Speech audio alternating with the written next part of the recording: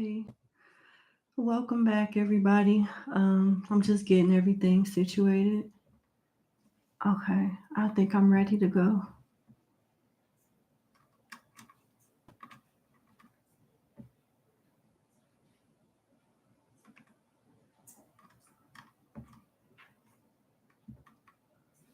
All right, all right, y'all. So we're back for another live question reading segment. I have 10 clients so far. I'll be closing the list shortly, but if you still want to participate, you can. I won't close the list until I'm done reading all of my clients that already have their numbers. And actually, it's 11 clients that already have their numbers. And that's when I'll stop, take a quick little break, and give everyone else their number and close the list. But welcome. Let's get started on client number 1. Let me get my little, okay, let's get that together.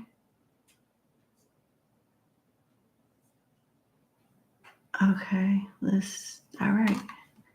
Number 1, we'll just start at a minute. Okay.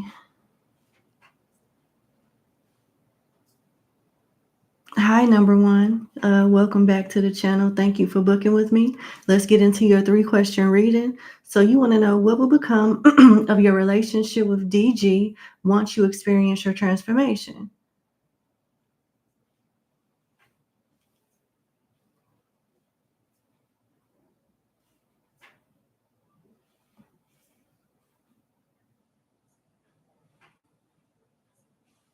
Okay, you just want to make sure. All right, you asked to keep your backstory private, so you know I'm gonna do that. Let's see. What will happen between you and DG after your transformation? All right.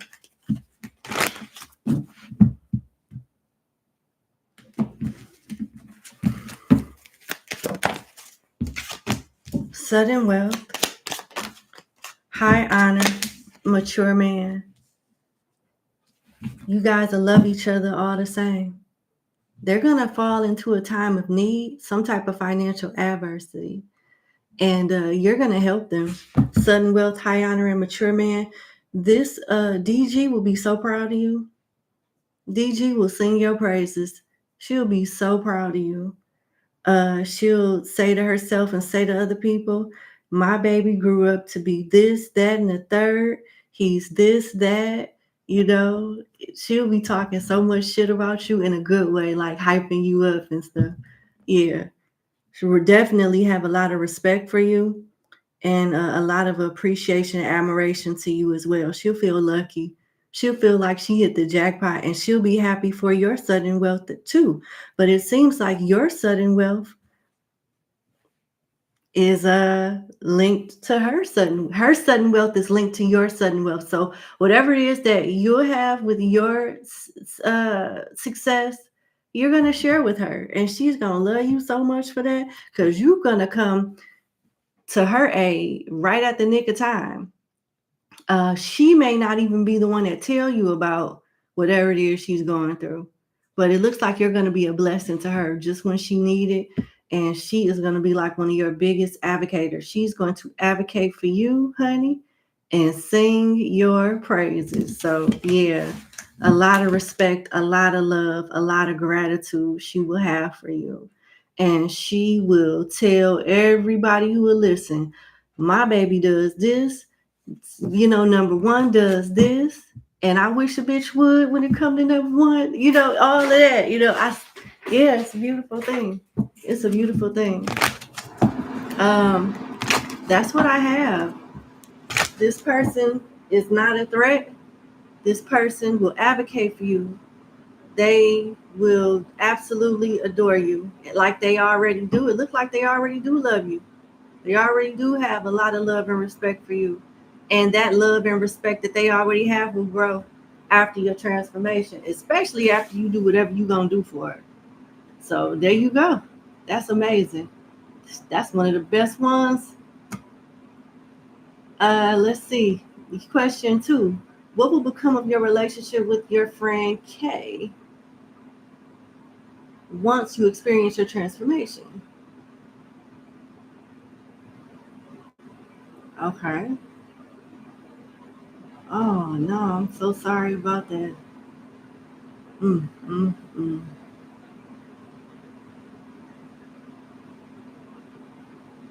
Yeah, understood. All right, so as you wanted this backstory to be private, which I totally understand why, now that I know, let's see what will become of you and Kay's relationship after your transformation. Okay.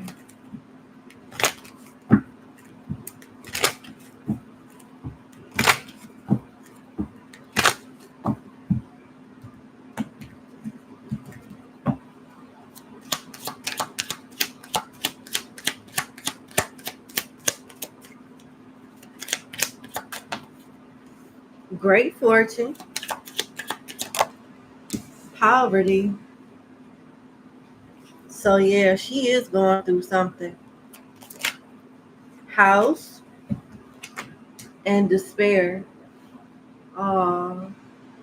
So it looks like you will be helping her. She may lose her home, or her lifestyle may change or be threatened to change drastically.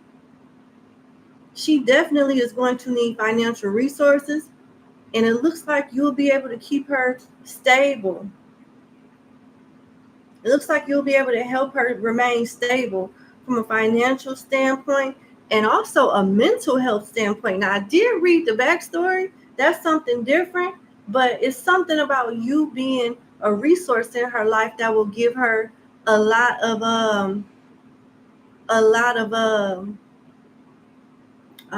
what the word I was looking for? Give her a lot of comfort and security from a mental health standpoint, because it's one less thing that she has to worry about. It's one less thing that she got to worry about. Now, is it worth it? Should you? Wealthy man, you definitely gonna have it to give, but is she worthy? Marriage and change. Mature woman, toil and labor. It looks like she's very hyper independent, but she's not gonna go behind your back or hurt you or make you feel like you regretted helping her. She's gonna be very grateful, but she's gonna feel bad for you helping her like this. She's gonna feel like a burden, and it does not seem like she has long. It don't seem like she has long at all. In a lot of ways, she's already given up. Number one, it's like she's waiting for the time to, you know, and with things piling up on her, she's fallen to some type of depression. But you will be one of the last people that put a smile on her face. And I see her being a spirit guide.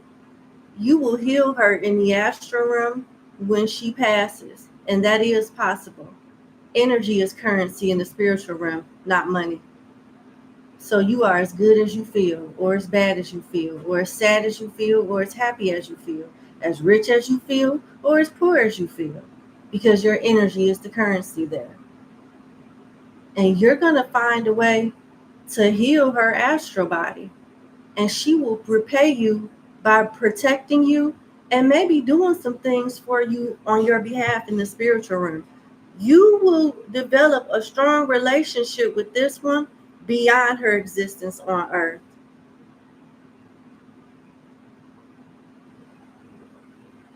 There you go.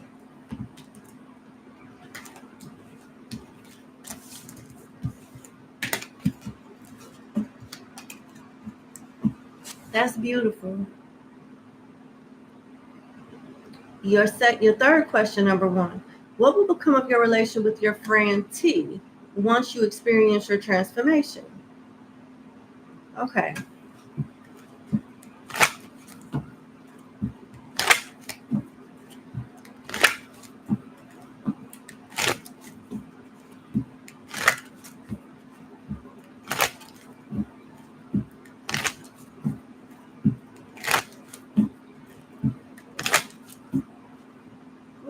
One more shuffle.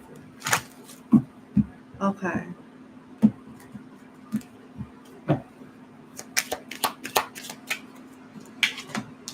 Privileged lady in reverse. Why can't all three of them be good, Spirit? That's just not the way life is, huh? Okay. Privileged lady in reverse. Official person upright. Main female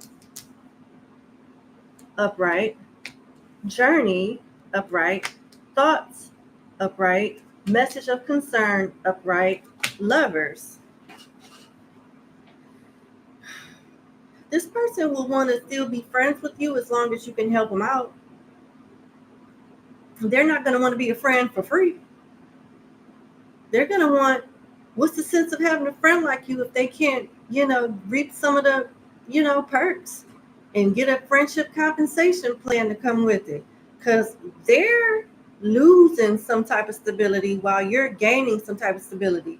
And they will follow you wherever you move to. Like, say, if you're from the West Coast and you move to the East Coast, they will follow you from the West Coast to the East Coast, because they'll develop some type of codependency on you.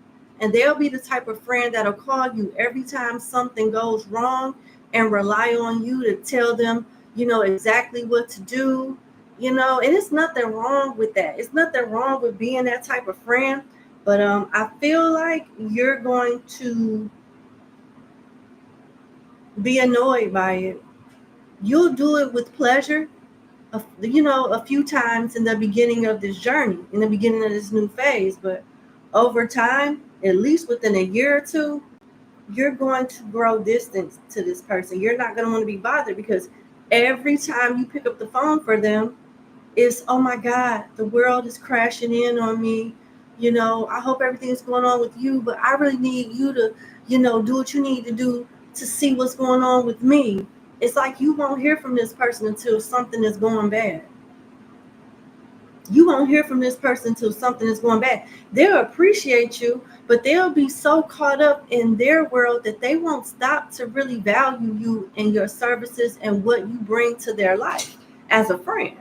And that is going to turn you off, and you are going to be a karmic lesson to this person, because I see you not having any problem with establishing healthy boundaries. But it's going to be a sad day when you cut them off, but it's a lesson that they're going to have to learn, that they needed to learn. And you're going to be the one that helped them learn it. 21, 22, 2, 15, 14, 16, and 10 could be significant.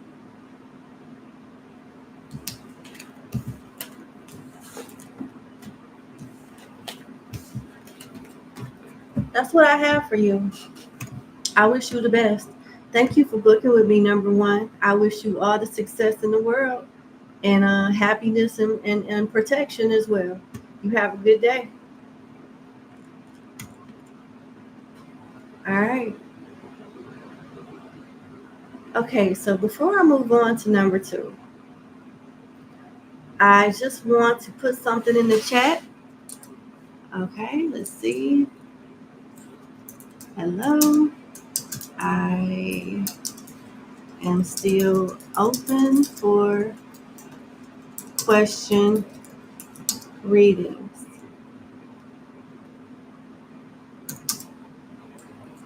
Let's see. I will update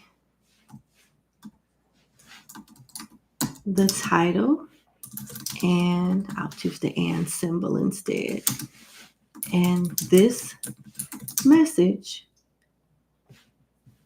when the list is closed. Thank you. All righty. Enter. Now I'm going to pin this message. All right, there you go. Okay, let's see. Someone's sending me a message. So, all right. All right, so I see people sending me their questions and their money. I have 10 more clients to read before I take a quick break to close the list and give everyone who's already like sending me their money and screenshotting questions their number. So at least wait until I'm done reading the clients that have already, given me the required information and have their number.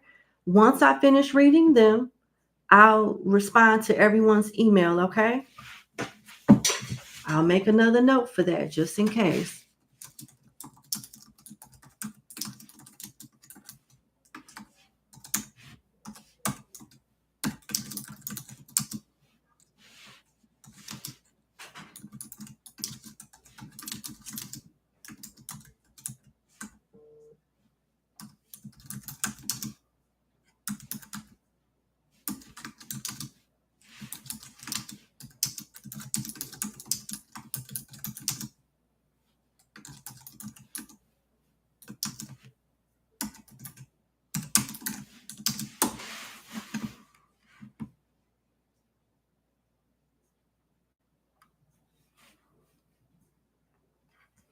Okay. All right. So let's go to number 2.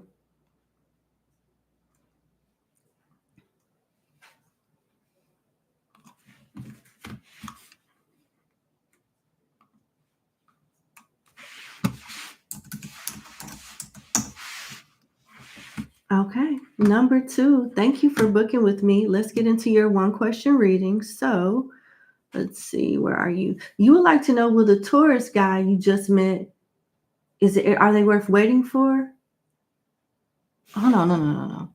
Will the tourist guy you just met, worth waiting for or waiting on to act right for y'all to be together?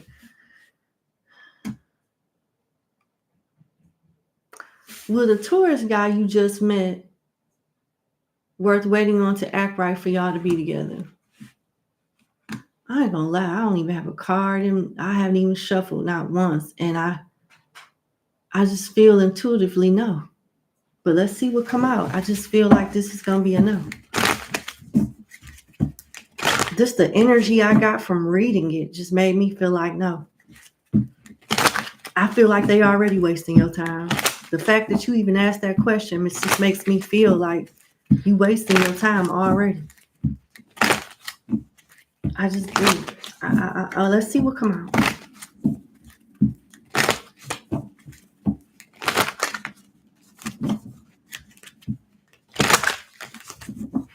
One more shuffle.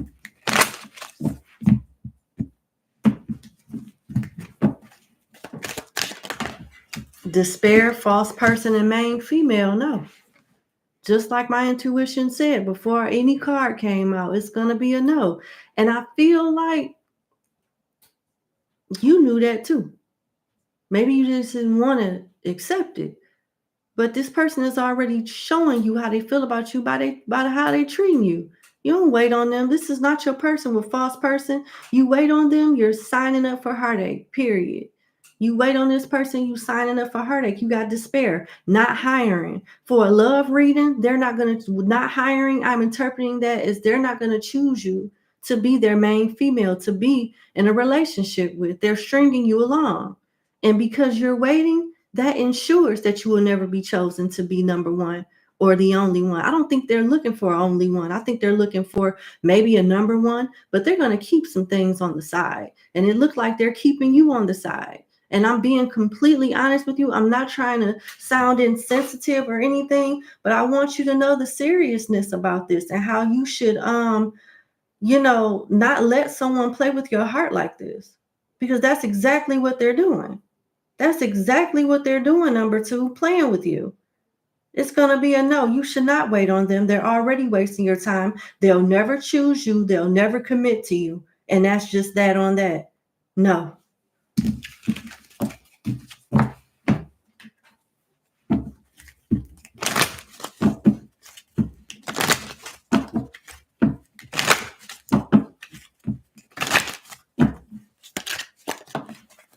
Engagement came out in reverse. Okay, it further supports what that 3-card spread said. I'm not trying to shortchange you, but this was a straight yes or no and why answer. You know, it didn't take all day to answer this and explain to you why. The cards came out clear cut, dry, what it is between y'all. Just like this card, engagement is in reverse. Upright, it would say your love life is ascending to a higher level commitment, but in reverse, it's not. As the cards prior to stated, this person's not trying to be in a committed relationship with you. They're wasting your time. Cut it off before it ends in heartbreak. They will break your heart if you let them. You have to let them. They only could do what you allow him to do. And that's just that on that. I wish you the best. Thank you so much for booking with me, and you have a good day. Bye-bye.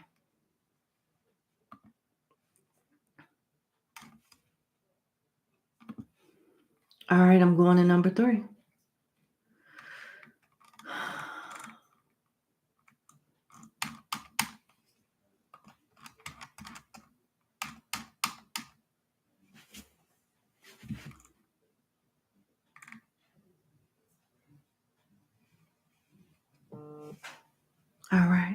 All right, let's go to number 3.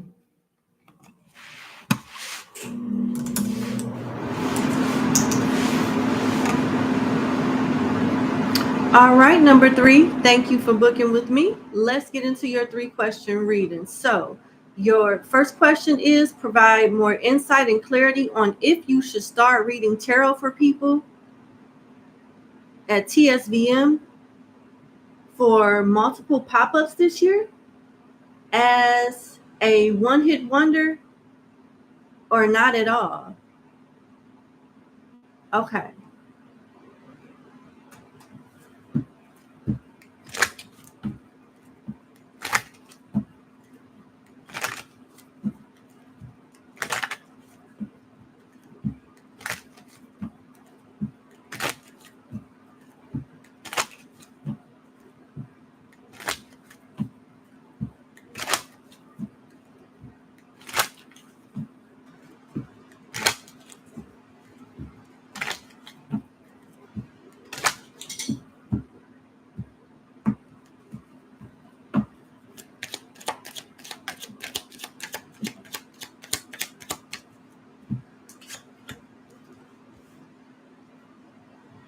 Official person and message. This is something, okay, so what I'm seeing off the bat, number 3 for your first question, with official person in reverse and message upright, this is a good opportunity for you to take advantage of, but it's not long term. It's a good opportunity for you to take advantage of, but this is not going to be long term. And just because it's not long term, it's short term, and you know, whether it is along the lines of one hit wonder or not, you're still walking away with experience going to this venue, participating in this venue. You're still, you know, walking away with experience and maybe even some clients. So it's not just a bust. It's not a waste of your time. You could use the experience and the connections that you'll make while you're there. So you should still go.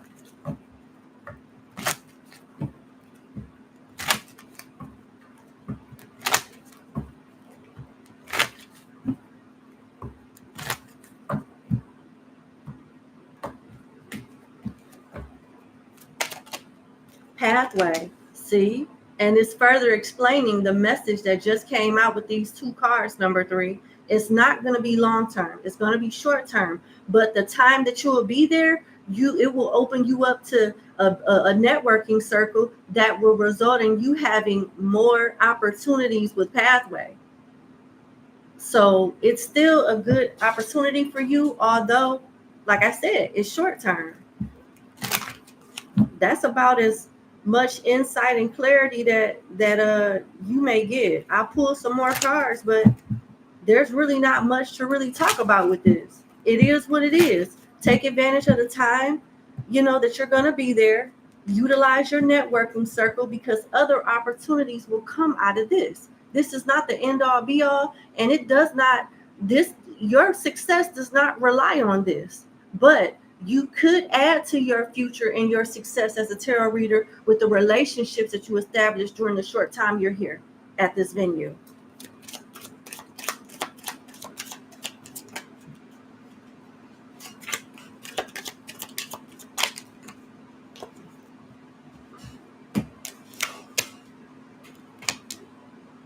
family room, mature woman, bad health, message of concern, despair, great fortune, sudden wealth.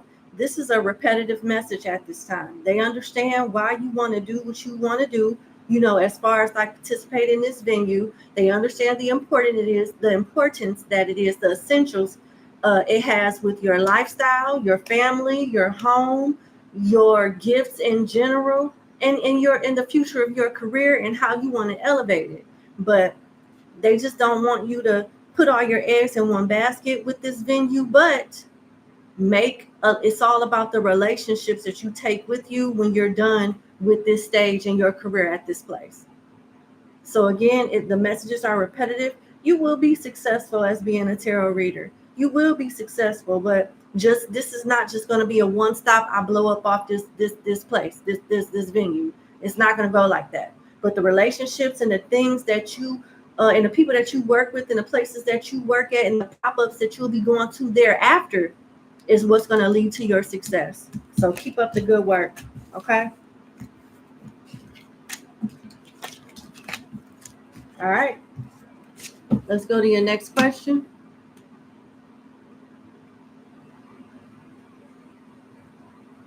Please provide more insight and clarity on if you should start reading tarot for people at D and M for multiple pop-ups this year as a one-hit wonder or not at all. I think question number 2 is tied into question number 1, because I said with question number 1, it was going to be something short term, but the connections that you make will benefit you elsewhere. You're going to have other opportunities.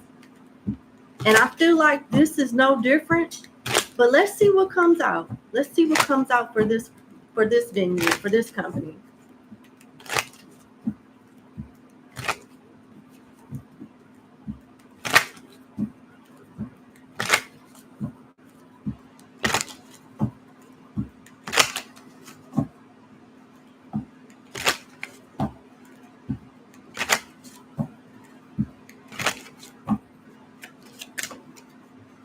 Wealthy man in reverse and message. Mature woman. Okay.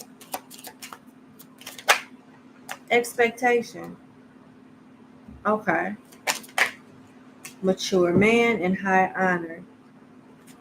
All right. This one will start off a little rocky.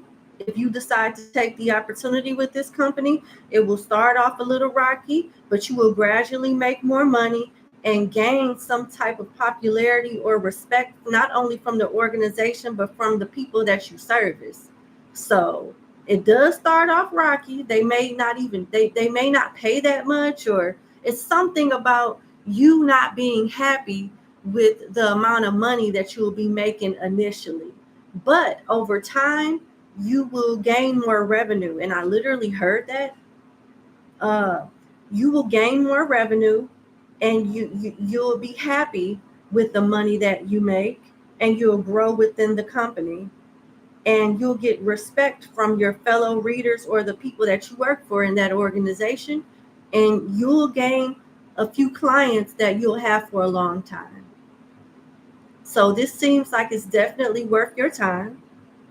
And just like it was mentioned, I'm channeling, just like it was mentioned in question 1, build your network circle around these people. Take advantage of the people, of the opportunities from the people that you know and the people that you will build with while you're here. I don't see this being short term, not as short as the last company that we just pulled cards on. But I don't see this being your end all be all either. But it definitely is a huge stepping stone for you that you should definitely take advantage of. All right. Let's see if I can give you any more clarity and detail, because I think this is about as far as we're going to go with this. Let's see.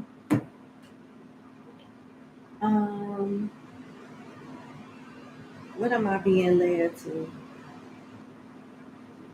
Oracles. Radiant of the Oracle Sun. Let's see what comes out.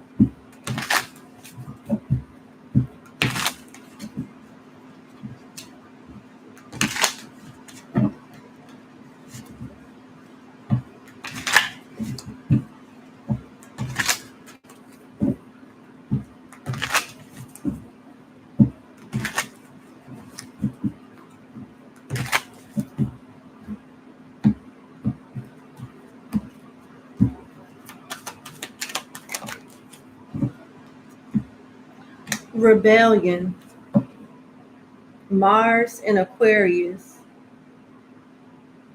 This is how you're going to get your respect. And you got the bottom of the deck, Capricorn and Saturn for riches. This is really good.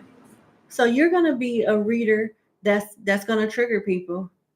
Your advice is not to sugarcoat anything. Right now it's 30 likes and 30 people here. It need to match up. Whether it's the all good or all bad, you need to keep it 1000% honest with these people. They will not like you for it in the beginning, but when you say whatever you say come to pass, they're going to respect you for it. They're going to respect you for it. And the ones that say they not coming back, that try to tear you down when you done told them about themselves, them going to be the ones that sing your praises when they grow up and get their mind together. Don't you let these people discourage you. You do what the good Lord tell you to do. All right? Because you're going to be one of them readers that's similar to me, telling it like it is. You don't want that karma on you because somebody don't want to deal with their own reality. You just saying it. They the ones living it. And them not being able to live with their reality is not your problem. Tell the truth and shame the devil. All right? That's where your respect is going to come from. So when you get those intuitive nudges, number 3, to say something and you may not feel comfortable saying it, still say it. Still, they need to hear it. Period. They need to hear it. And you're going to deal with hard-headed clients that's going to denounce everything that you say and go to another reader that's going to lie to them about it, only for whatever that other reader say to never come to pass. And they have to come to you because even though it wasn't what they wanted to hear, it's what happened and it was the damn truth. And that's all to it. They will try to gaslight you and make you feel like you the problem. No. You're going to have to do, you helping people do some really heavy shadow work. All right. So you got to protect yourself. People will try to come for you because you a truth teller. You a truth seeker. People will try to come for you. Other readers, clients mad because you told them that they was crazy as hell for doing spell work and that person still ain't going to want them. They going to be mad at you about that. They'll get their karma. Anybody that try to stop you, they'll get their karma. Anytime, anybody that try to stop you, even if it penetrate a little bit or a lot of bit, it'll come right back to them tenfold. Do what the spirits tell you to do. Take care of the people and spirit will take care of you. Understand?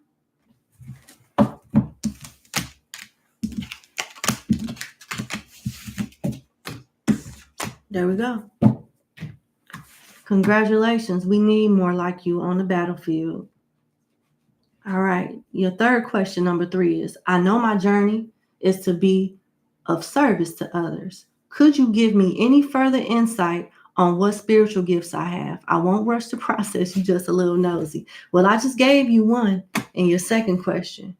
You're a channeler because I said that you're going to get nudges to say certain things so you have the gift of mediumship. You could channel through spirits. You can relay messages from spirits to humans or whoever. And your mind, your humanity is going to be like, what the hell? But your spirit is going to be like, nah, you need to do this. Don't go against that. Don't go against what your intuition says. You are a medium. You are psychic. You have the gift to channel, relay message from the spiritual realm to earth, to humans. You can do that. And sometimes, a lot of the times, you're going to think you crazy as hell with the things that you pick up on, but you're not. Some of your clients will be led to tears when they leave your seat. But it's not a bad thing. You have to learn how to get acclimated in your gifts. Like you said, I'm glad that you understand that this is not going to be an overnight process for you, because it's going to take you time to accept that you're hearing what you're hearing. You're not a mental patient and everything is working fine. It's just part of the gifts that God has given you. It's going to take time for you to get acclimated in who you are before you're even able to be of service to anybody like that. You're going to learn how to be of service to yourself first. They will go patient with you. Once you master one thing, they'll let you know when it's time to take on a little bit more. And before you know it, I heard one-stop shop.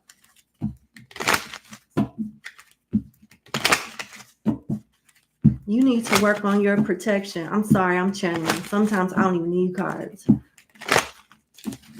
But you need to work on your protection because people are going to try to destroy you.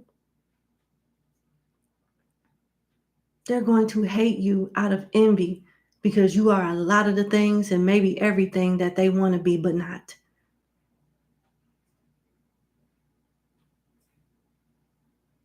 So if you're going to go down this path, it's not a job. It's a lifestyle. You stay in alignment with your spirit guides. Protect yourself every day. Do what you got to do. Put your little oomph on it. You know, make sure that you keep your relationships with the spirit top tier. Because them going to be the ones that save you when people want to destroy you. And they will try again and again and again and again and again. They will keep trying.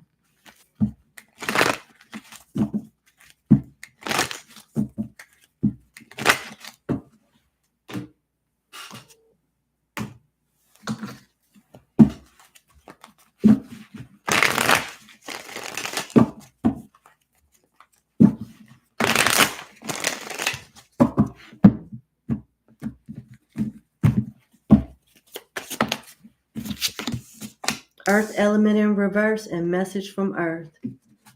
People going to try to attack your abundance.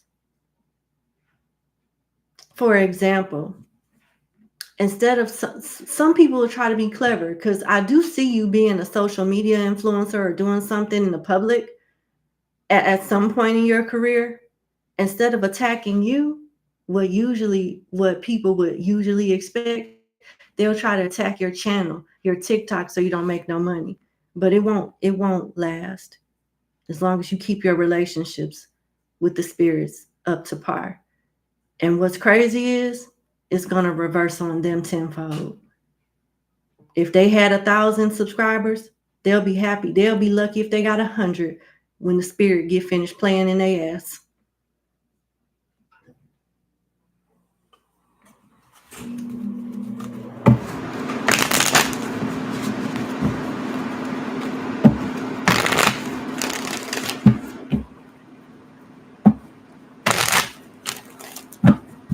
This is how you become of service to people, telling them the truth, helping them do shadow work, and you being like praised and honored and compensated very nicely for it. But public enemy number one or number two, number 1.5, you up there, you the top 5, you one of those.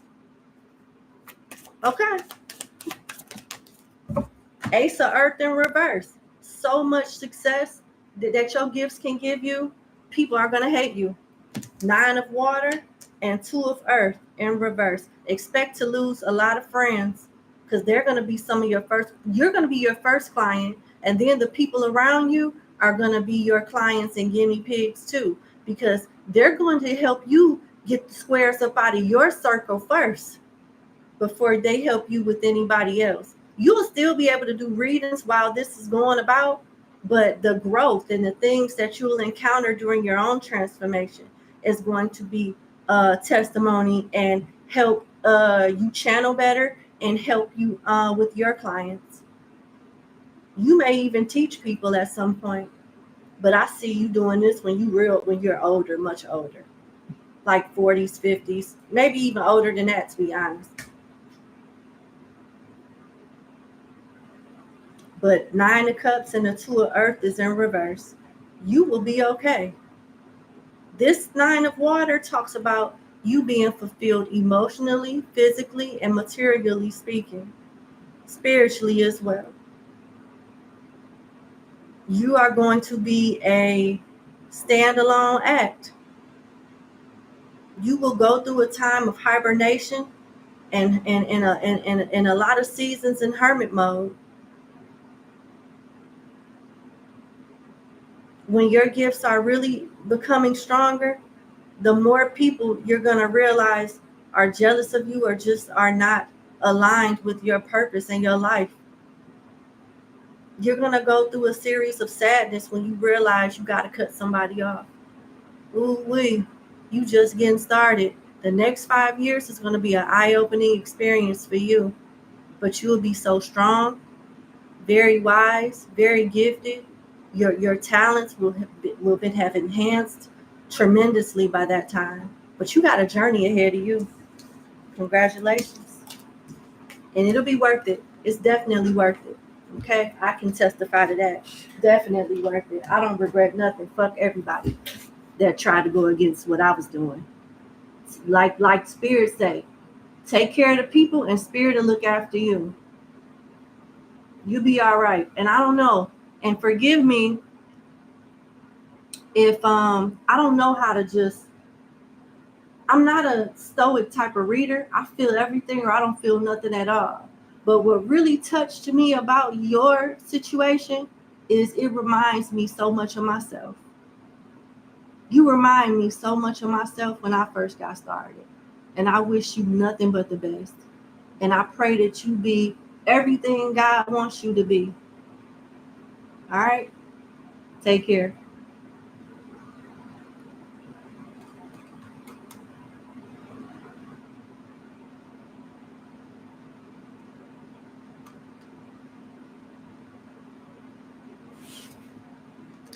All right, we on number 4. All right, so let's see.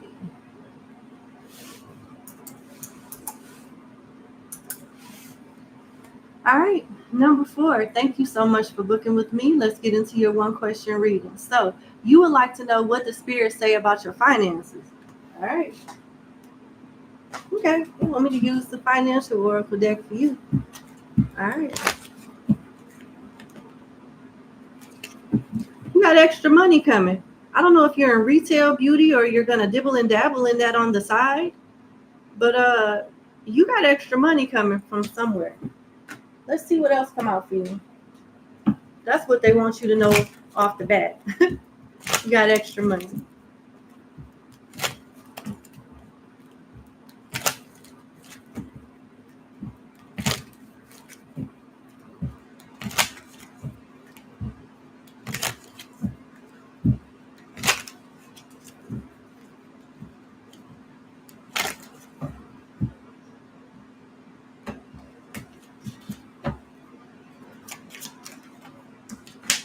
Community. Are you a social media influencer? Are you thinking about becoming one? Do you have an online business? Are you thinking about having one, starting one? Do you use social media as a way to market? Are you thinking about doing that? You know, it has something to do with people, a following, a crowd of people assisting you with getting this extra money. All right. So it's not something that's just going to fall in your lap. You working for this. Definitely putting in work for this.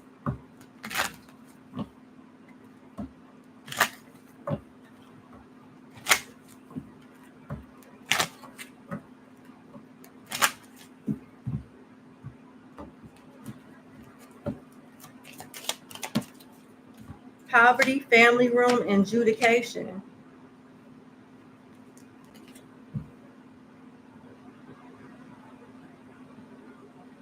Clarify poverty. Let me get the because what I initially thought with these 3 cards when they first came out is some type of legal battle, some type of justice. You're being compensated through the courts or through the government, or something is being rightfully given to you. It's given to you rightfully so. So I'm seeing 2 different sources of income here. One, you have to work for to get, and you'll have the people, the market, the community to do so. And another one can have something to do with the legalities.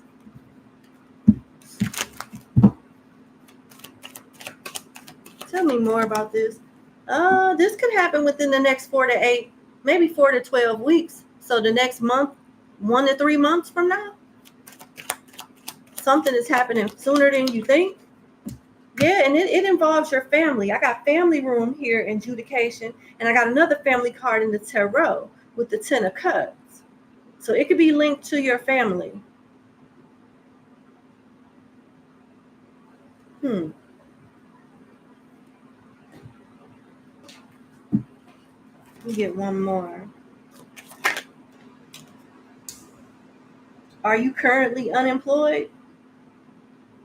Because you got skull here for rough patch. Borrowing money, low on cash.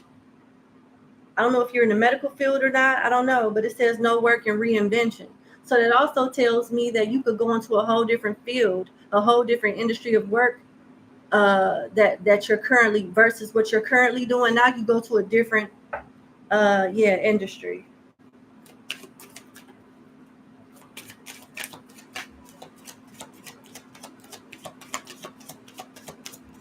It's, I feel like what they're telling you, what they're offering you is different alternatives to make money. I don't know if you're even doing this already, but it seems like they're saying you could do this or you can do that or you can do this, you could look into that. That's what I'm getting. And you have the opportunity to change jobs, go from one department to the next, one company to the next, or one industry to the next. And you could be doing something seasonally as well, like a seasonal additional stream of income as well. So yeah, there's a couple of different things coming towards you within the next 1 to 3 months that you could take advantage of. You just need to decide which one you want to do and go from there. But that's what I have for you. I wish you the best. Thank you for booking with me, and you have a good day. Goodbye.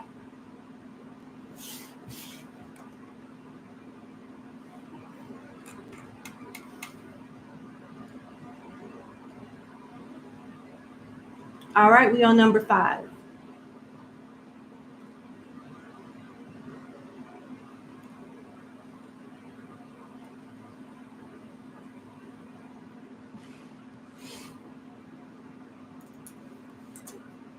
Uh-oh.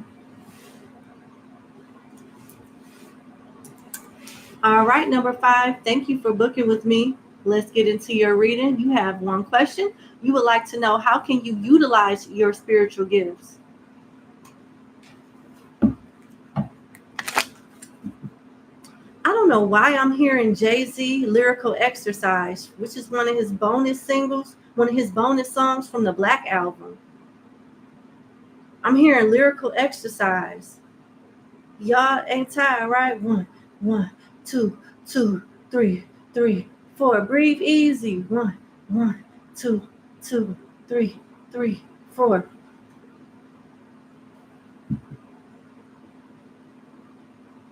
I know what it means. I know what it means.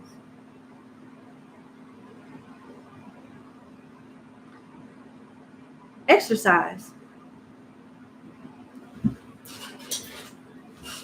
Utilizing your gifts means that you have to be acclimated in them to be able to utilize them, and you're not acclimated yet. Have you learned how to relax the body? Have you learned how to get on a certain frequency or to get into a trance mind state? Have you learned how to get into a meditation state, a meditative state rather? Have you learned the proper breathe? That's what it is. You have to understand the different breathing techniques to be able to get into that type of frequency, to be on a trance like that, to be able to even get acclimated in your abilities before you're even able to use them. That is a real thing. You know, everybody gets acclimated different, but there are common exercises that people can use to get a head start or to get started. In yours, you're being recommended to breathe. Learn how to breathe. Learn how to properly breathe through your diagram. Actually, you'll inhale from your nose, like,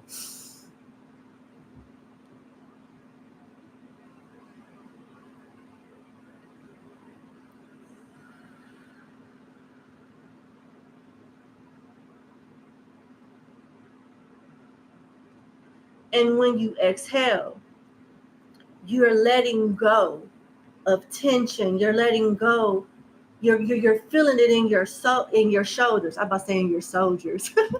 You're feeling it in your shoulders, and it is relaxing. It just relaxed me, you know. But they want you to work on breathing exercises.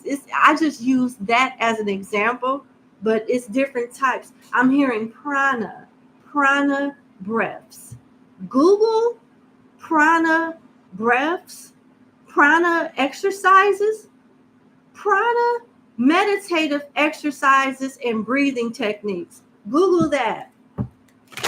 All right. I'm channeling. I'm hearing get you some noise cancellation headphones too. Start there. Let's see what else comes out for you.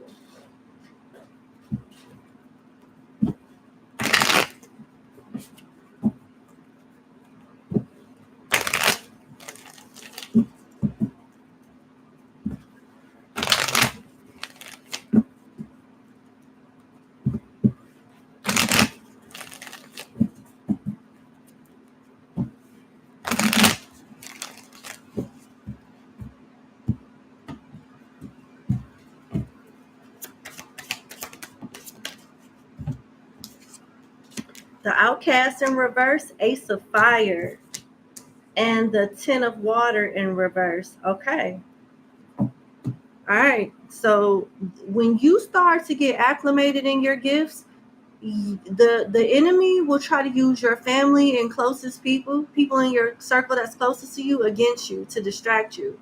You need to make time for this. It seems like you're a busy woman. Maybe you have a family and you're the primary care provider. You know, you're the breadwinner and the head of the household. And a lot of things fall on you when you're the head of the household. And you may not have the energy to do all of this, but you have to make time for it. You have to do these exercises every day. And you probably may need to do it for the next 10 months to 12 months, next 10 months to a year. You'll see improvement, but don't rush the process. I'm here to enjoy the ride. Enjoy the ride. I'm hearing like the 70s type of music, like Shaft.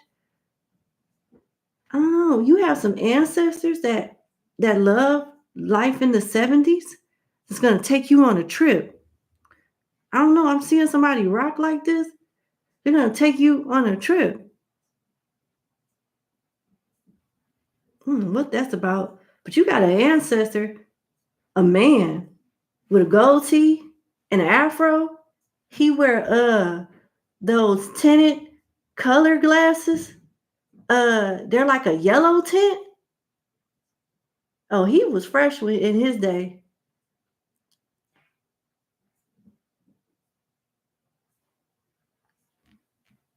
Okay. Okay. All right. Somebody has already been reserved to be your spirit guide to help you as you get acclimated. And they love the 70s. Yeah. Shaft in particular. Dun-dun, dun-dun, dun-dun, dun. I don't know what's going on with that, but that's what I got. I wish you the best, girl. Wow. We only on number 5. Okay. Thank you so much for booking with me. And you have a good day. They won't even let me really get in depth with what your gifts are, but I will tell you this: your children have the same type of gifts, and once you unveil and get acclimated, because it's like you are a seer, but you have the capability to do ritualistic work as well, but they're not. It's like I can't find out anything else.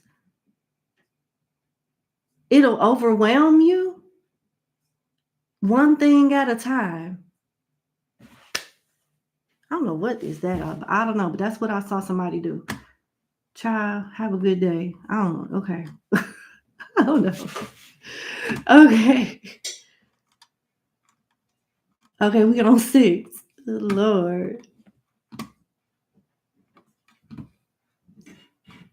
Now I'm hearing you damn right. Give me a minute. Give me a minute. That's funny.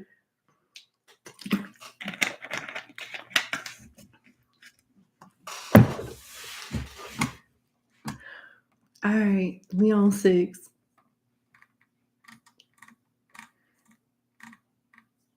Okay, let's see.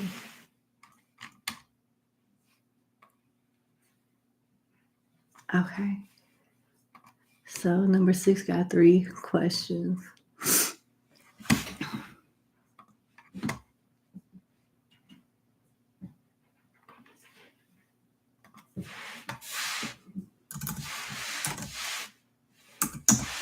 All right, number 6. Thank you so much for booking with me. Let's get into your 3-question reading. So, you would like to know, did he do anything diabolical in any way, like the account hack or spell to affect you or hinder you? And I did read your backstory. Okay.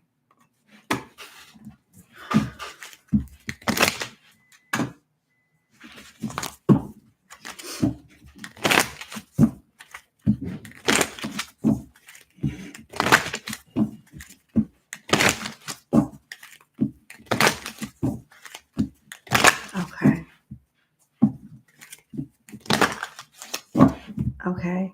I'm being led to a different deck. I'm going to pull the cards I need to pull from here, and then I'm going to grab my other deck. All right. That's one card came out.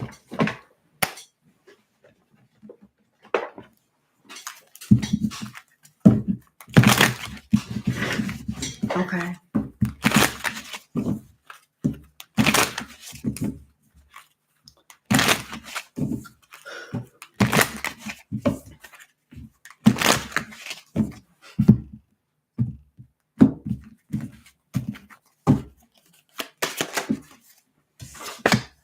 Neptune in reverse. Interesting. Uh-huh.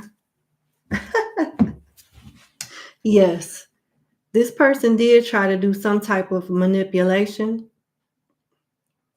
It could have been magic, because I do have magic with Neptune, but it didn't succeed. It wasn't even, it didn't penetrate you because it's in reverse. Neptune upright talks about dreams, illusions, fantasies, imagination. Let's stop there.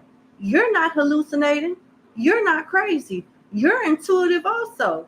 And you know what this person is capable of doing. It seems like you know this person very well, and you're not crazy for feeling this way towards him. To think that this person is capable of doing this, you're not crazy for even going there. And you got self-sacrifice, divine love, mirror.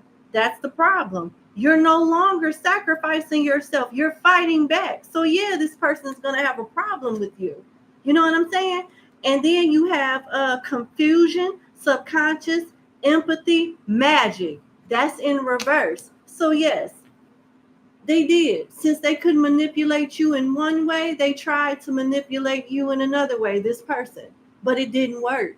You are protected. You do have somebody that goes to bat for you in the spiritual realm or somewhere, because you have Q-knots here. You're putting up a fight, challenging, required adjustments. Whoever this is, they don't want to have to be required to do anything.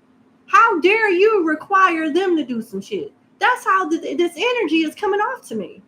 And then you got complexity, clashes, contradicts, frustration, learn to compromise. That's the problem right there. Your person, he doesn't want to learn to compromise because he's used to being in control, and you're not giving him access to do that anymore. What's this question? Male, female. You have officially grabbed your nuts. You have officially, stood up for yourself.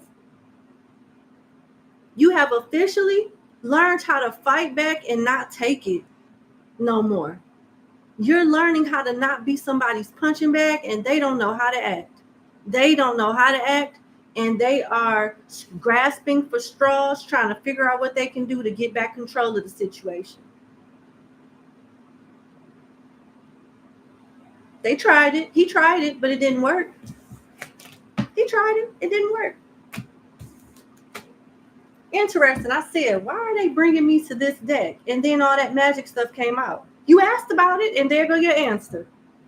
Yep, he tried it, but it didn't work. Let's see what else comes out before I go to the next question. What else do you need to know about your first question?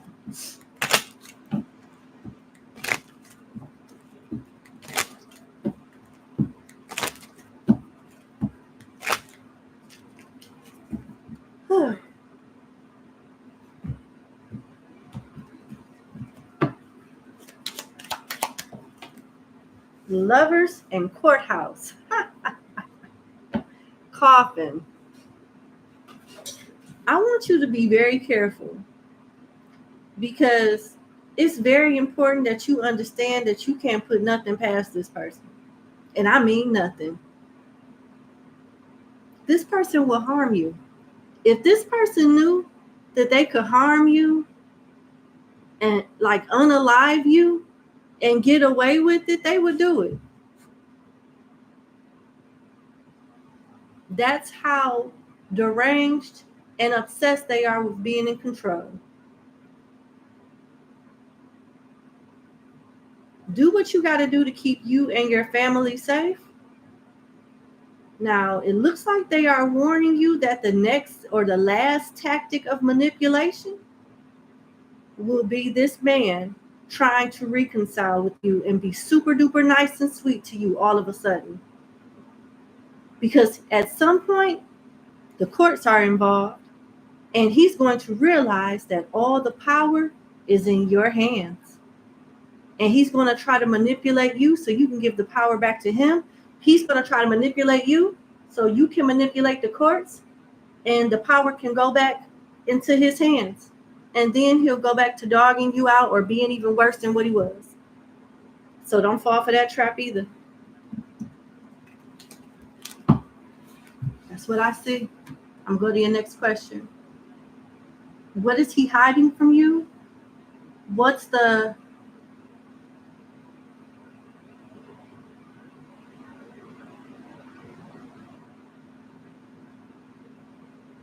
is he hiding from you? Business, property, stuff like that. Okay, let's see. What is he hiding?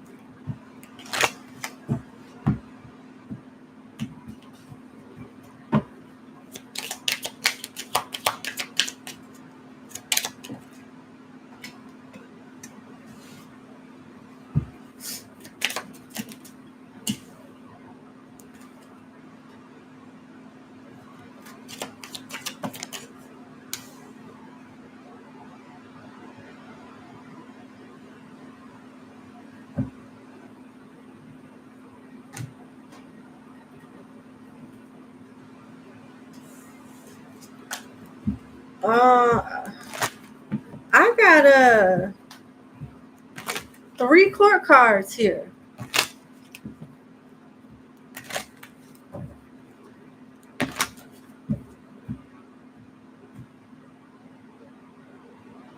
Ooh.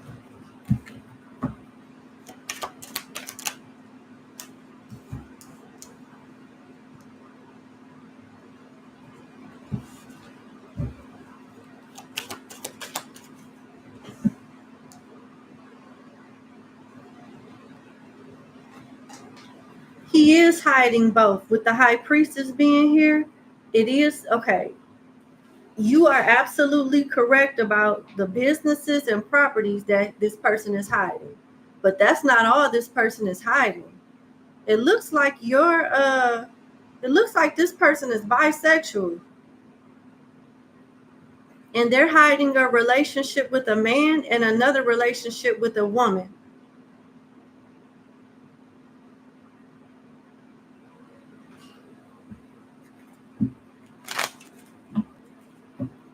A Aries, a Taurus, a Virgo, a Leo, a Pisces, or a Sagittarius could be involved.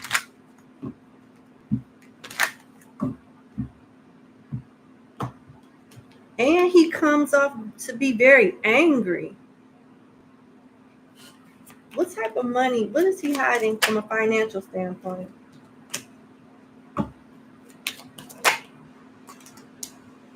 Earnings. He's hiding the amount of money that he makes also.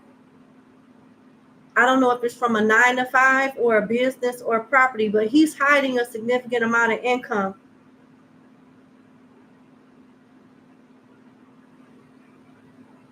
And with marriage coming out, there's a way that you could find out. Are you going through a divorce?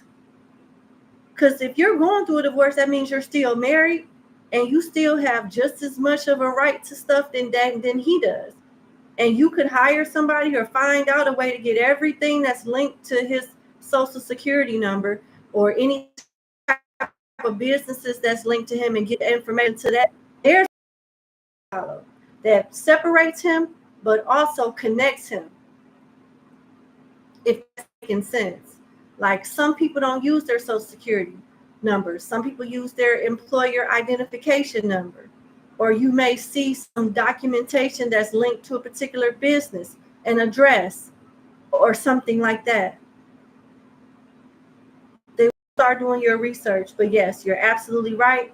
And he's down low. He has a secret affair with another woman and an affair, and he's have a relationship with a man.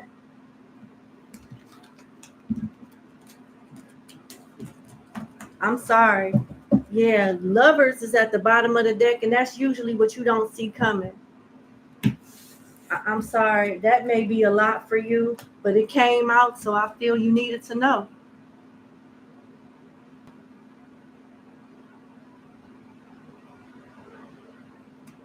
After all of this is over, here's your third question. After all of this is over, is there any part of your life that you can look forward to seeing improvements?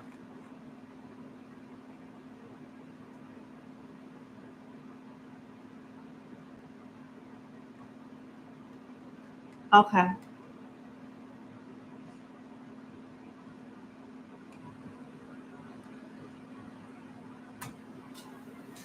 Let's see.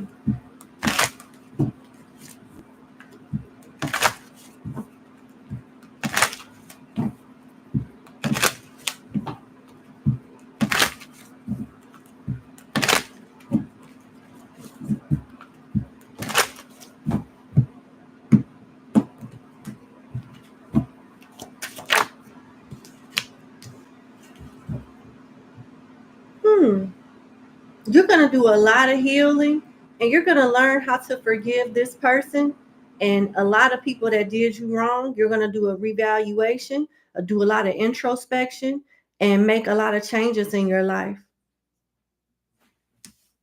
You're going to come out stronger. You're going to trust your intuition more with listen to the guidance of your soul. You'll have stability too. You won't struggle financially at all. You won't struggle. Yep. You got the earth element here for stability in the physical world, practicality, solid foundations, being patient, being rooted and grounded, and good for you. So your stability will be very stable. And then you have semi-sextile, which is excellent. Talks about allowing, having opportunities, creating opportunities with effort, attracting like-minded people, having an ease, a calmness, a relaxation to you, being less stressed out, being stress-free to be exact, potential for growth. Yeah, you get a clean slate. That's what you get.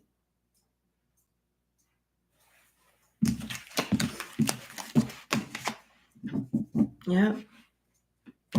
Interesting. Yeah. You get something equivalent to a Saturn return. Your dues will be paid after this. So this relationship was part of your karmic debt that you paid back.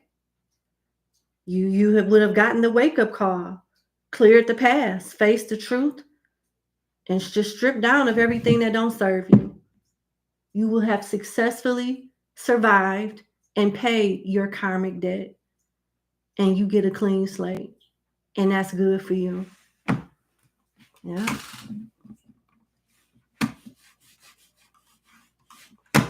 What in the world? Okay. That's what I have for you. Wish you the best. Thank you so much for booking with me, and you have a good day. Bye. All right, y'all. Before I go to number 7, I'm going to take a restroom break and a water break, and I'll be right back. So sorry about that.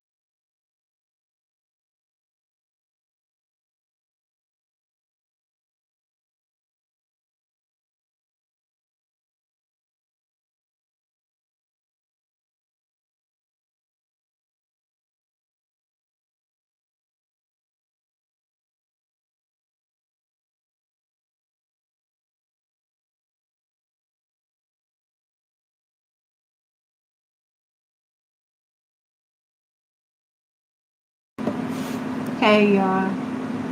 Thank you for your patience. I am back. Let's go to number 7. Okay. So I think 7 has 3 questions also.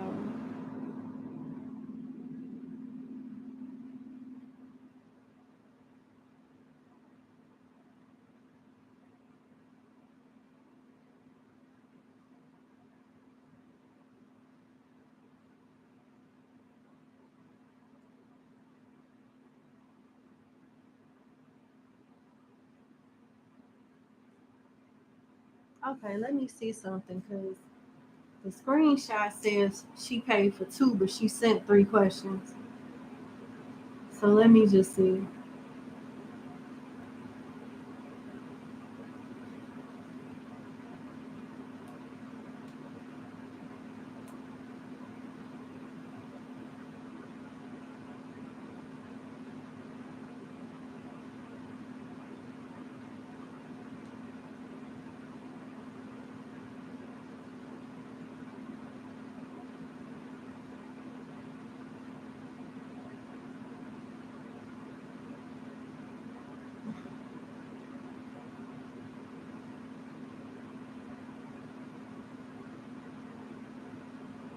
Mm-hmm. Yep. All right. Let's see.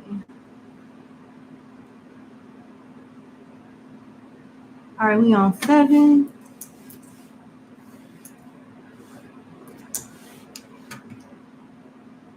All right, number 7. Thank you for booking with me. Let's get into your 3-question reading. So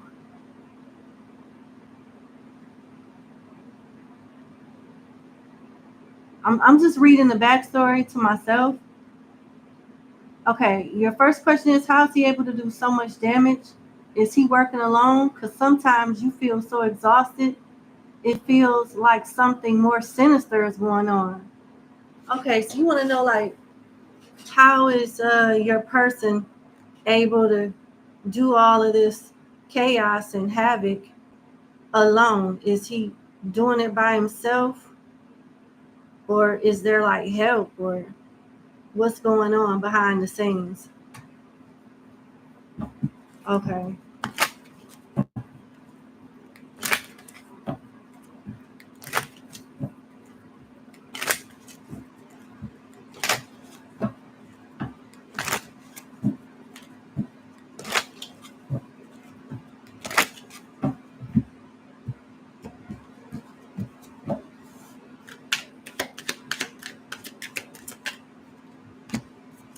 Thief and high honor.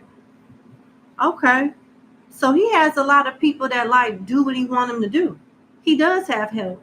And these people that help your person respects this person. And they do what he wants them to do without asking any questions. High honor and thief. They do exactly what he wants them to do without asking any questions. That's what it is. That's exactly what it is. I don't know if your person has a military background or a leadership position, but he does have people that follow him and does whatever he wants them to do. So he's not working alone. He does have a team of people that he can call randomly to get stuff done on his behalf. Message of concern. And what's interesting is this. The same fear tactics or, manipulation that he does with you is what he does with them. So they're not doing it because they love him and they're loyal to him. They're doing it because they're just afraid of him, just as afraid of him as you are or you were. He uses manipulation tactics to get what he wants done with anybody that he deals with. Message of concern and imprisonment. So he makes certain promises. If you do this, I'll get this off your record, or I'll help you with this problem. And if you don't do it, I say, remember, I got dirt on you. I could do this, I could do that, and destroy you. Stuff like that. This is how your person manipulates people to do stuff for them. So this is why they do it without any questions asked. Yes. Yep. Something's coming up about you needing to move as well. Okay. Yeah. It feels like something more sinister is going on. I don't know what you mean by that, but I think I answered your question. Yeah. And with imprisonment here, the people that he may get to do stuff on his behalf could have like criminal backgrounds or have like some type of rap sheet. I don't know. I'm just going to ask, is this person capable of causing my client harm? Pathway and marriage. Distant horizon. Yes. It doesn't look like that's in the plans right now, but it's not completely off the table. You need to move. That's what I was getting when it comes to moving. Distant horizon is here. Change was at the bottom of the day the last time, and now distant horizon came out. You need to move. This is somebody that you need to stay away from, period. All right, let's go to your next question. He did us wrong more than once. You just want to know the goal to try to protect us better. It's been okay.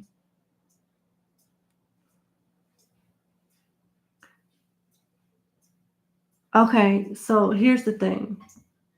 I think I answered part of this question in question 1. You need to move. You definitely need to move. This person does not need to know where you stay at all. So when you can, whenever you can, that needs to be at the top of your list, finding a safe place to live that this person does not know where, it's located. Why is he so bitter and hateful? And what's his end goal? Okay, respectfully, I'm trying to help you, but I don't do combination questions. You asking me 2-3 questions in one sentence. I don't do that. But I'm going to see what comes out for you.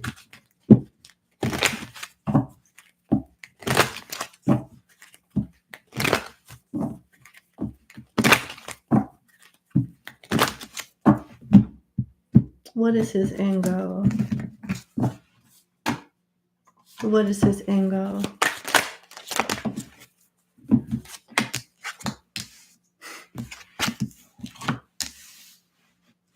For you to need him. He's not changing. He will resent you every time you go against what he wants you to do. Every time you go against his, and you crawl up under, every time you get away from up under his iron fist, he tries to find a way to punish you, but get you back under order. He wants to be in control. Yeah, you got despair, high honor, mature woman, and unexpected income. He wants you to be a lapdog and do what he wants you to do. And he'll compensate you the way he sees is fit. He wants you to respect him, obey him, and honor him, and put him on some type of pedestal. I don't know what type of person this is, but he is very self-centered, narcissistic, and he gives me like cult leader vibes and abusive vibes. And the best thing you can do is stay away from this person. But this person's end goal is to put you in your place, put you in a position to where you need him and you have to obey him. He wants, his plan is to close doors for you, to close paths for you, to shut down opportunities for you so that you can need him and have to depend on him for things. The last thing he wants you to do is to be empowered. He despises your independence. He wants to break you down in that way so that you're completely codependent on him, thus you're obedient.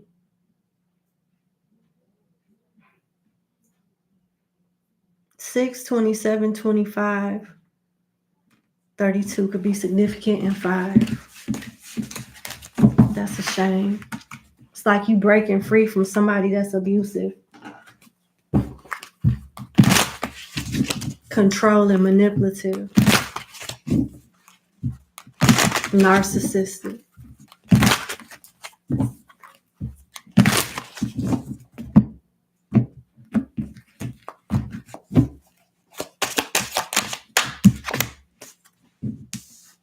Again, you got another card. Ninth house talks about travel, foreign, long journeys, wisdom, law, learning, adventure, rituals, foreigners, spirituality, religion. You need to move as soon as possible. This person don't need to know where you live.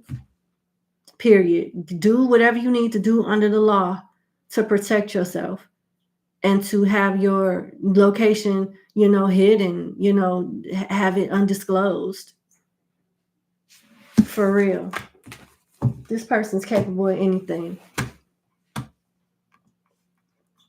Your third question is, this has been such a hard life from birth, with so much being out of your control, from terrible parents to kids that with needs that you love, and karmic all around you. What are you supposed to learn from this lifetime? I'm sorry you feel like that. Let's see.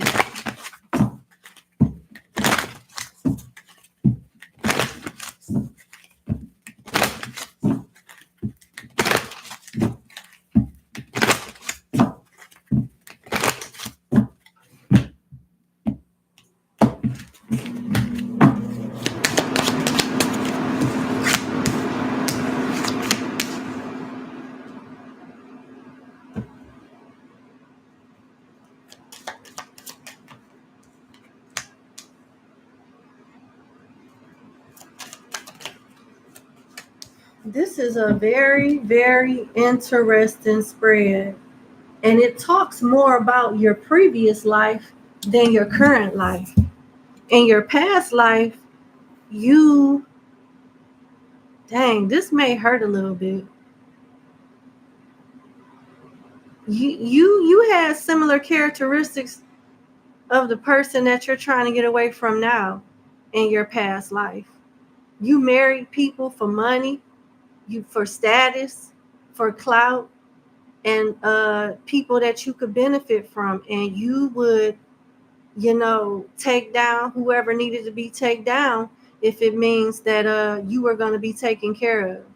So a lot of the characteristics that your husband or ex-husband has is you had in your previous life. And this is like a karmic situation. But once you break free from this situation, you'll come out wiser. You'll have more compassion. You'll have more wisdom. You'll live your life different. You'll use your intuition better, and it's more like a humbling, learning experience, and in a period that you grow and release a lot of karmic debt, because it'll be paid in full based off this experience with him. And you break some type of ancestral pattern or intergenerational curse with coffin being here and despair. And when this is over with, you restore your life. I don't know if you dealt with this person because of their finances with marriage and wealthy man in community here. I don't know if that was one of the reasons why you got with this person in the first place, for status, to be married, to have stability or whatnot. But one thing you won't have to worry about when this is over is stability. You're going to get unexpected income and resources from nowhere. It's going to come from nowhere. That's going to be part of your reward for paying your karmic debt from your previous life. And I don't mean to hurt your feelings, but this is what I'm seeing. So you are living your purpose right now. You're paying for stuff in this life that you contribute to and did in a past life. And because you paid for it in this life, you breaking some type of ancestral pattern in your bloodline, making a way for other people so they don't have to go through this. You took it on by yourself.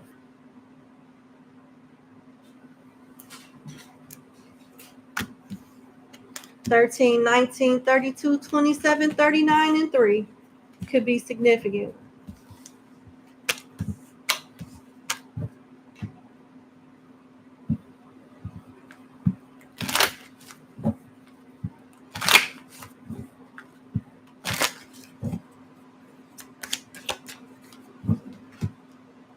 Gibbous moon.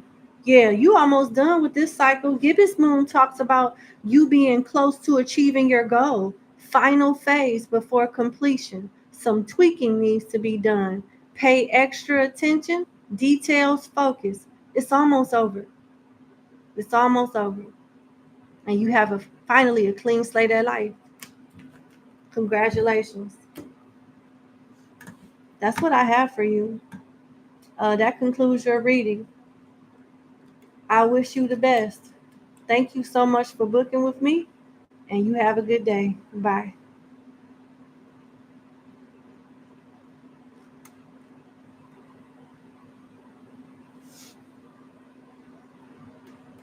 All right, we on 8.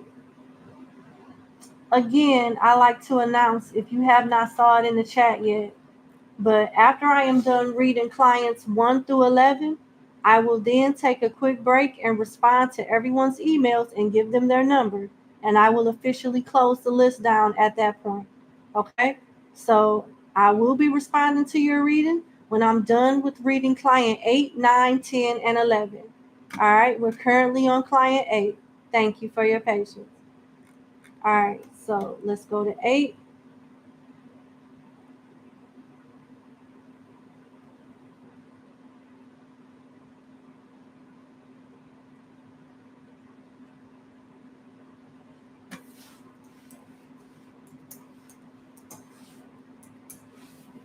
All right, number 8, thank you for booking with me. Let's get into your 1-question reading. Based on your current situation with Gucci, what would their actions be towards you and the outcome? I know you ain't asking me no legal question when you know I don't answer legal questions. I kind of feel like you asking me a legal question. Let me see. You know I got a disclaimer that say that I'm not licensed to give out legal advice or medical advice.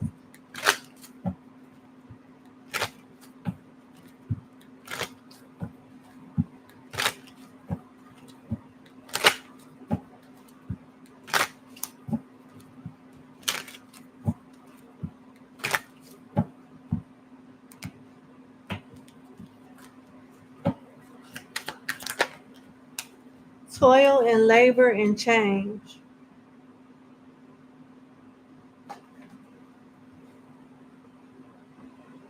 Looks like you may be going somewhere.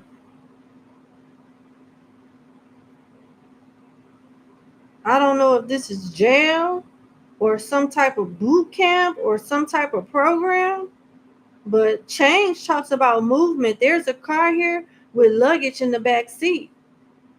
And this toil and labor card makes me think of like, because there's a line of them. They're like on an assembly line doing the same thing. You may have to work something off or go to some type of program or something, work something off or something like that. Message. It's a judgment. It's some type of communication in regards to you working.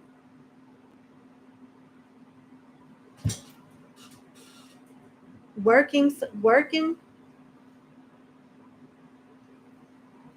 and relocating.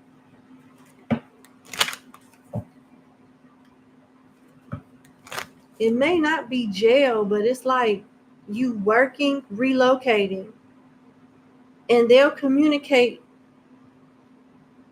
You'll get an official document explaining all of this.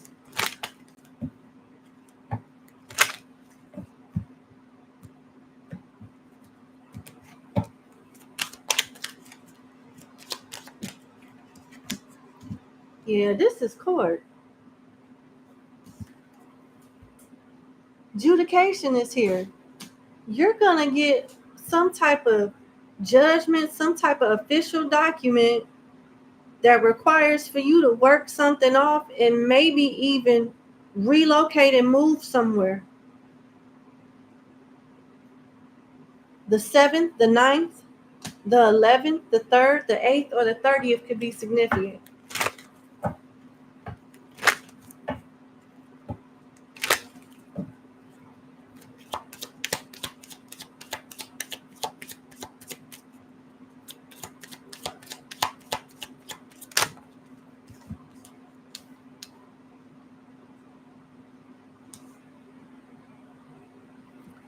Courtship, message of concern, and mature man.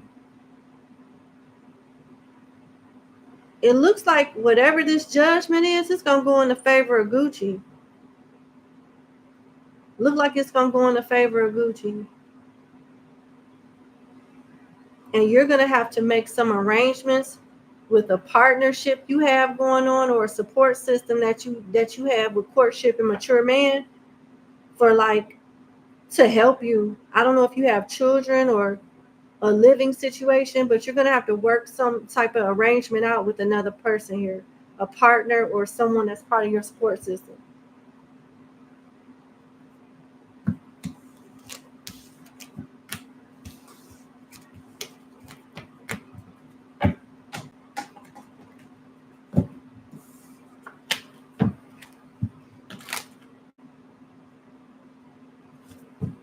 I'm going to leave it there.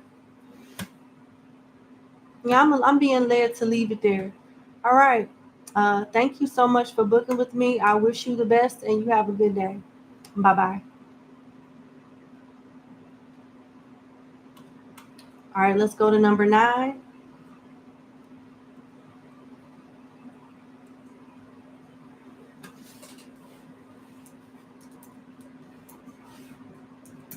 All right, number 9. Thank you for booking with me. Let's get into your one question reading.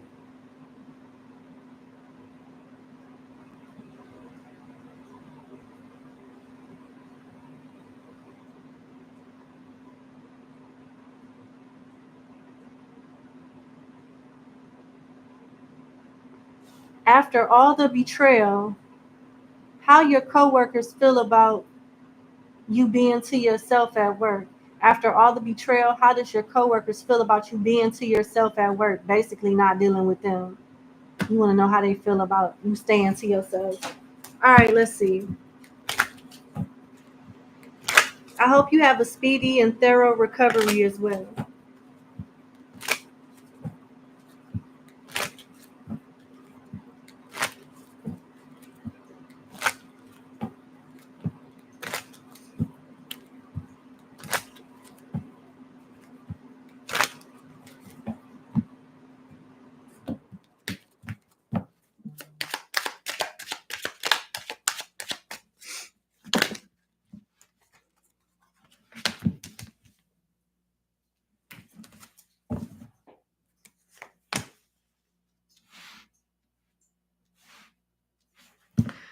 These coworkers gossip.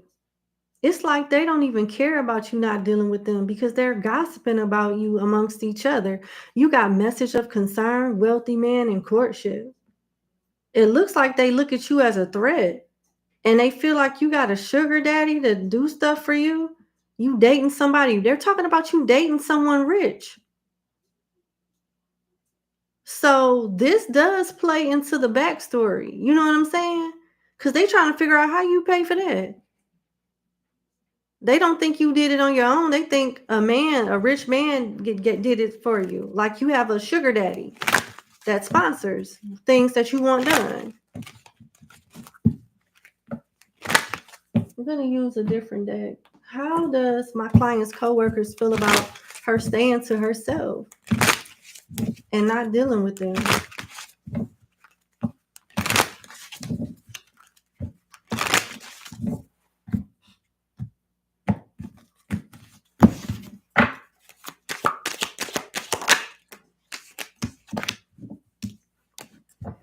They like how you look, though. You got ascendant for first house, first impression, your style, role, the public mass, outlook, impact, attitude, approach, aura, appearance.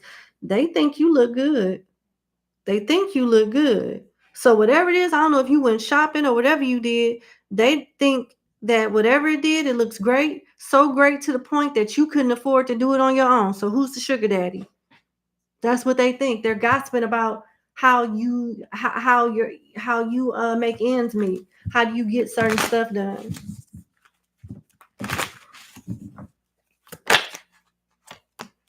Libra. Ooh, a lot of people are checking you out. So it's not even the people that did you wrong that's really having a lot to say. They're jealous. They feel threatened. They're talking about you having a sugar daddy, and there's no way you could have paid to get certain things done on your own. But other people are crushing on you at work. You got courtship here, and further emphasis on courtship is Libra. Love, balance, indecisive, sweet, peaceful, diplomatic, graceful, partnerships, aesthetics, truth, and charm. They like in the body, they like in the face card because it's not declining. And some people gossip about you having a sugar daddy, and other people are gossiping about how they can get with you. Oh, you got other people intimidated because you got solar eclipse at the bottom of the deck. Shocking event, fast changes. So you blew up overnight or something like that. You glowed up overnight. New chapter, leaving what is familiar. So they understand that you don't want to deal with them no more. They kind of bitter about it. Awakening, feeling lost, reinvention. So they may want to do whatever you doing. If you got your hair a certain way, they may want their hair that way. If you're wearing a certain look with aesthetics being here in Libra energy, they want that same aesthetic. They want that same look. So the people that are hating on you want to be like you. And the people that are applauding you want to get with you. Some of them want to copy off you too, but it's from an admirable standpoint, not a place of envy. You would know who those people are. Yeah. That's what I have. Thank you so much for booking with me, and you have a good day. And I pray that you recover soon. Bye. All right, we on 10.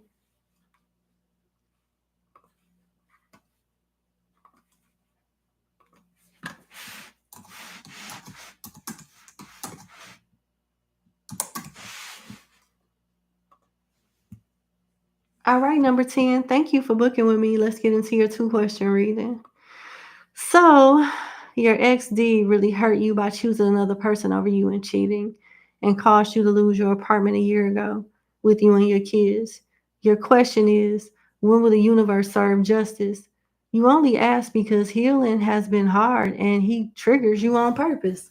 I get that. Okay, is he going to get justice for how he treated you, what he did to you, and how it affected you and the kids? All right. I'm sorry you went through that. Let's see.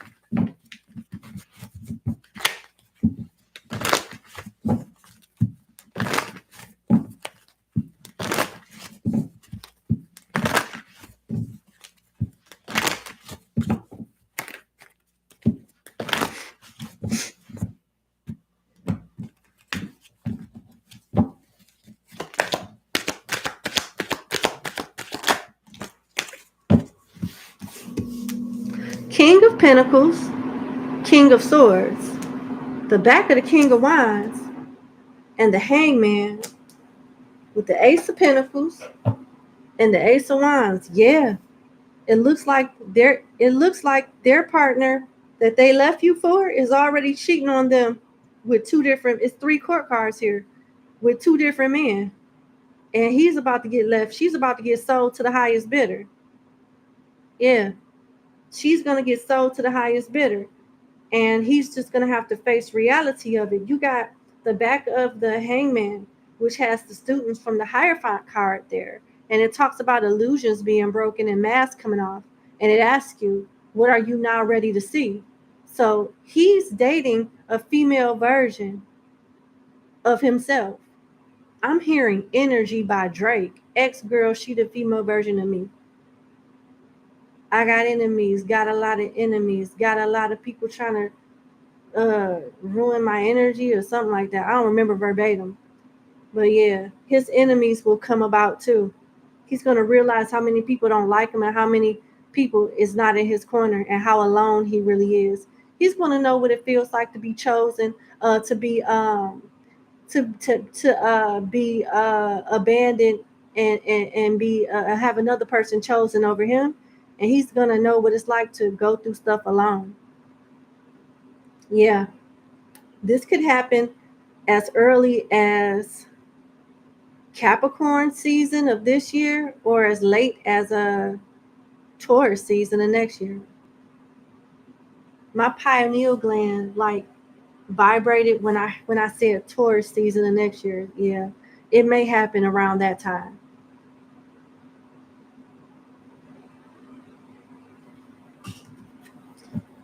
His ego is going to be destroyed. He's going to feel very small when this is over with. And what's interesting is this: the back of this king of Cords, the back of this king of wands is not only referencing another man from a third party situation, but it's also referencing his mindset. The back of this king of wands talks about his respect for the serpent that's in front of him, knowing that although they're different and they have different lifestyles and they're even a different species to a degree, such as a man or a woman is. You know, a man and a woman are different. We're humans, but we're different. Yet we still need to respect each other. And because he's going to go through some of the things that he put you through, he's going to know what it feels like to be in your shoes and have more empathy and respect for you. Because I truly feel like he's not going to be able to handle it as well as you handle it when he was on his bullshit with you. And this card also talks about the king sitting back, wondering if debts that he thought were settled at all. So he's going to have an aha moment and be like, well, damn, I deserve this. This is my karma. This is payback. I'm telling you. Oh, yeah. They're going to teach him a valuable lesson. Where's my book at? Can't make it up. All right. So move this out the way. Okay. Move that there. The back of the King of Wands.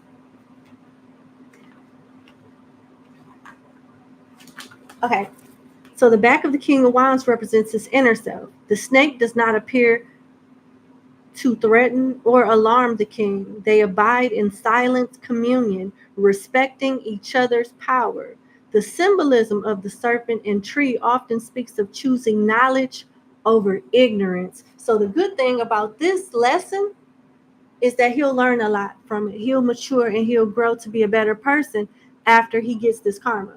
So it says, because it is nighttime setting, the king may have hidden concerns about things he has already taken as settled. So he thought he was going to get away with this shit scot-free and go on with his life. But when it hits him, he's going to all of a sudden have a concern. And that's when it's going to hit him about it being karma. Because he's going to remember how you felt when he was doing you wrong. Because he's going to get done dirty the same way, maybe even worse. But it's going to take him back to a time where he did you wrong. He may find himself questioning old values and beliefs, political or social attitudes and such. Serpent wisdom can be unsettling as it touches on ethical and moral integrity. So he's going to have an aha moment like, damn, I really am a hoe ass nigga. Yeah. I really am a hoe ass nigga for doing that. Oh, so that's why that happened. And he's going to have more respect for you after it's done. There you go. Good job. All right. So your second question is, do I see you actually healing and getting over what your ex did? Because you're trying, but your self-esteem has shot to non-existent. I'm so sorry. Yeah. Yeah. And I mentioned that as well as being part of his karma, his ego being destroyed. He's going to feel like you feel, even worse. Let's just see what comes about with you, though.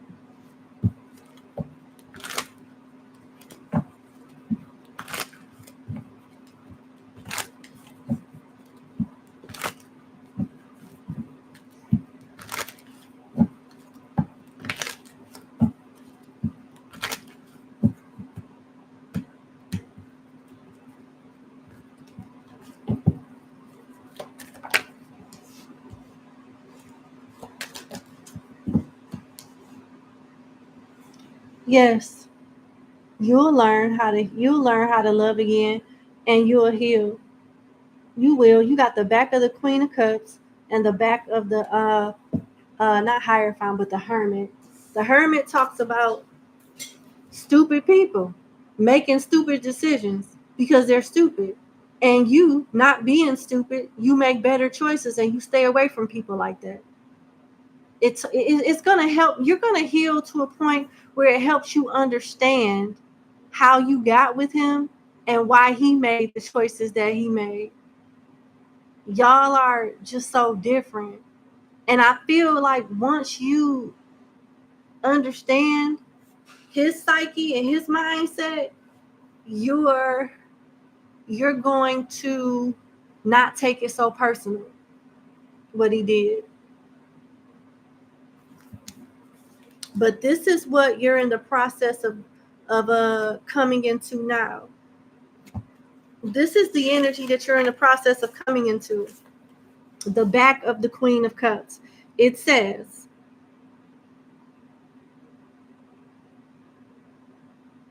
this queen has known heartbreak and loss, but rather than retreating into a shell, she has chosen to stay open to beauty and love. So that's telling you right then and there that you will move on. You will get your confidence back. It will take time, but I think towards the end of the year you'll start feeling better about yourself. Like September, October-ish, you'll start feeling better about yourself as we get into the holiday season. But it says that this queen has known heartbreak and loss, but rather than retreating into a shell, she has chosen to stay open to beauty and love and to let pain transform into compassion. Dwelling as she does on and with the sea, she is attuned to the tides and the moon that commands them. Her dreams go deep, and she is often dream bound long after awakening. So you have psychic abilities. You gifted. The great blue heron is carved into the jade of her throne, symbolizing balance and self-reliance. This is the season that you're stepping into now, self-reliance. You only got with that person because you was feeling already low about yourself to begin with. And all he did was make it even worse. But there was a problem there before you got with him. The problem was there that influenced you to choose him in the first damn place. This is what is being killed and cleaned up. And it will result in you having balance and self-reliance and self-love within yourself, where a type of love and respect that another person can't do for you. You will do it. You do it for yourself.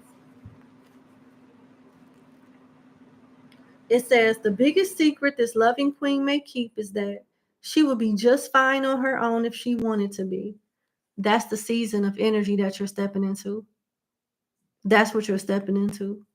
And it's going to take time. I feel like you'll start to feel better towards the end of the year, but it could take a year or two for you to fully recover from this.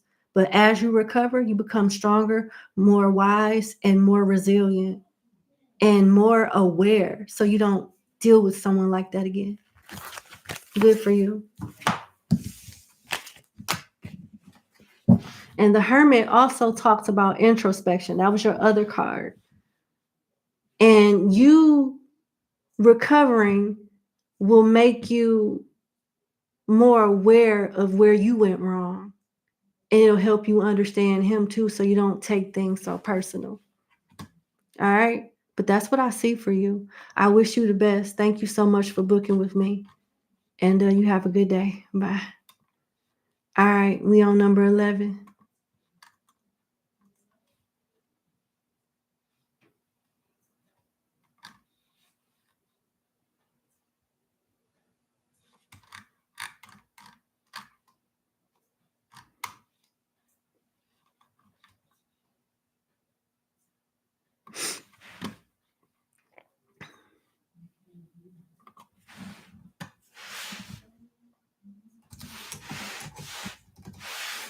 All right, number 11. Thank you so much for booking with me. Let's get into your one question reading. You would like to know, are your ancestors pleased with you? All right, let's see.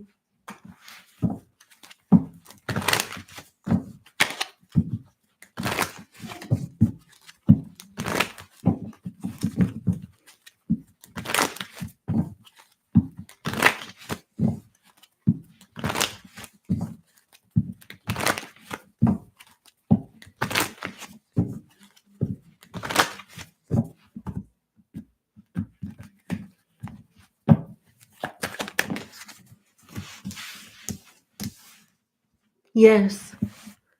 And you have a gift coming. I don't know if it's a material gift. It could possibly be with all these pentacles here. The only two cards that came out for you is the Nine of Pentacles and the Three of Pentacles. And vice versa, tarot. The side of the Three of Pentacles that you have is the side of a sponsor, someone that is funding you, giving you something to help you grow, giving you a gift, whether it's money, whether it's some type of talent, skill set, or a resource of any kind to help you on your mission so you can stay independently on task, as the Nine of Pentacles is here. They're going to help you tend to your own garden while other people tend to theirs. They're going to help you. They're helping you grow.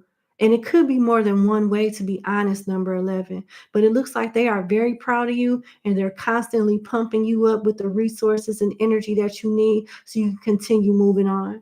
You've been doing a great job on your own with the resources that you have, whether it's lots or little, a lot or a little. But they're gifting you something to keep you on course, for sure. So they're beyond pleased. They're proud of you, and they're supporting you even right now. So good for you.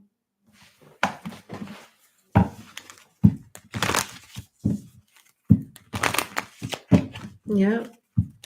You're doing a damn good job. You should be proud.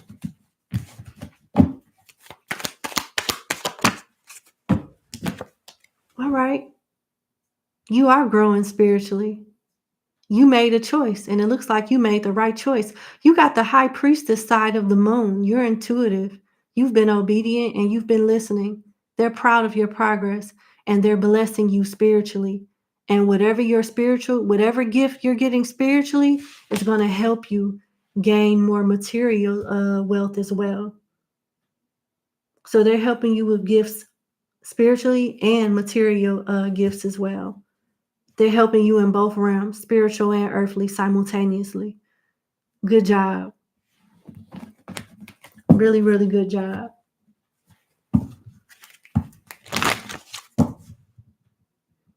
You're linked to a water deity.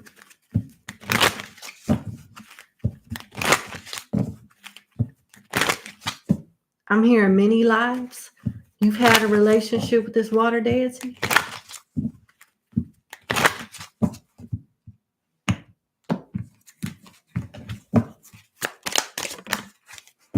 Yeah, they're helping you build material gain. I don't know if you're going to be wealthy from your spiritual gifts, as the High Priestess and Moon cards suggest, or just something that they want you to do, and they'll bless you for it. But definitely they're proud of you. They're supporting you, and there's more to come. They're not done with you at all. You're going to continue to evolve. Very good. Very, very good. In the future, if you're not doing so already, but I do feel in the near future, you're going to be called to help somebody in need. Not just anybody, though, somebody in particular. And you'll be blessed for doing that. Good job. They are beyond pleased. They are ecstatic. You are exemplary. Fantastic. You should be proud. That is your message. Thank you so much for booking with me. And you have a good day. Bye-bye.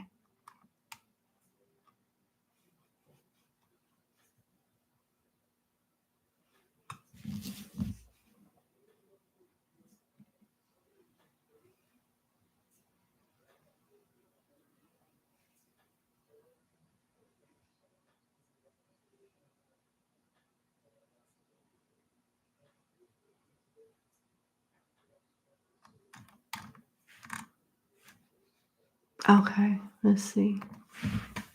Uh-oh, I didn't mean to do that.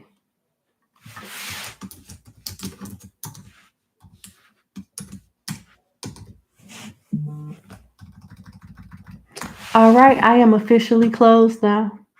I will not accept any more payments or emails or questions. I'm done.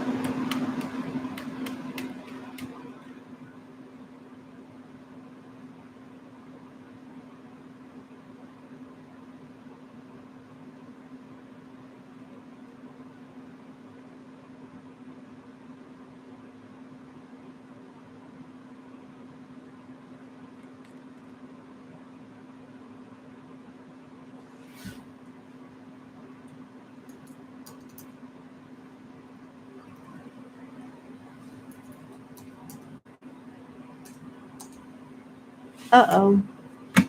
My bad.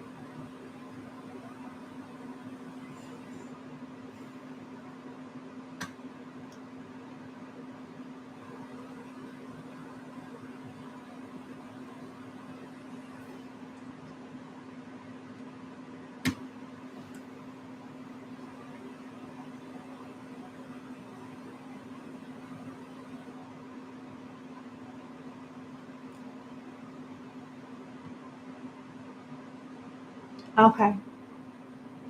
All right, so I'll be muting so I can respond to these emails and give everybody their number. I'm officially closed. The title has been updated on the video, and I did pin the message.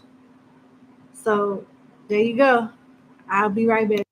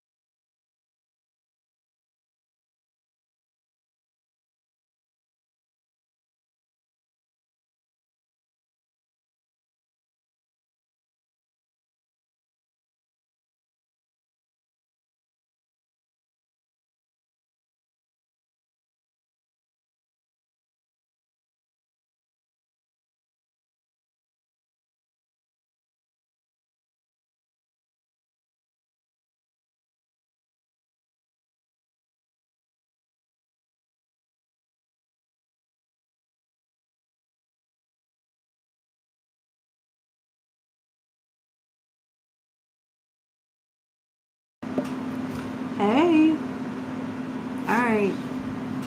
We back. All right. Can y'all hear me okay?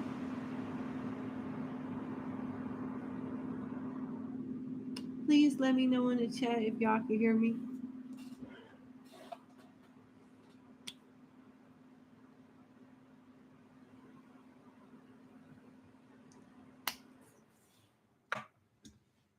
Okay, thank you. Thank you very much. All right. So let's get started. We left off at number 12. So let's get started at number 12. Let me get your timestamp ready, number 12. So we have a total of 27 clients today, and we're starting at picking back up at number 12. We finished 1 through 11. All right, let me see.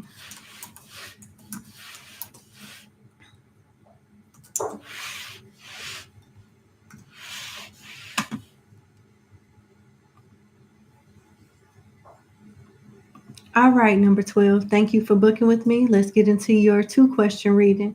You would like to know, where will the connection between you and P head towards? It's a love connection. All right, thank you.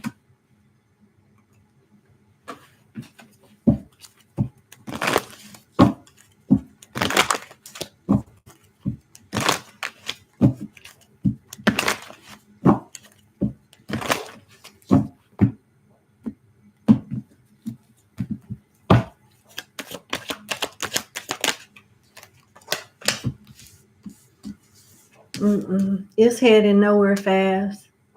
Y'all not even on the same page. This man ain't serious. This person, P, is not serious. Okay, so I'm using Vice Versa Tarot number 12, and I have the back of the King of Wands. Not King of Wands. I apologize.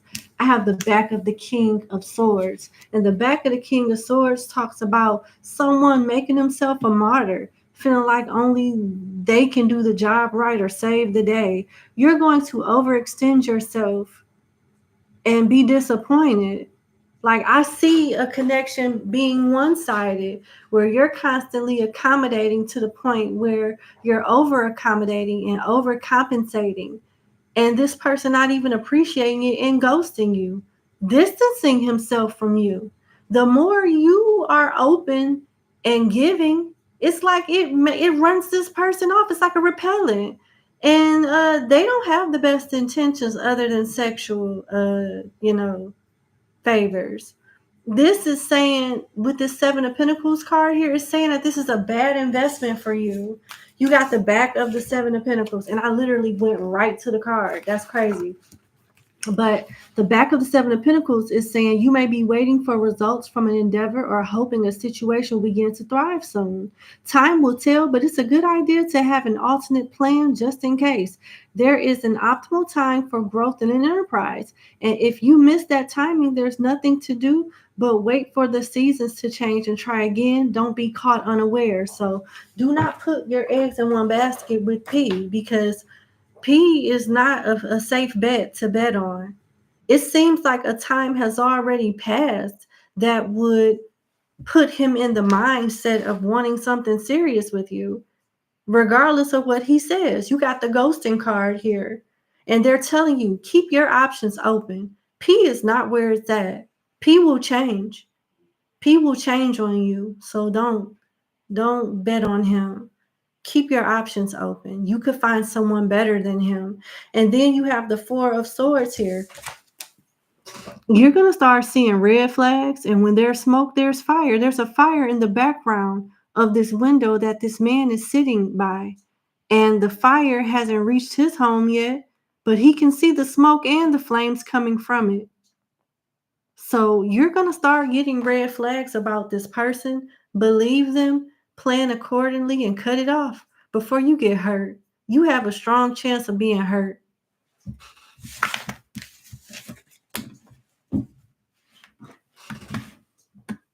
Your second question is, will your son and you end up moving near your brother within the year? You're not happy where you currently live. Sorry about that. Let's see.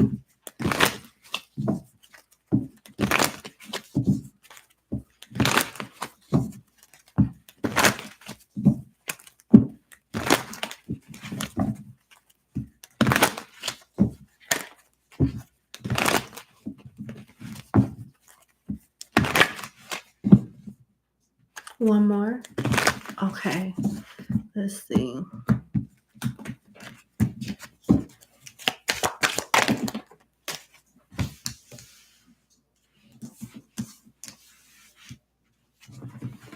It's quite possible, but it's up to you. There's some steps that need to be done on your end, like saving up your money and planning ahead. You have the Three of Pentacles where the man is giving money or offering some type of resources. So whenever you have a chance to make extra money, save money, or do overtime or whatever it is that you got to do, take it and put it up. You have the Hermit, the back of the Hermit. Your other question was the front of the Hermit, but you have the back of the Hermit, the Eight of Cups and the Nine of Wands. It's some stuff about your brother that you don't know about, that you may find out about prior as it gets closer to you moving or closer to you determining like when you want to start looking for homes and moving up there and whatever.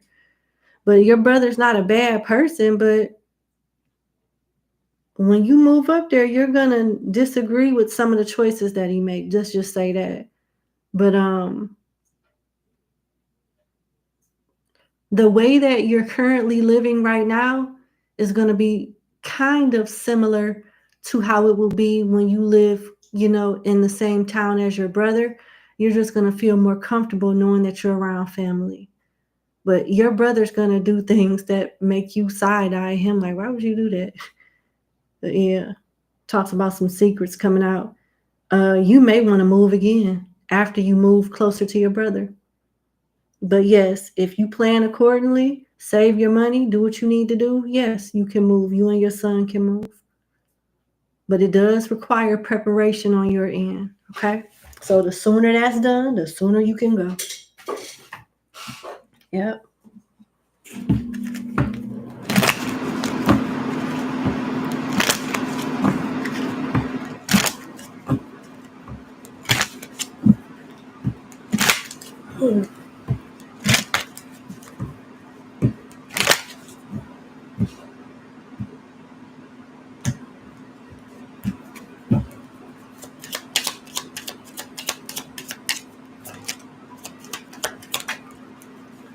Thief. Occupation, high honor, main male. They want you to focus on your money and making the best out of your career. Because there's a strong possibility that whatever you're doing now, you can get a transfer either from the job that you work at or a similar job that pays more money at the location that you'll be moving to where your brother is. So yeah, you'll be stable from a financial standpoint there too. But there's some things that you can do where you currently are that'll help better prepare you for your move and help better solidify your career path as well for when you move. So this is good.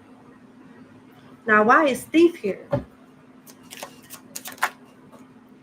Family room. I know that ain't accusing your brother of stealing or warning you that a situation may not be that good, it may not be as good as you think it is because it's your brother.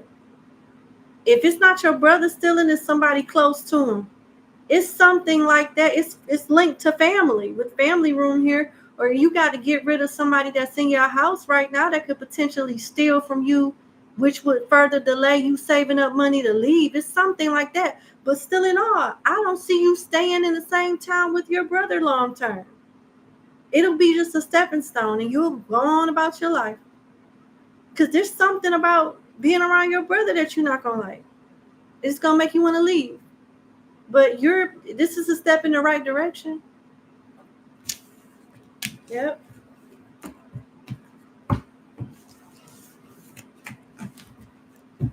All right. That's what I have for you. Thank you so much for booking with me, and you have a good day. Bye. All right, number 13.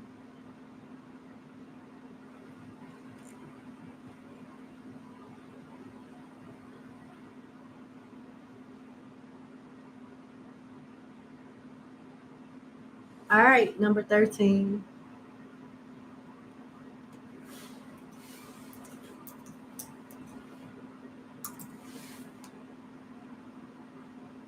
All right. Number 13. Thank you so much for booking with me. Let's get into your 2-question reading. So, your first question is, are you secure at your current regular job? All right, let's see. Are you secure at your current regular job? They want me to use the finance deck for you. Are you secure at your current regular job? Are you secure at your current regular job?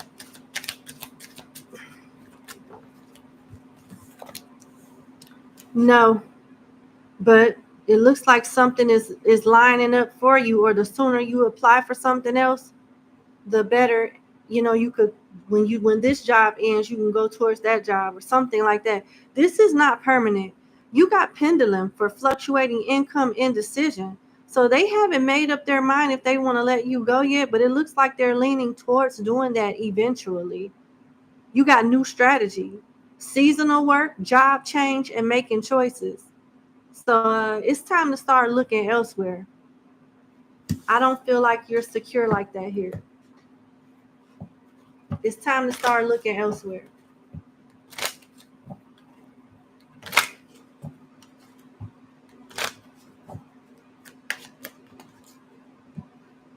Message in reverse and expectation in reverse. So either they're not living up to your expectations as your employer, or you're not living up to their expectations as their employee. Thus, you will separate and part ways. So it's time to start thinking ahead.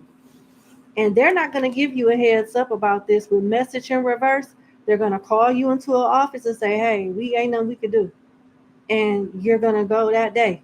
Have your little box, put your stuff in there and go. That's what I'm seeing. So it's time to start thinking ahead and looking for something else where, like, right now. That's what I have for you. Your next question is, should you separate yourself from your current marriage? You feel like you're going nuts. Oh, my Lord. I'm sorry that you feel like that. Let's see. Should you separate yourself from your marriage? And I just heard in my head, and get your sanity back. Okay. All right, let's see.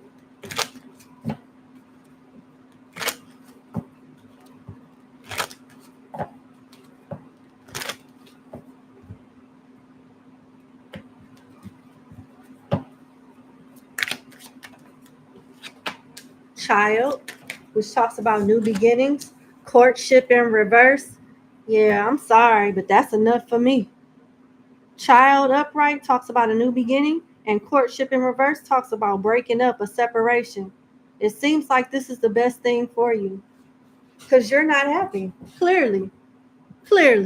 And the spirits is agreeing, like you're doing the right thing, following your heart and breaking ties, cutting ties, because it just doesn't seem like it's going to get any better. Let me pull some cards from the tarot and we'll go from there. 3 of Swords and the Chariot. That's clear cut and dry. It's time to move on before somebody hurts more than what they're already hurting or just gets hurt. Something can go from okay to bad or from bad to worse.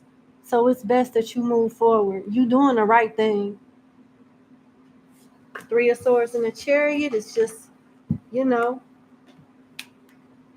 doing what you got to do.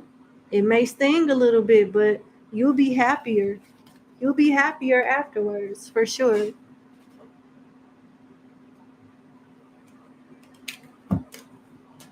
I'm going to pull from an oracle deck, some additional messages, and then I'm going to move on. Okay.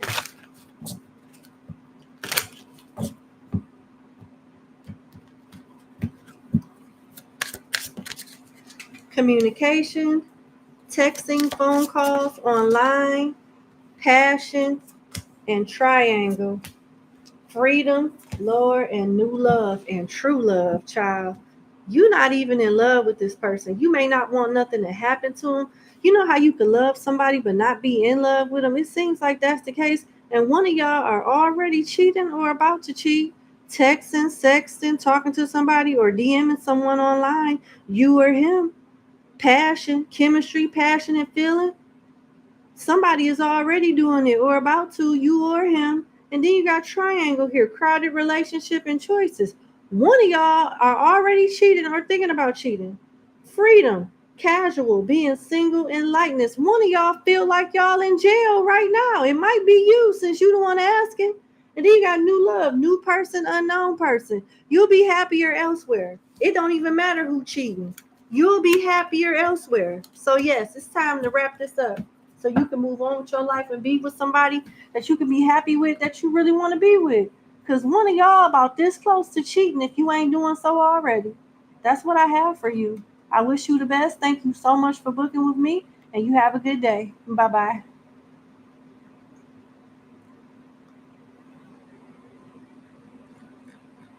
All right, so we on 14.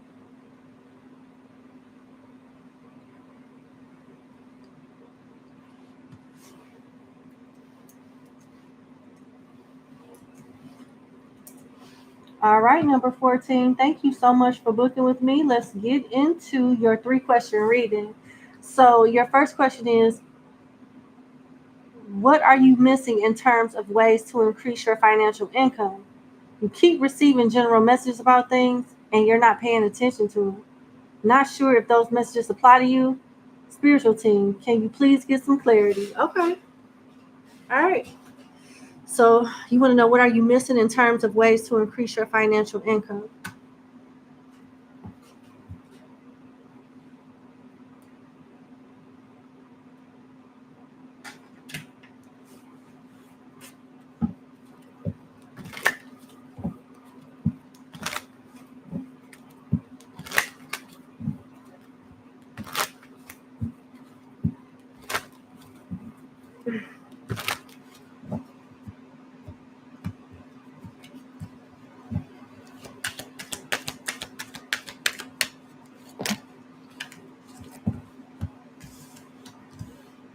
The shadow side of the 6 of Wands, the Knight of Cups, and the back of the Wheel of Fortune where the Magician is.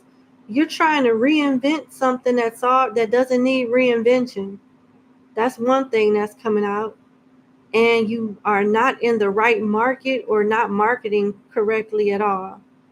And then if you have a team or whoever that you ask for help when it comes to your business or whatever it is that you're doing, they're purposely not doing something the right way. I don't know if this is a 9 to 5 or a business venture, but the help or the advice that you're getting is either bad advice from humans, or they're not going about doing something the right way. Something is not being done the right way. And you got people here that have the capability to help you, but they don't want to help you because they feel like they won't get nothing out of it, like you won't properly compensate them. That's what this shadow side of the 6 of Wands talks about.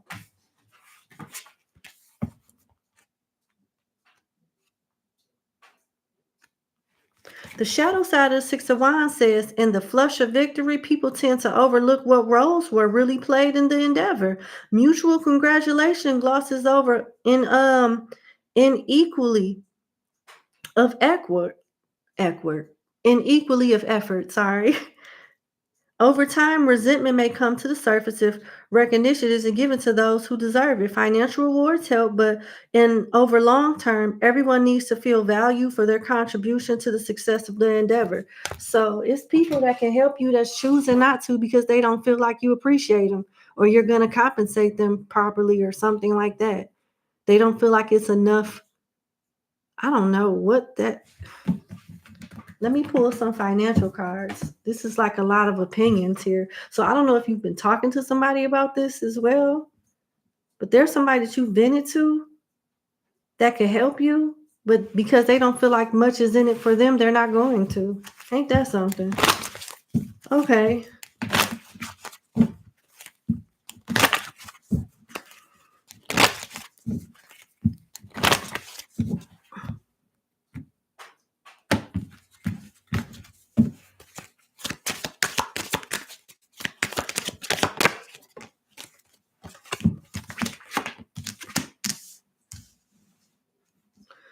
talking about money blocks being stuck,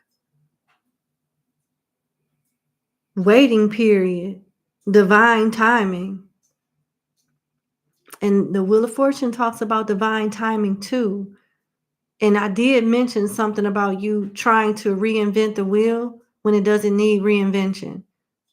So what is it that you need to know since it's just not the right time then? So maybe you're not doing, I don't, let me see. Let me see. It's kind of confusing.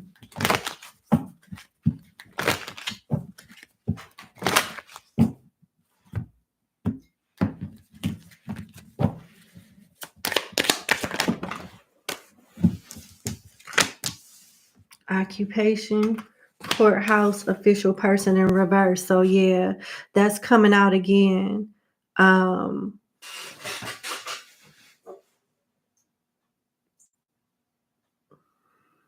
You're getting two things is happening. You're getting bad advice from someone, or someone that knows the ropes of what you're trying to conquer, or has like valuable information for you to thrive, is not giving you that information. And they'll get some type of karma for that with courthouse being here, because they have the right information, but they're not giving it to you for whatever reason. Occupation here, official person in reverse. It may not be time for you to move forward with this endeavor. It may not be time for you to like move. An opportunity may not be ready for you right now, or the right team player may not be available, because I'm going back to divine timing.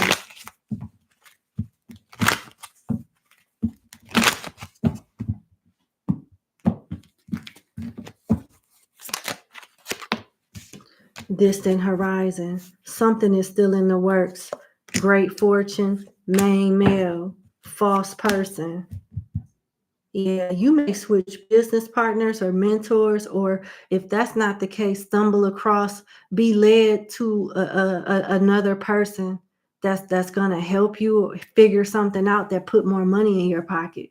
It could be knowledge with paperwork here. It could be filling out certain forms the right way. It could be anything, but it's some type of knowledge that you don't have right now, and it doesn't look like you're meant to have it right now, because you're not supposed to move forward until you meet whoever this person is, and right now they're at a distance, but you're still in alignment to thrive in your career. But it looks like it's taking a detour, because you're going to link up with someone with a particular amount of knowledge to help you move forward. This is so weird how it's coming out, but yes, divine timing is at play. What do she need to know about this person giving her bad advice, or whatever this was about? You want a step-by-step list of instructions, and you're getting it in the form of a person. It's just not time for you to get it, because you're not meant to do something on your own. You're meant to do it under the leadership or partnership of someone else. Yep. I told you somebody was getting karma. 12th house talks about that. 12th house talks about spirituality, healing, unseen realm, subconscious mind, solitude, karma, forgiveness, and limiting beliefs. And you got the pink moon, which talks about new and exciting opportunities. Focus on the new. Transcendence, maturity, fulfillment, fertility, first steps onto a new path. So whoever you've been dealing with or getting your advice from or working with, they about to be up out of here. You're in the process of making room for this newness, this new cycle, this new person, this new process that's going to bring you to the financial abundance that you want, put you on the start of getting that. So yeah, that further supported what came out in the cards. So I'm going to leave it there for now. It's just not time.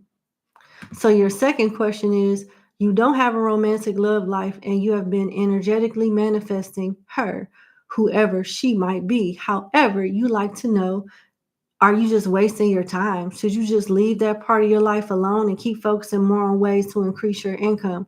Well, just off experience and advice that I got from, people that are professional, set your intentions and forget it. So it's not healthy for you to obsess over it either, but you set the intention, and yes, you should focus on your money. But let's see what the cards say, because sometimes I channel and I don't really need no card. All right, let's see.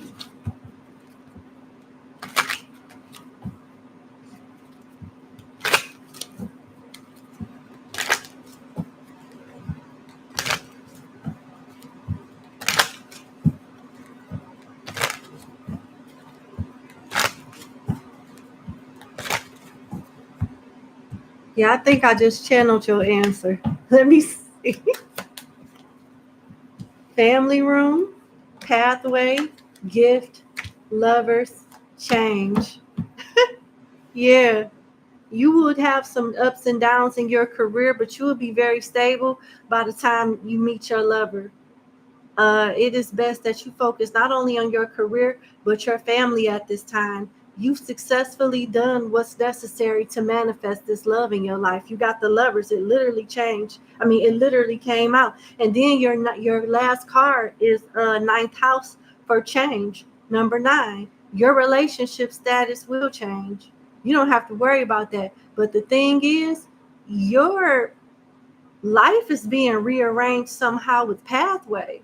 So because you manifested love, a portion of your life is changing to open you up to meeting this person that you're manifesting. You did it just fine.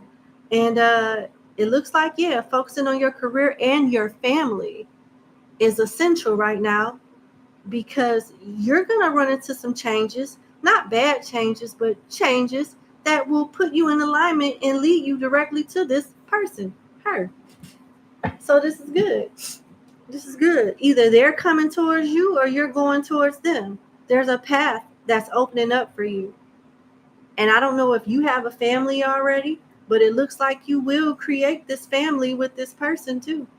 You've done a real good job manifesting whoever this is.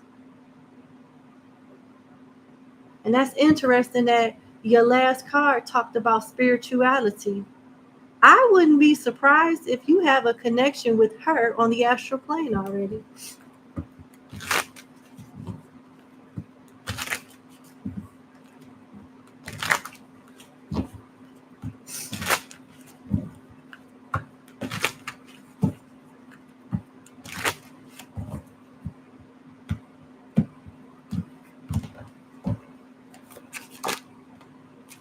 First house and first quarter.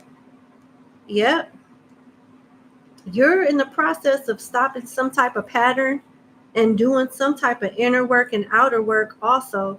Something is gaining momentum with your manifestation and other areas of your life too that goes into your manifestation. Yep. Changes with your body and your lifestyle is happening. Your consciousness is changing. Your aesthetics, theirs as well. Y'all are gonna be an attractive couple. The spirits is saying that you are attractive, and so is your person. You're gonna love your person's body. Their body is banging. Beginnings, life philosophy, awakening. One of you could be going through a awakening, or may assist each other in one. Yeah, it gives me the energy of one may be more spiritual than the other. They could be a Sagittarius, a Leo, or you, a Virgo, a Aries, a Scorpio, a Libra, a Gemini. I got Taurus here too. I could be reading off somebody's sun, moon, rising, and Venus, honey. But it's you or them.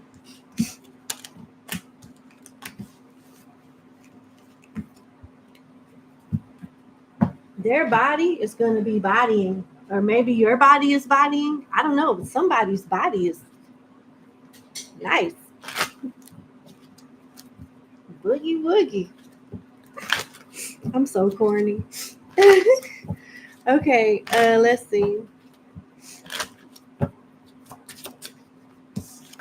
Soulmate, honey.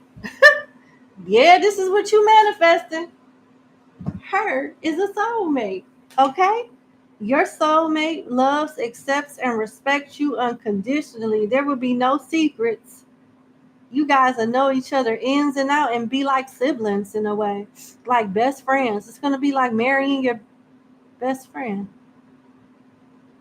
You're manifesting your spouse. Good for you. Good for you. You've learned a lot with mastery here. You've learned the spiritual lesson. You deserve this partner. Y'all both have grown a lot and you're going to be a gift to each other. So yeah, focus on the money, honey.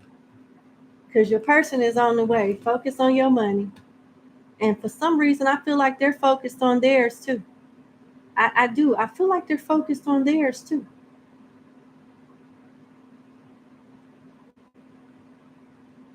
Are you a Leo or a Sagittarius? I've been getting some weird energy from them on my channel. You may go into some type of partnership with your future spouse. Just saying. It may start off very professional or like friendly and end up being something else. And that's interesting because it makes me think about your first question. I said you're getting rid of someone or something, or it's in alignment. It's, you know what? Yeah. I know I said something along those lines. Yeah. Okay. So your third question is, how soon will you know where you can invest and finally set up your permanent roots? You're tired of being ungrounded on other people's couches. Okay. There are places you feel you want to settle down, but not much is drawing you in for a permanent life. But you're ready to settle down somewhere. You hope that makes sense. Yeah. Okay, let's see what come out.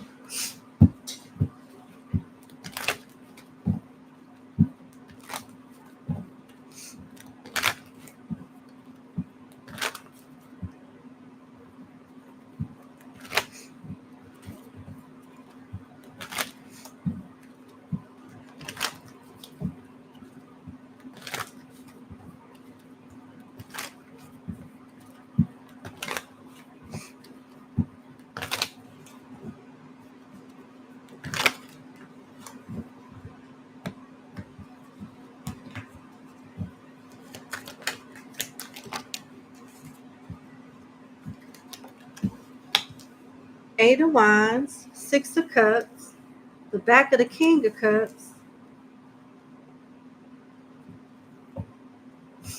the back of the Nine of Pentacles, and the front of the Knight of Pentacles. The Eight of Wands is a clear indication that something is happening sooner rather than later, okay? So as far as the time frame is concerned, it looks like it's in the near future, like sometime this year or early next year. Like we're in the 7th month. This can be determined and in the works by the beginning of the 4th quarter. What is that? The fall, the end of fall, the beginning of winter, like October, November, something like that. It can be as early as that, or like early next year. But yeah, this looks to be rather soon.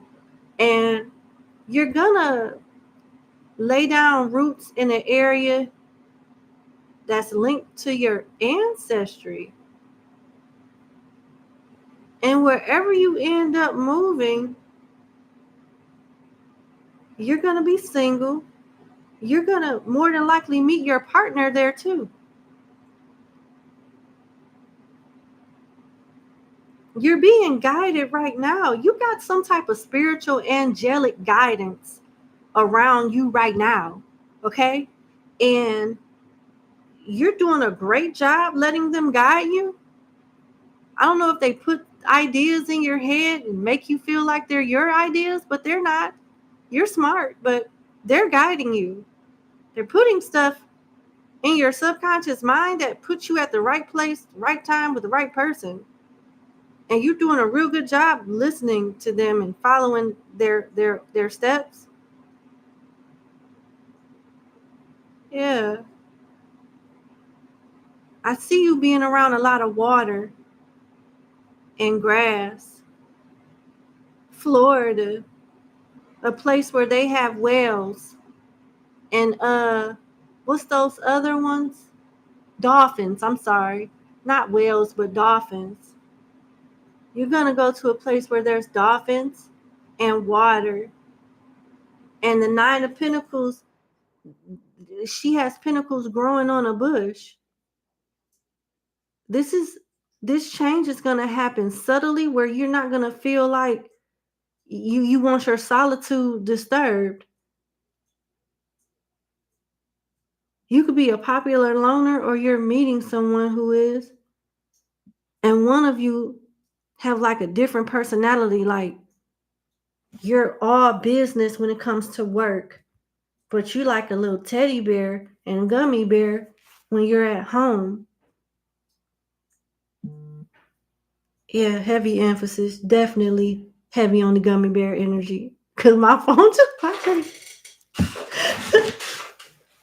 Yeah. But I do, like,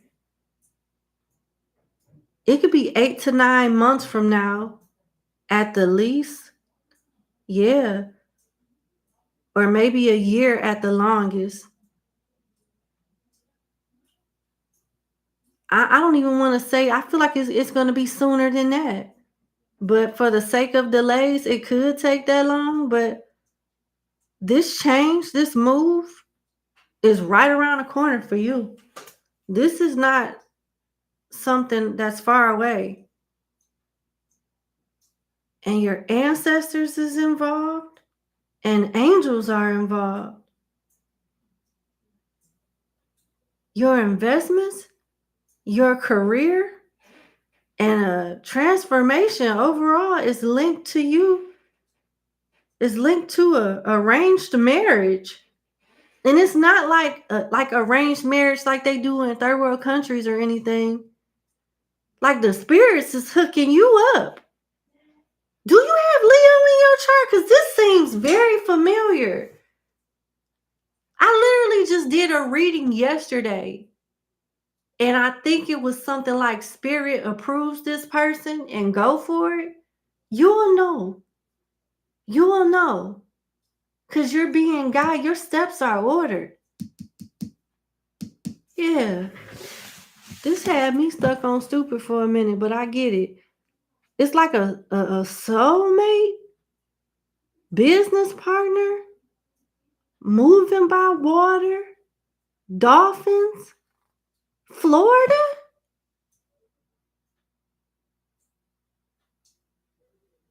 Florida. Sagittarius is here. Scorpio, Pisces, Virgo, and Capricorn.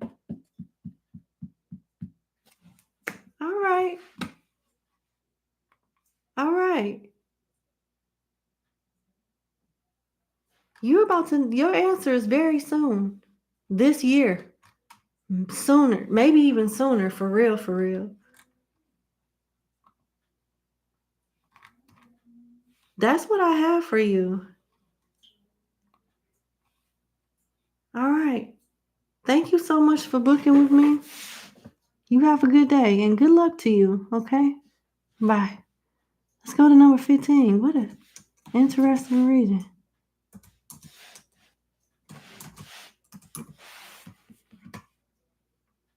All right, number 15. Thank you for booking with me. Let's get into your reading. Let's see. You have one question. You've been looking for a new job for so long time without any success. Should you just throw in the towel and accept that you'll always work at a crappy and existing job? A crappy and exhausting job. I'm sorry. What is Spirit's advice? Let's see. What is Spirit's advice and feedback in regards to you finding a better job, since you've been looking for one for a long time and haven't found one yet? All right, I'm sorry. Let's see what you need to do.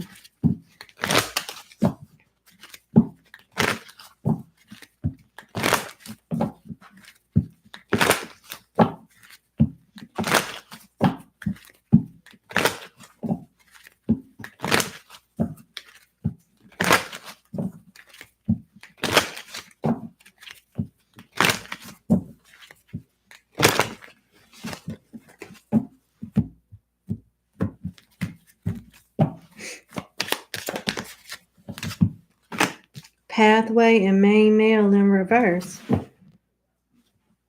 So there, a path is closed somehow. A window is closed, but I just don't want to leave it there. Let's see what else comes out.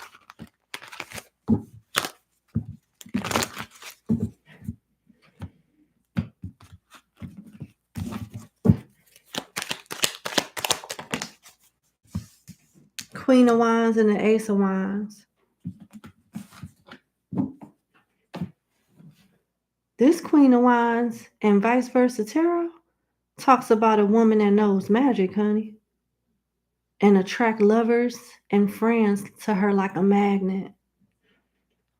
You got jealousy around you. You got the shadow side of the Ace of Wands. Somebody done did something. This is why you ain't getting no luck. Somebody done did something, threw some negative energy at you. It could be over a male, it could be a male. Because I got main male in reverse, pathway in reverse. Somebody blocked your roads, like blocked your path on purpose over a man, or it could have been a man that did it, something like that. But definitely magic was involved. Could be an Aries, Leo, Sagittarius that did this. I got nothing but fire that came out. What do you need to know? Where do you go from here? Now that you know what you know, where do you go from here?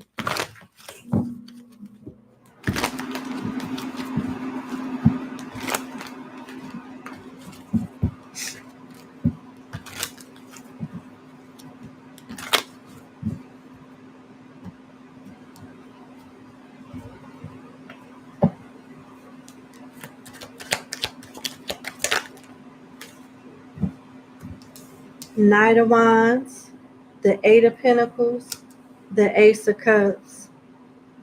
And you got the high vibrational side of the Ace of Wands this time.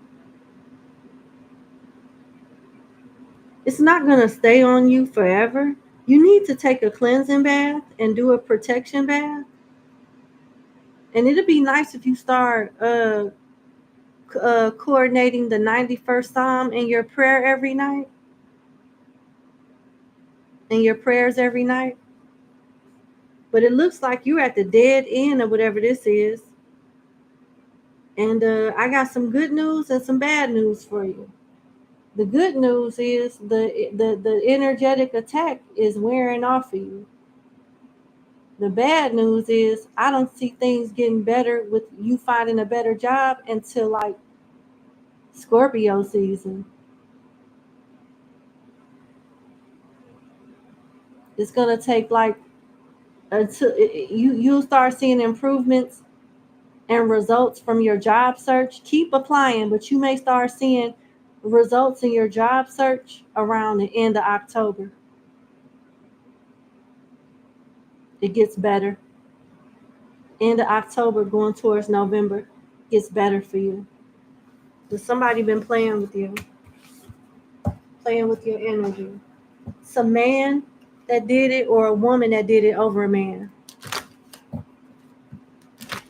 Fire energy, Aries, Leo, Sagittarius. I'm going to pull some financial oracles for you, give you a little bit more insight, and then I'm going to leave it there. Okay. Extra money, mature investment, celebration, retail, beauty, finished work, retirement. So yeah, you're at the end of whatever this is that they did. And around Scorpio season, things will change for you. Maybe you could get into retail or beauty, but you'll be making more money then than what you're making now. You have a better opportunity coming around that time. Keep applying, keep looking. I'm hearing revise your resume too. Let a professional or somebody look at it, somebody that knows a little more about resumes. You may need to redo yours over so it could be more attractive. I'm hearing so it can pop more. So it can pop more. That's what I got for you. All right. Thank you so much for booking with me. I wish you the best. I'm sorry that happened, but it seems to be looking better from this point on. You have a good day. Bye. All right, let's go to number 16.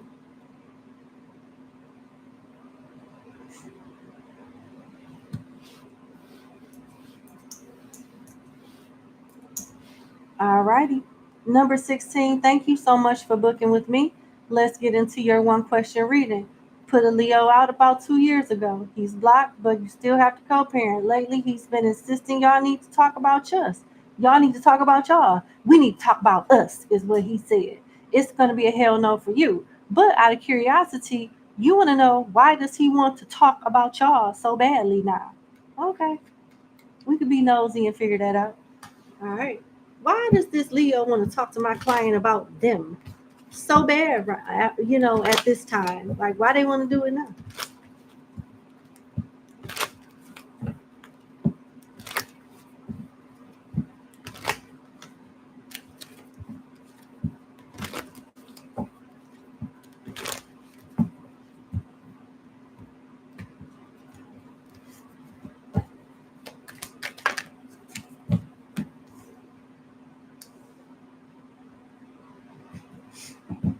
This person is stressed out. They're hiding their stress.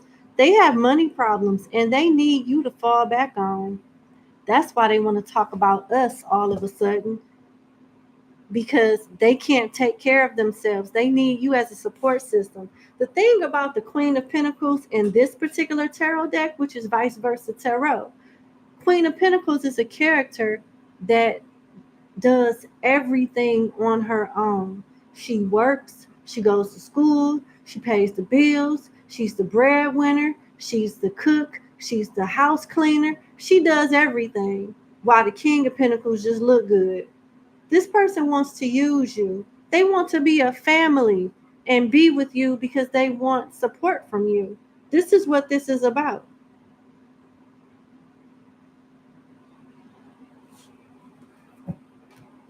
This person's trying to use you. And they know you're reliable. You got 2 Virgo cards here. Talks about everyday routine. You're more responsible and reliable than they are.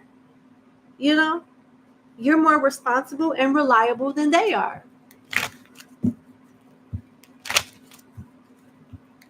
That's why they want to talk about y'all.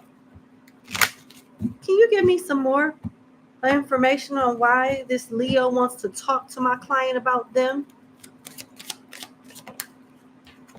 House. Oh, they want to move back in. See what I'm saying? They go house. This person want to move back in with you. They ain't got no place to go. They trying to fall back on you and use you as a support system. That's why they want to talk about y'all. Courthouse. Does this person have like a record or have something going on with the law where they need a permanent address or something like that? Or they have their wages garnished and they can't afford to pay their own rent, so they rather, be with you. I wouldn't do it. This person has intentions because they're looking out for themselves. They're not really trying to work it out. They're trying to use you as a crutch and a stepping stone. So good thing it's going to be a no for you, because this person is selfish. They want to use you. They on some homeless romantic type of shit. But good luck to you. Thank you so much for booking with me, and you have a good day. Bye. All right, we on 17.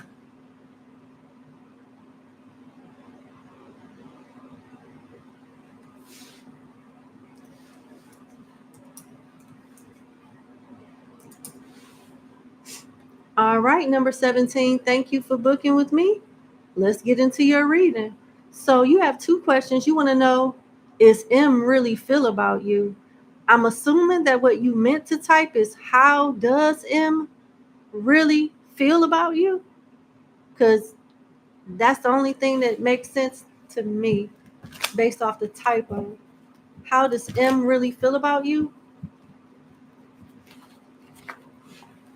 I can't simple. How does M really feel about you? How does M really feel about you? How does M really feel about you? Okay, one more shuffle. How does M really feel about my client?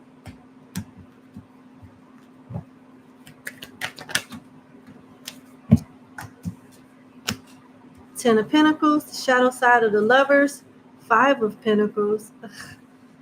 Okay, the Hermit, the Eight of Pentacles, the Knight of Swords, High Priestess, Five of Wands, and the Two of Wands.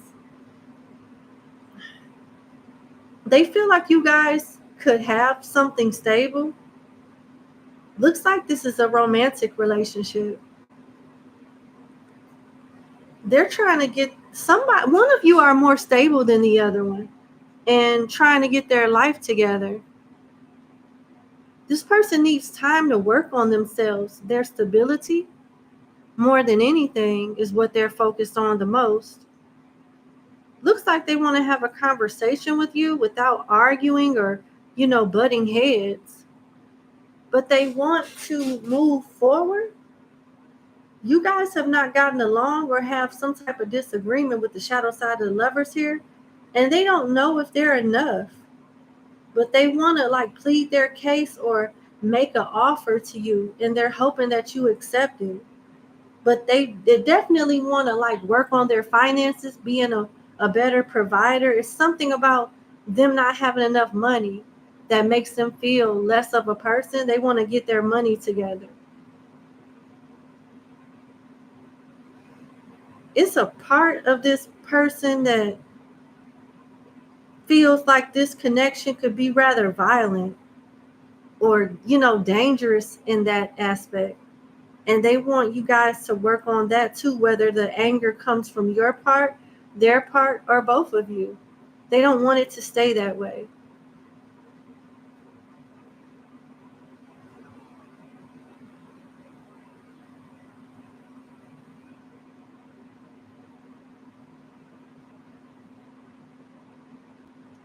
I'm hearing, am I your why? Am I your why? Am I your why? Like a why would be like, am I worth it? Am I your why when you get up in the morning and put in effort and go to work and try to do the right thing? Am I your why that motivates you to be my better half or be the best version of yourself that you can be? This person seems rather serious, but also acknowledging that you guys both have toxic traits, but they want to work it out. That's what I'm saying.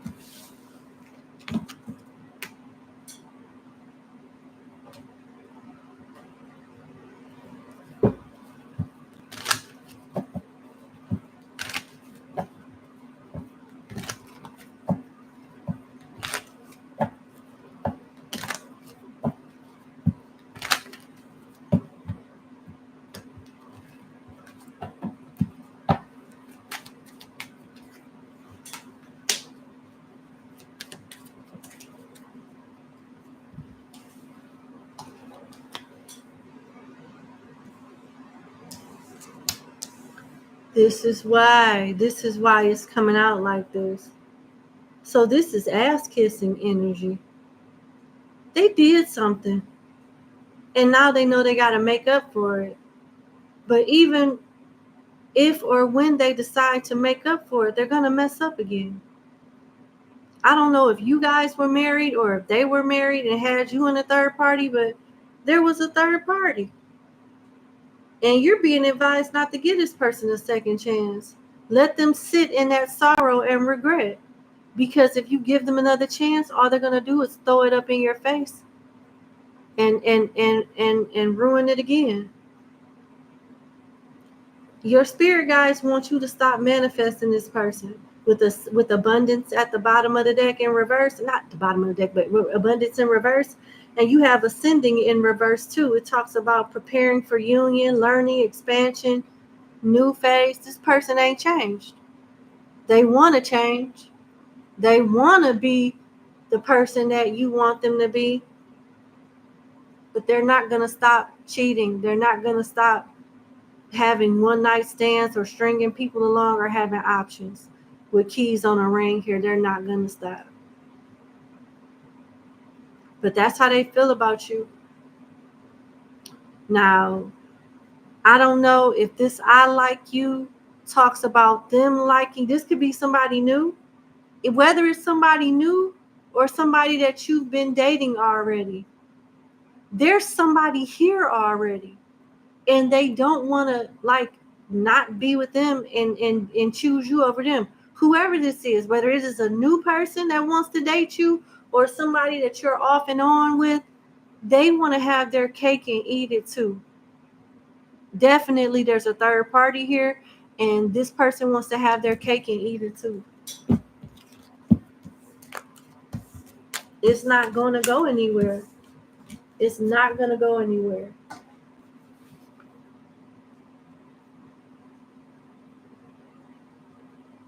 Oh, shit. You was married. Damn. I can, after reading what I just got for number one, your first question, I can understand why you asked your second question. Did your ex-husband try to curse your love life? Because that's interesting. I was thinking about the character from Eve's Bayou. It was an auntie that love life was cursed. Every time she married a man, he died. And only when her brother, who was married and was cheating, died, is when she was set free to have a love and a love life that would actually stay and the person wouldn't pass away.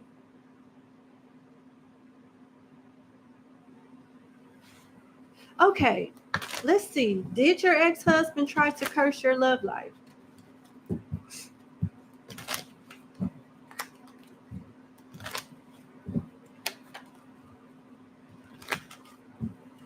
Did your ex-husband try to curse your love life?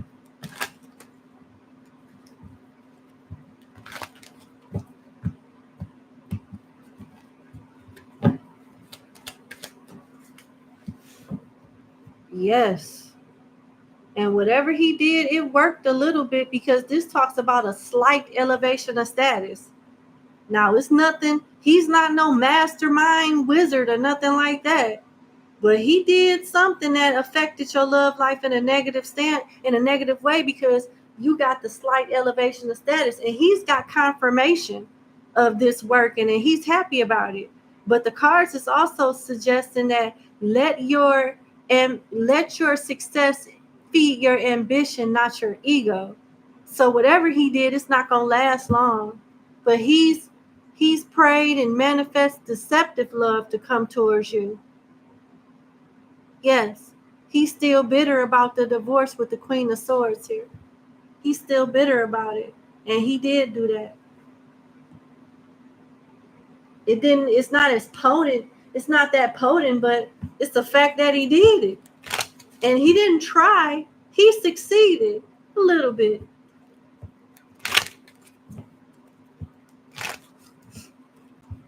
He didn't do the best work, but he didn't do the worst work either.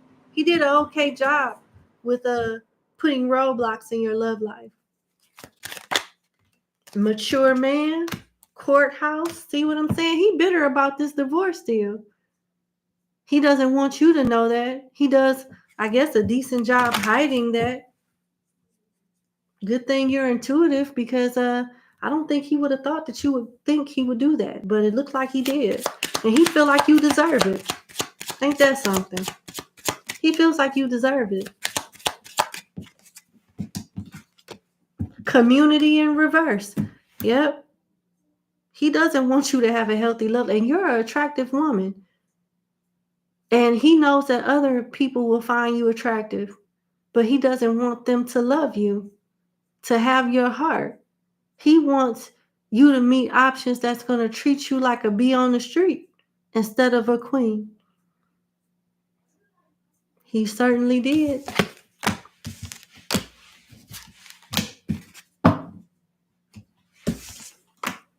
What do you need to do? Like, what do you need to know? Like, I can't just leave you like that. Like, where do you go from here?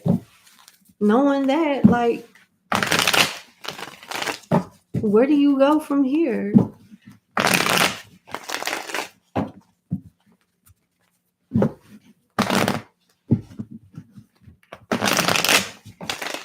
Only time my cards do that is when it represents resistant energy. When I have trouble shuffling like that, that represents resistance to me. So yeah, he definitely don't want you to come up out of this cycle. Yeah. He doesn't want you to come out of this earth in reverse. Yeah, he did something. Earth in reverse is like the world in reverse, not hitting a milestone, not reaching a threshold, staying stagnant. You need help. You got the Two of Fire. You need help. You need a cleansing, some type of cleansing ritual done to remove that shit. I'm just telling you, look, you got the Two of Fire. Two of Fire in my spiritual deck talks about you joining forces with people, protecting yourself, all of that. Listen to this. Need to join forces for mutual understanding and protection, honey.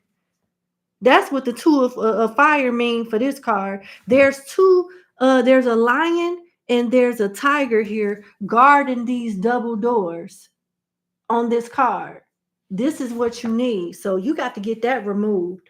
Because, I mean, it's not as strong as it could have been, but it's still affecting you. And this person may know more about that than you do. So you need to figure out how to get that off of you and to better protect yourself so he can't do it again. Because I do intuitively have a feeling that he'll try to do that shit again. He spies on you through the tarot. Need to join forces for mutual understanding and protection. Companionship in a new enterprise or job. The joining of feelings compared to our deeds expresses a logical, equivalent, and rationalist attitude. If you put these principles into practice, your dominion and your achievements will increase. Whoever crosses this entrance may also cross different frontiers. That's where the protection comes in. You need protection because you could move on easily. There's people out here that would love to have somebody like you and be happy with you, but you got to get rid of this and learn and get protection. That's what I have here. I wish you the best. Thank you so much for booking with me, and you have a good day. Bye. That is so fucked up. But people do it all the time.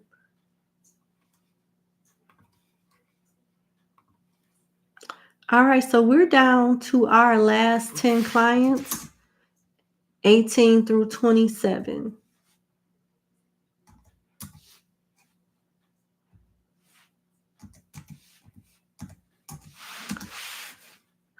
All righty.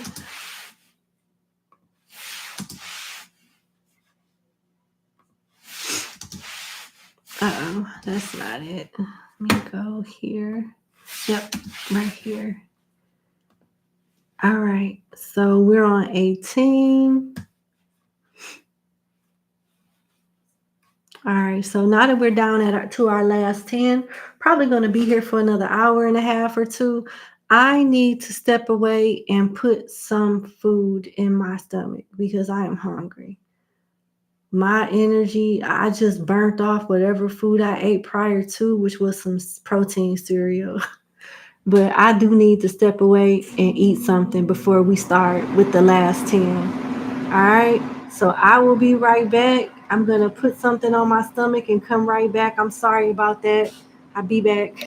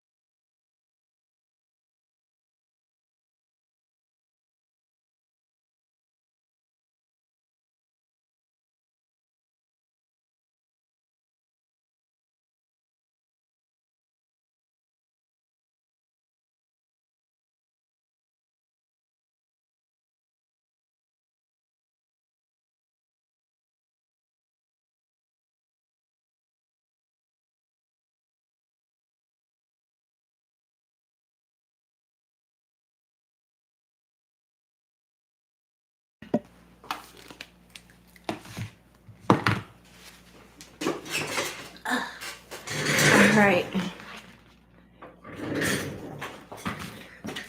I just made some fruit. So I'm just coming down here to just, okay. I'll be right back. I'm here, but I'm just gonna take a few bites of this fruit. I made some cream cheese frosting for some cupcakes that we made for somebody's birthday. And I had some leftover frosting and I kept it for my fruit. It's sugar free. All I did, because the person's birthday it was, is diabetic. So we made her some sugar free cupcakes with the sugar free cream cheese frosting. We used 2 packs of Philadelphia cream cheese, some lemon juice, some Splenda. I don't know if it was Splenda or monk fruit. I don't remember, but I got both of them. Vanilla, sour cream, and heavy whipping cream. And blended it up. And it was so good. So the leftover, I piped it, and put it on the cupcakes. But what was left over, I just kept it in a container and put it in my refrigerator. And I just use it to dip the fruit in.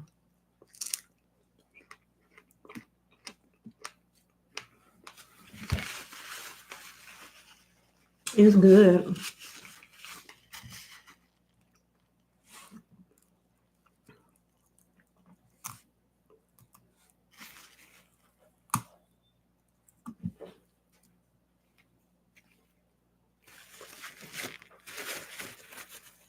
I don't know if I muted my microphone or not, but I was singing to my cat. So don't judge me.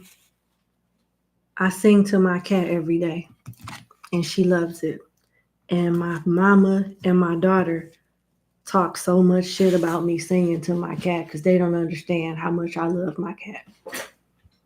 They wish that I could sing to them. They wouldn't say nothing if I was singing to them all day. They would just, but because it's Princess, they jealous.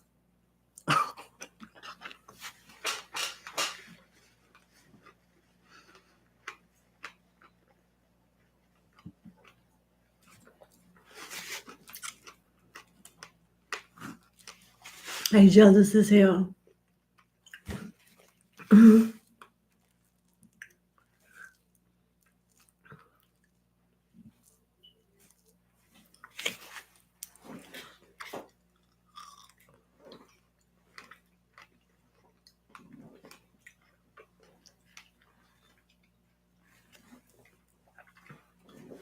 LOL saying, my grandma is like you talking to your cats again. Yep, I talk to my cat every day, all day, and she talk back.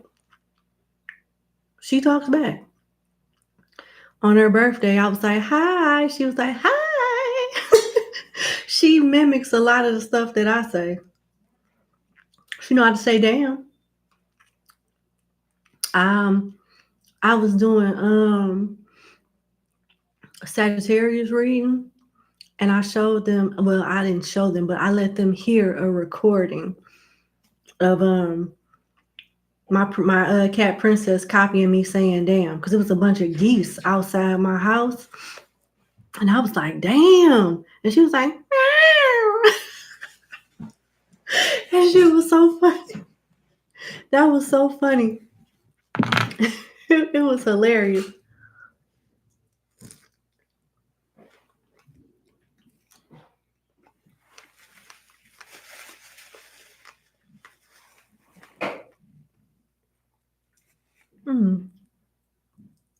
My cat doesn't mimic me, but they definitely meow back. She does that too. We was arguing earlier today because when I'm in my office in the basement, Princess likes to be in my bedroom, looking out the window and doing whatever because she sleep with me every night. So when I was coming out of my room, she tried to like sprint in my bedroom and I wouldn't let her. And I think she cussed me out in cat language. But she was mad. She kept over talking me and shit, you know, 'cause she felt the way about me not letting her in the room.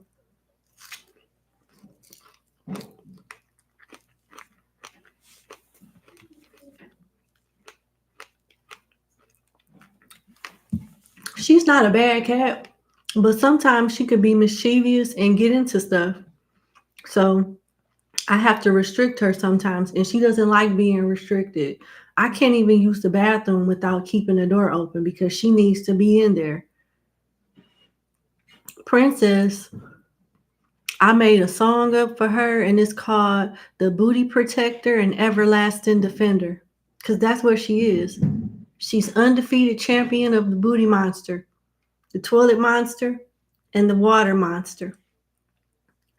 It takes guts because she looks at me like I'm a cat and I'm part of her, her pack. And it's crazy because I'm sitting on the toilet and she'll just prance back and forth in front of me, making sure the booty monster don't get me. She's brave.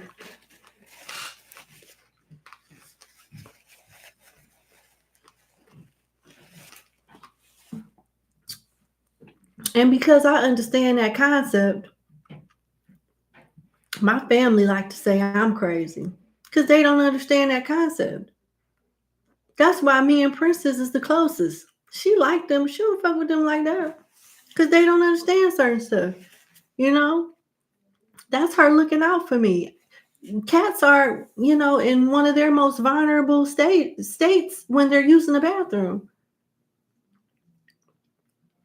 I was vulnerable on the toilet and she protected me. She's the ultimate feline warrior, booty protector, and everlasting defender, undefeated champion. She doesn't play. And she's the gangster that cries in the furry sensation and furry ferociousness. I've made songs with all of those words in it. I be just singing shit and she be purring. She be knowing what I'm talking about. When I say booty monster, them damn ears be. She know. She does. As long as we understand what's going on, I'm not thinking about them people upstairs. I think they jealous. They're jealous.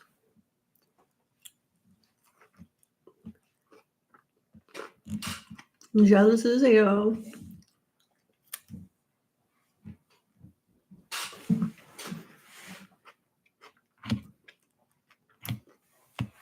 Mm-hmm. Bassett vibes, yeah. Sure is. Yeah.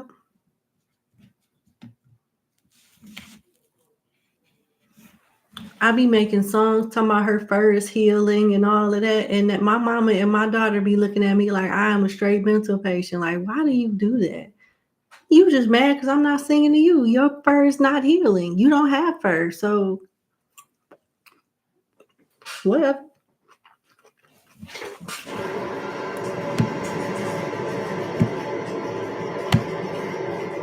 And it'd be so funny because when I go upstairs and do what I do, Princess be right behind me and they just huff and puff. Here come Princess. She's right behind you. So if you was nice and tender and mild, maybe animals are like you too, nigga. I don't know.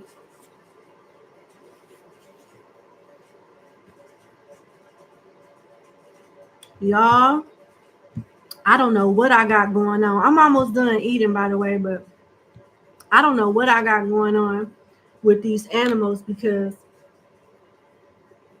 I talk to the squirrels too. My favorite animals are cats, squirrels, and birds. I never forget the day I saw a squirrel cuss out a damn cat for trying to chase it up the tree. And that squirrel comes and eats at my house every day because it feels safe. We saved him from a black cat tearing his ass up. A black cat was trying to pounce on the squirrel while it was in my backyard eating. That squirrel saw when me and my daughter came out to the backyard to run the cat away. The squirrel just kept eating. And then one day it tried to pounce on it again, and it caught it before we could go outside, and it ran up the tree. And when we came outside, the cat ran off, but the squirrel was kind of like upside down. Bottom part is up the tree, and the top part was at the bottom of the tree, stuck its neck out towards the cat as it ran away and did some like cussing them out. Like, bitch, you would never try to slide on me like that. Like, how dare you try to like kill me? That's why the humans was about to beat you. You know what I'm saying? It was like talking shit like, bitch, what you gonna do? You ain't gonna do nothing. These humans is here. I'm telling you, that was different.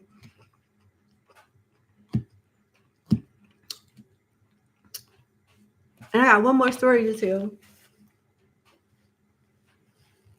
So I had to stop feeding them ghetto ass geese. They are just too much to handle. Very unruly. So I learned a valuable lesson. Dealing with them animals.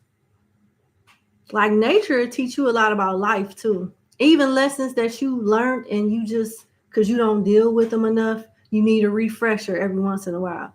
So remember how I used to feed the geese? And remember when I told y'all that I used to feed this geese family of 5. And one day this flock of geese came to where the family of 5 geese were in front of our house. We was feeding them, and they tried to eat some of the food. And the father of the geese family of 5 just bit a chunk out of one of the geese, and he was screaming. You know, he was in pain. And I felt bad for the geese. So I told the father geese to stop. And he eventually stopped and ran off the other geese. They were fighting. And I thought that the family of 5 was being bullies and being mean to the other geese, until I realized that I should have minded my damn business, and I gave them other geese nothing and let the father of the family of 5 figure that out. He know them better than I do, because them other geese is unruly and messed it up for the family of 5 and for them too. But I should have minded my business and stayed out of whatever issue that they had, because they know those geese better than I do.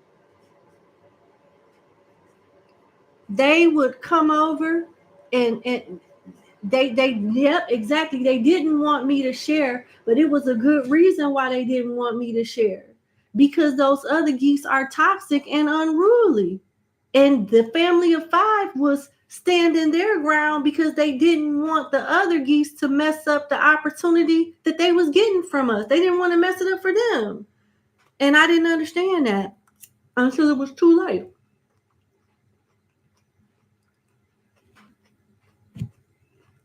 How many of us deal with people like that, or have dealt with people like that fuck up opportunities for you and everybody else, so you got to distance yourself from them?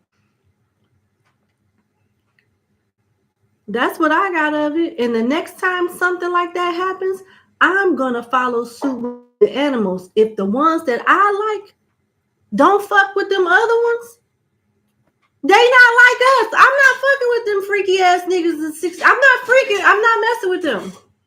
I'm not messing with them.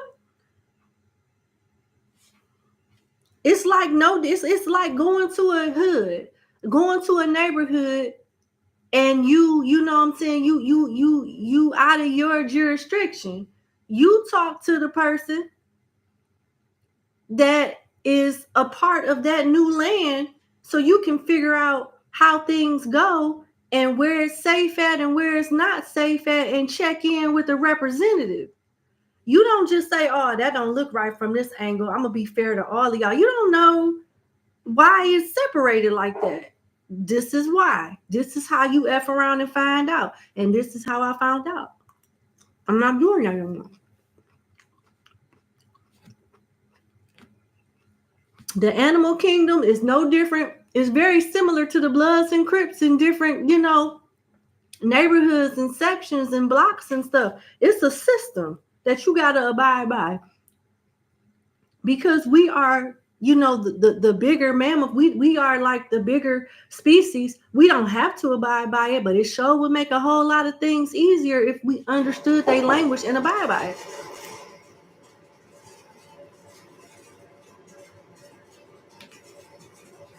Olive, yes, I did stop feeding the geese. I did stop feeding the geese. I had to. And you want to know what? What was very interesting about that situation was this. All of this happened the day before. It rained like crazy. This was like 2-3 weeks ago. It was raining like crazy after that happened. It was so much shit on my porch and on my concrete walkway, and I didn't know that my neighbors had took an issue with it. So I had to nip that in the bud because it was making my neighbors around me uncomfortable. They would have to come outside with shovels and shit to, to back the geese up off of them. So I didn't, that didn't set right with me either. And I let them know, they're here because of me. I'm sorry about that. I'm gonna rectify the situation ASAP. And I did. They don't come around no more. My intentions was right, but I still went about it the wrong way, and there were consequences behind that. How many human beings have you dealt with that like that?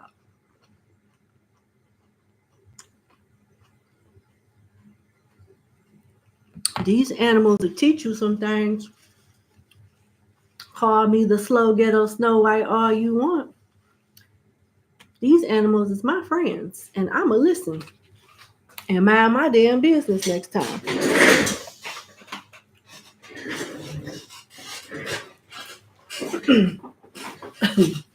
All right, so we're back. Are you ready? Thank you so much for your patience. Okay, let's go to number 18.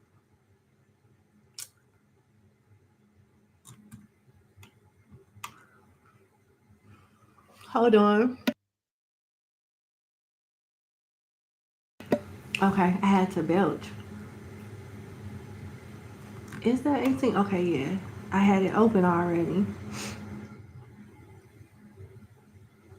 I like pigeons too. I seen a bunch of them at the hotel I was at this weekend. I got my relative a hotel room for their birthday, and when we was getting a hotel room for them, it was a bunch of pigeons just like on a bench. I like them. I like squirrels too. If I ever find like a baby one, I might rescue it and adopt it and raise it like a cat or something and let Princess train it in the litter robot. But I would have to do a prayer so Princess won't kill it. Maybe that's not a good idea at all. In my heart, I would like to do that, but I probably won't do that shit. That squirrel might die. Or that squirrel might fuck around and die. Yeah, that wouldn't be a good idea. I'd be able to sleep at night knowing that I killed the squirrel because of Princess. Anyway, let me go to the timestamp. Okay. All right. Number 18, thank you so much for booking with me. Let's get into your reading. So let's see. Uh-oh. You have one question and you would like to know, will you be successful with being a content creator for your art? All right. Congratulations on even considering taking a big step like that. But let's see what comes out. Will you be successful as a content creator for your art?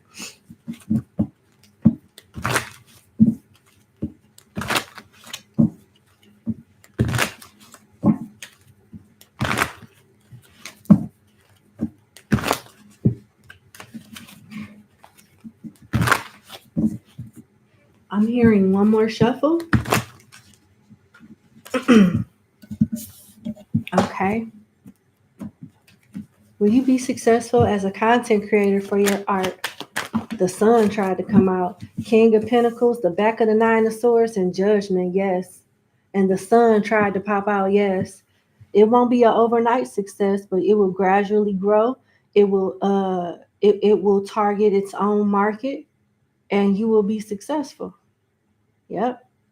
Because the interesting thing about you is, I just heard PBS. Woo, woo, woo. I just heard PBS. PBS is a station in Detroit, public broadcasting system, public schools broadcasting system. It's a channel for children.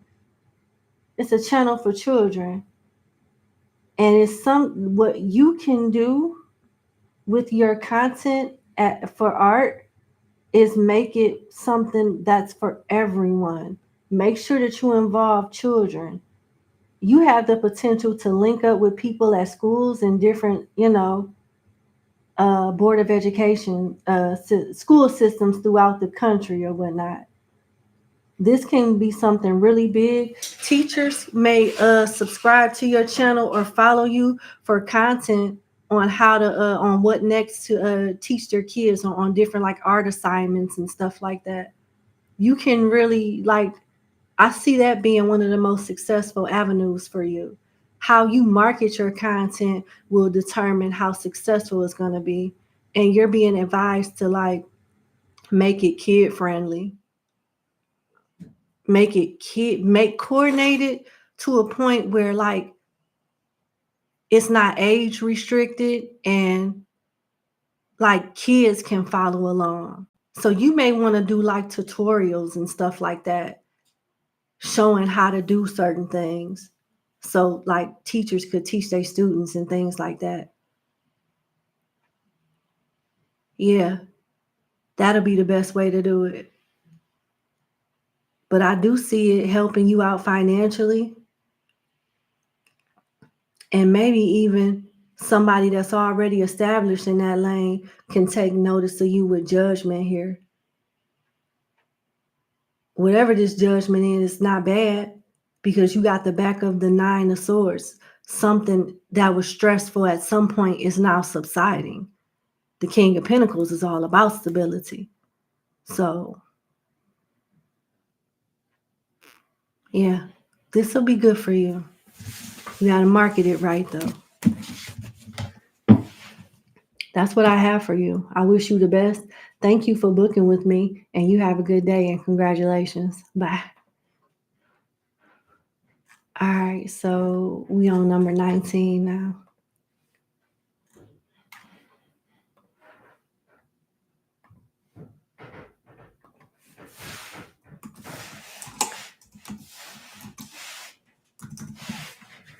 All right, number 19. Thank you so much for booking with me. Let's get into your one question reading. So you would like to know, are you making the right choice to start a career in tarot? All right, let's see. And congratulations with you even taking that step.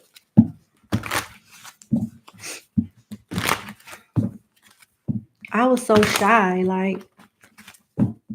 I was so shy.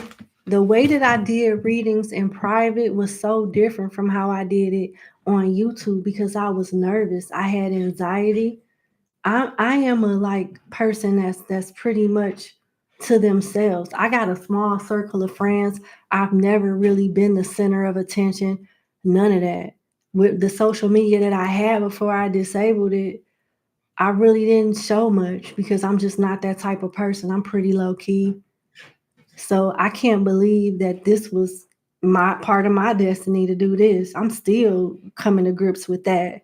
So when I was first starting off, I really wasn't at my best because I wasn't comfortable, anxious. Then channeling all the different feelings. Some people I could feel the energy of them liking me. Some people I could feel the energy of them not liking me. Then people throwing shit left and right. It was a lot. It was a lot. All of this is happening at once. I felt like I couldn't be my best. And when I just stopped caring about all that other stuff, it took time for me to block out certain things, for me to be me comfortably on camera. whether I'm on point or whether I'm not, whether, my speech is all over the place and I still don't understand that one or not. It happens sometimes. But people laughed at me and never would have thought that I would have been in the position I'm in now. And I'm literally just getting started. I've come a long way, but I still got a long way to go. And I don't know why I'm expressing all of this to you. And it's possibly because you may go through some of those things as well. And maybe you're going to need this reading to remind yourself that Rome wasn't built in one day. And just because you start off a certain way doesn't mean you have to finish that way. Let's see what come out for you.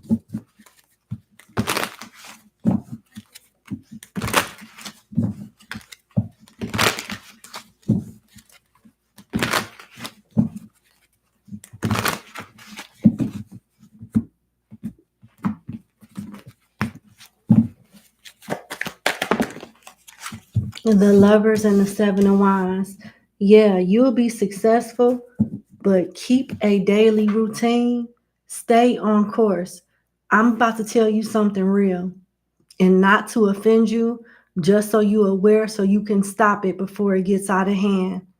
You have the capability of growing a huge ego and letting it get to your head. And that is something that you don't want to do. You have the Lovers here with the Seven of Wands. The Seven of Wands talks about an ego. You getting a slight elevation of status and taking off and letting it get to your head. They want you to let your success feed your ambition to do more, not your ego, as if there's nothing more for you to learn. So this lets me know that you will get acclimated in the tarot very easily, but you can be just as easily complacent, feeling like there's nothing else for you to learn, and you will be voluntarily stunting your growth that way. There's a choice here with the Lovers. You can take the easy way and only reach a certain ceiling and that's it. Or you can do it the not so easy way, but it's not so hard, and you'll constantly evolve and become one of the best. The choice is yours. But yes, you'll be successful. Just keep your ego turned down, because that can be the thing that destroy you. A lot of people don't understand this. Divination is a form of magic. What you are seeing now is a form of magic. I don't just guess stuff and it happened to be right every time, live, for 4 years, every weekend. No, that is not a coincidence. It is a gift that you have to exercise, protect, and be responsible with. It is. And if you're going to do that, the same rules apply to you. Nobody's above that rule. Nobody's above it. You see what I'm saying? Because God giveth, but he take it away too if we don't do right with it. And the reason why I brought up that divination is a form of magic, because it not only that it is, but magicians, people that practice, whether it's just divination or whatever they do, altar work, whatever,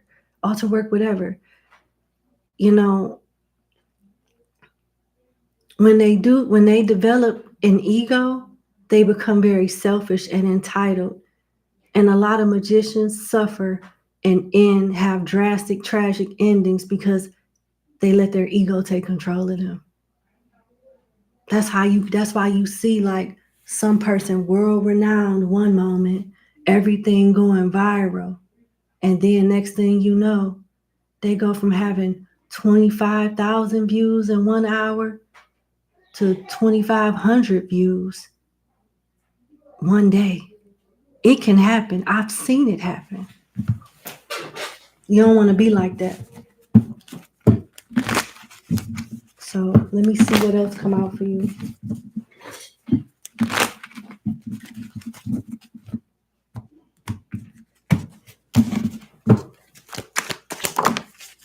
Three of Pentacles.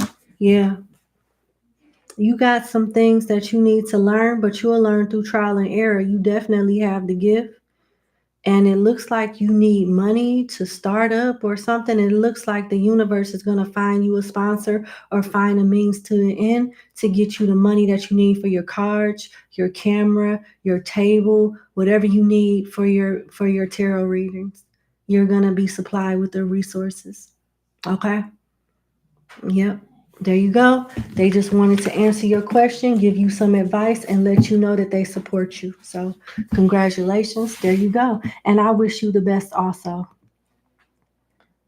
You did make the right choice. Thank you for booking with me. Congratulations. I wish you much success. Because another thing that these magicians sometimes don't understand is a true magician wants everybody to win. A true magician is not selfish. They will use their resources and their magic to help people, not tear people down. Think about it. It's been people that didn't try that shit with me. They could take that same energy and make themselves just as successful as they envy me as being. But no, they won't, because they vibrate too low. You do not want to be like that. All right. That's your message. You have a good day. Bye.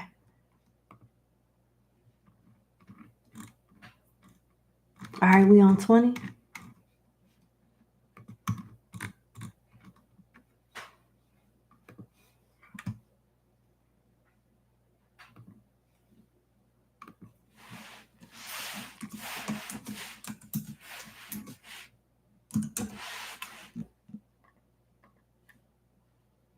All right, number 20. Thank you for booking with me. Let's get into your 2-question reading. You would like to know what the spirit wants you to know about your chosen career path. All right, let's see.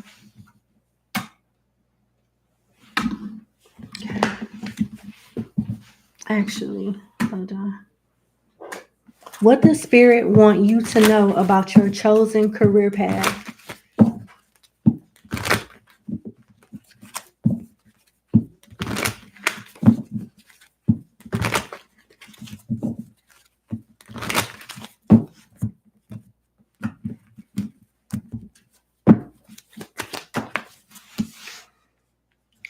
The Page of Cups, you're just getting started. This is a new path. Pages are students and beginners. So this is something definitely new for you. And it looks like you'll be successful. And again, you got the Hangman here. And this side of the Hangman talks about ego. Don't let the success and the incline get to your head, because your ego can ruin your success. You're good at something, and it's creating a path of abundance and recognition for you, whatever this new career path is. But they just don't want you to get carried away.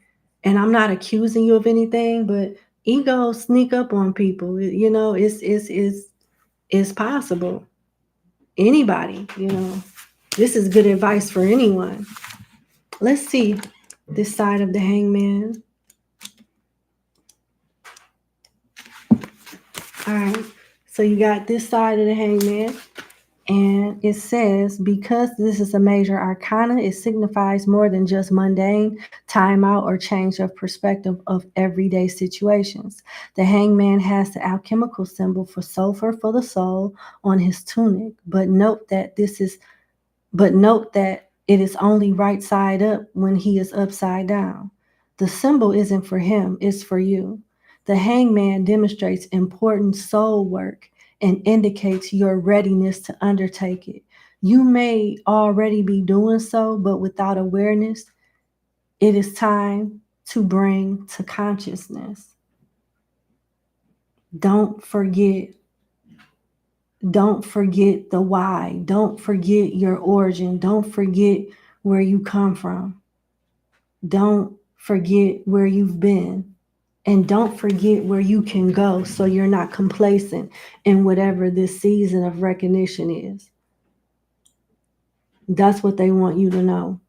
But you're on a new start that's going to be lucrative, and make the most out of it. And congratulations. Whatever this new start is, it's going to definitely make you look forward to going to work. It's going to feel good knowing that you're important and knowing that you're needed and you're appreciated for what you bring to the table.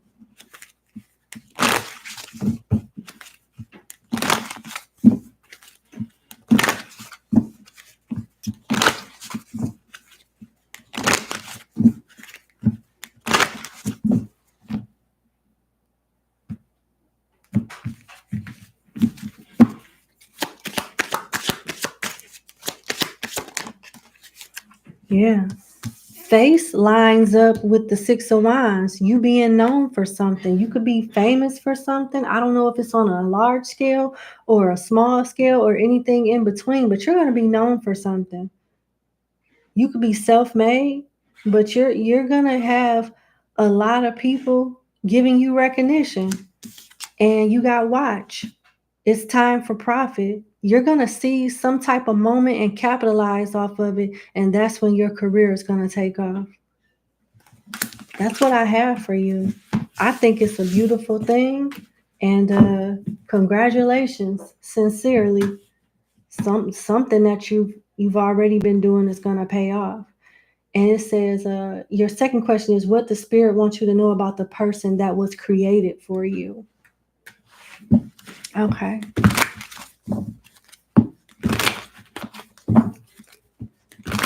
What does spirit want you to know about the person that was created for you?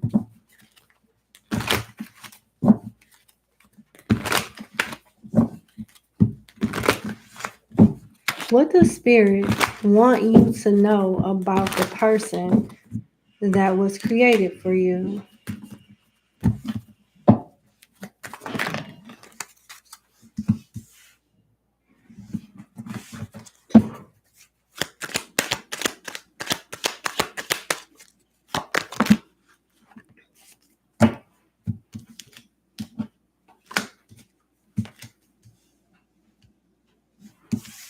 Couple things coming out. It's like it's some type of confusion that the spirits want to clear up. I don't know if you are, it looks like you're manifesting someone. It's a possibility that you thought or think that someone already is your person and it doesn't look like they are, but you are in the process of manifesting exactly what you want in love. I don't think it has arrived yet, but the worst part of your love life is over. That's a good thing. And it looks like you've already been hurt and you obsess over what it'll be like to really be in love and to really have something long term. And I can tell you that you're going to get it.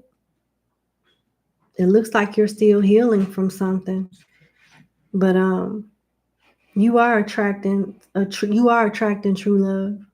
And with the star and the Six of Cups here, you're attracting a soulmate. And they want you to know that this person is on their way to you.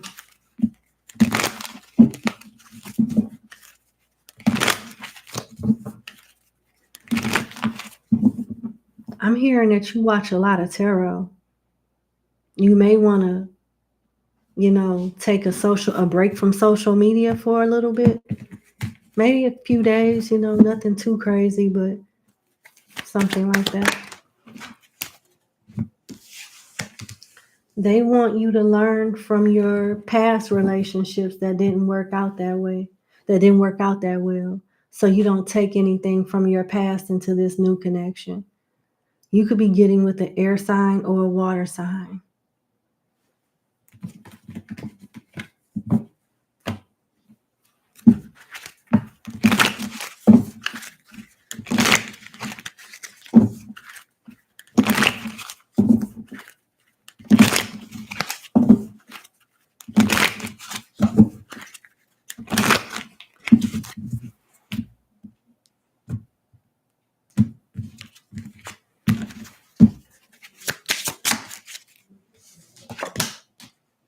Finances,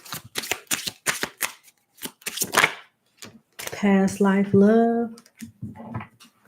So you definitely meeting a soulmate. whether it's from a past life or not. Your souls will remember each other and understand each other. You're gonna feel like you've known this person before. And you got finances. It says financial challenges are affecting this connection.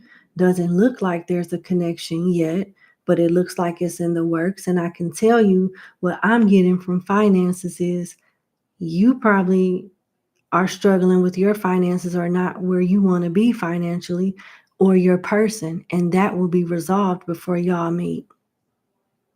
Somebody credit to be where it wants it to be, bank account to be where they want it to be. They'll be more comfortable and feel like more of a man or a woman to be ready enough for a relationship. One of y'all are working on that right now.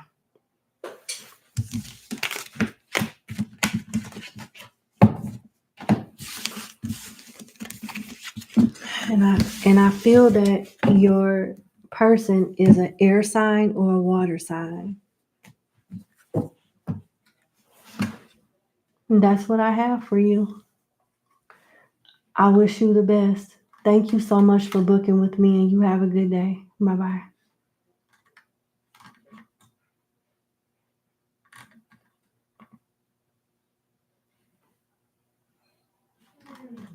Okay, we on 21. Okay.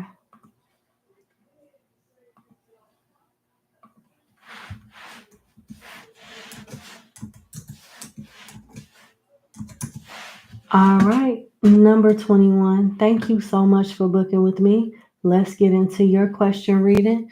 You would like to know, is it any good news coming your way in the near future? And if not, you can still roll with the punches. I understand. Let's just see what good news is coming your way.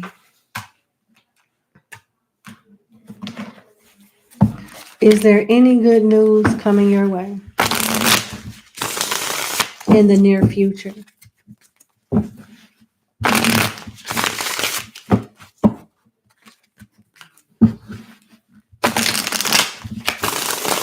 I gotta break these cards in.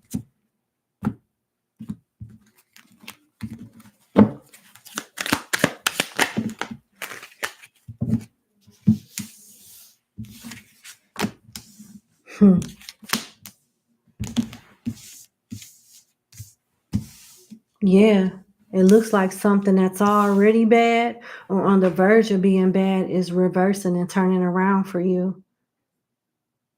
You got whoops and you got whoops upright. Whoops is a spilled milk. So a mistake that could have made things really, really bad for you is actually your saving grace, because next to it you have a loss in reverse.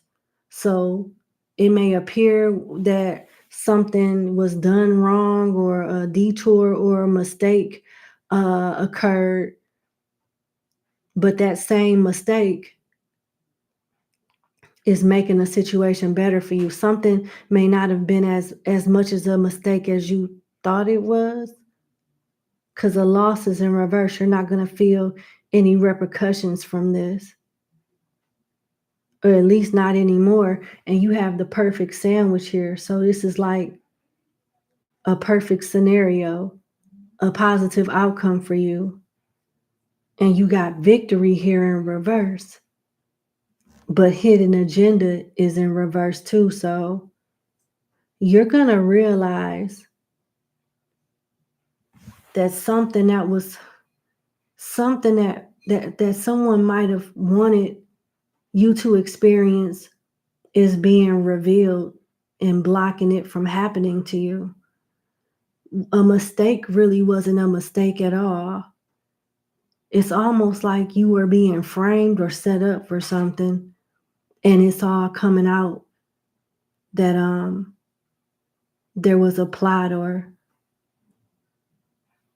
some type of malicious intent for you to go down under another person's actions. It's something like that is here.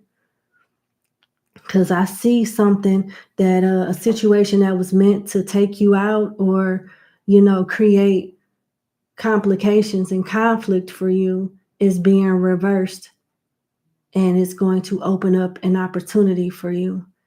And it'll affect, instead of it affecting you, it's going to affect the person that intended for it to affect you, because you got a reversal here. So you're going to find out someone's true plans and intentions towards you, and you're going to see them suffer in a way that they wanted you to suffer. This is someone lying on you, blaming you for something that you more than likely had nothing to do with, or exaggerating some type of mistake or detour you made to make it out to be worse than what it is. They won't get away with it. They won't get away with it. So this is good news. I'm going to get into the tarot and see what else I could pull.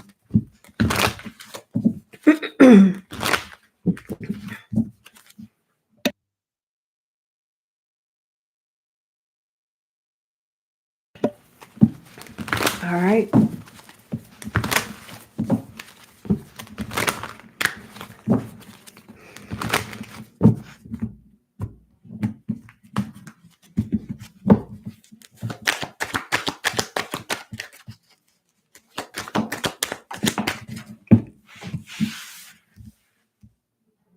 The Ace of Swords and the Four of Pentacles. This could be something in regards to money or your workplace. The truth is coming out. The truth is setting you free in some way. You got corrupt leadership or somebody trying to like make you look bad, and that's the one that's being exposed. So this is the good news. Something is changing that to work out in your favor in the work sector. It could lead to you keeping your job or making more money, or getting rid of someone that's creating problems for you at work, whether you know this or not. It could be an air sign or a Capricorn that's on straight bull crap, and you getting justice. Let's see. I'm going to pull some oracle messages.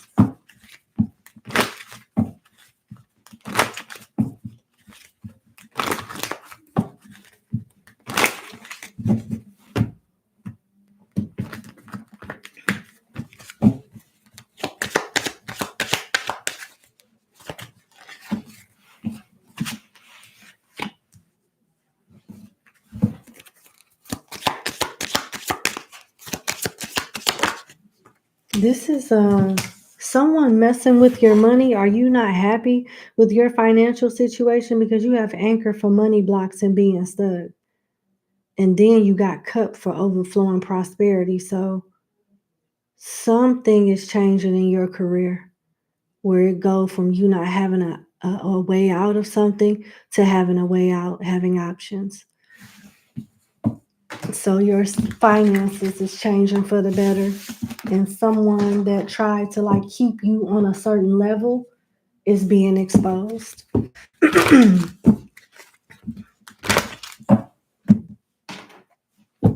gonna leave it there. That seems like that's about it. But that's what I have for you. Thank you so much for booking with me. I wish you the best and you have a good day. Bye-bye. Okay, we on 22. After this, we only have 5 more clients to read. All right, number 22. All right. Hi, number 22. Thank you for booking with me. Let's get into your reading. So, okay, you have one question reading. You're a Leo. Hi. What's next for you in love is what you would like to know. Okay. What's next for you in love? Uh-oh.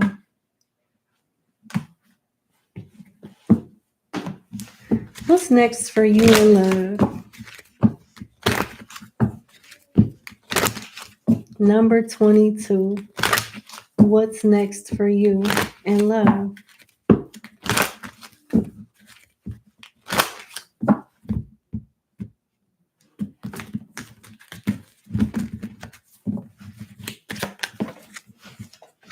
Sudden wealth. You're going to feel lucky in love.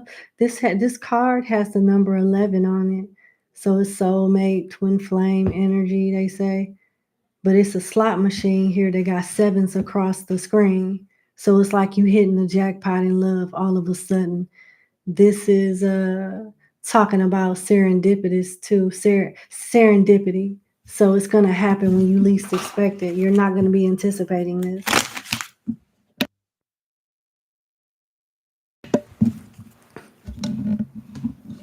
All right. So you're going to feel lucky in love soon. Good. Good. I told you. Next card came out as marriage. Lucky in love, and it leads to marriage. Being the main female. Have you dealt with a lot of third party situations or people cheating on you? You got somebody loyal coming towards you. You got somebody loyal, concern, and bad health.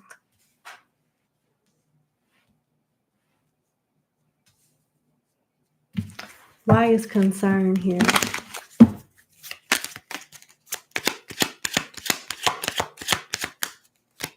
This could be someone in the medical field as well. So why is concern here for my client? Occupation. Okay. Why is bad health here? Thief.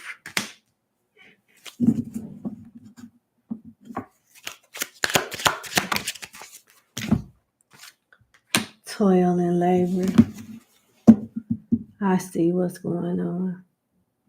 So it seems like you've dealt with cheaters before or been in a third party situation before, and you do have someone that's loyal coming towards you, but your connection will be challenged. Your relationship will be tested.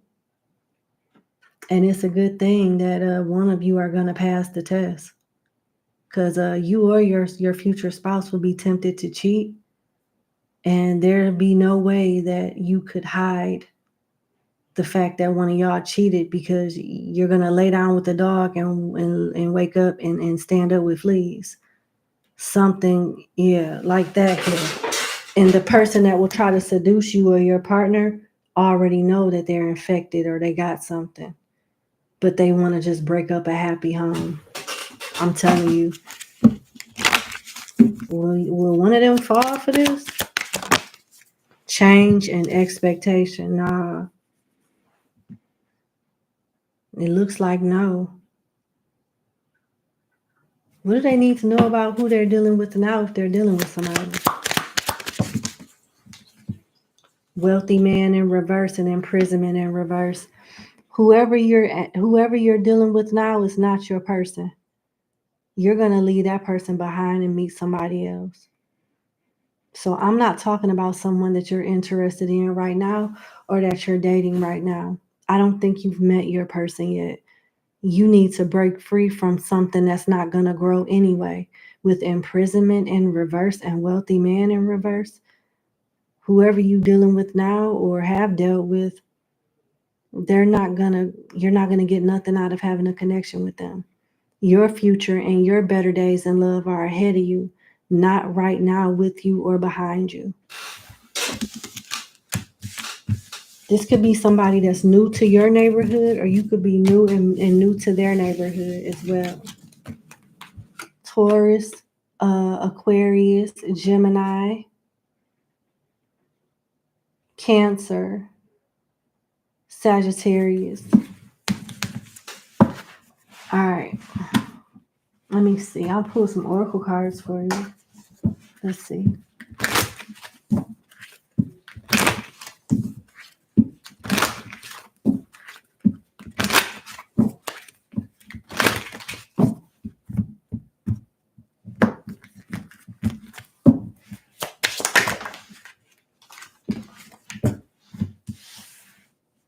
Yeah.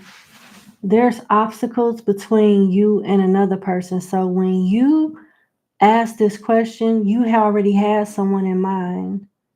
It seems that way, because you got here and now. Your true love is already a part of your life, and you have obstacles. Unhealed wounds are blocking forward movement. I'm just going to tell you what I got. I don't think this is meant to be between you or whoever you have in mind or dealing with right now. I see you falling in love, marrying somebody completely different, brand spanking new, and feeling like you hit the jackpot with this person. And one of y'all are very stable because too many people are trying to be home wreckers and break up y'all marriage or y'all relationship. This will either happen before you marry this person or after you marry this person, but this is a brand new person. I don't feel it's the person that you're dealing with right now. Alrighty, that's what I have for you. I wish you the best. Sincerely, thank you for booking with me, and you have a good day. Bye-bye.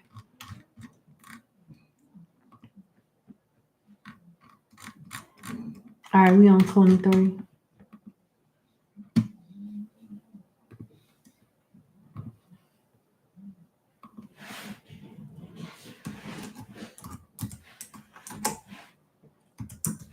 All right, number 23. Thank you so much for booking with me. Let's get into your 2-question reading. So you would like to know, is Jay interested in resolving your friendship?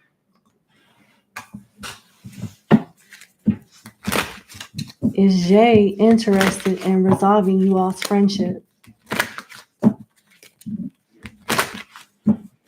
Is Jay interested in resolving your friendship with them?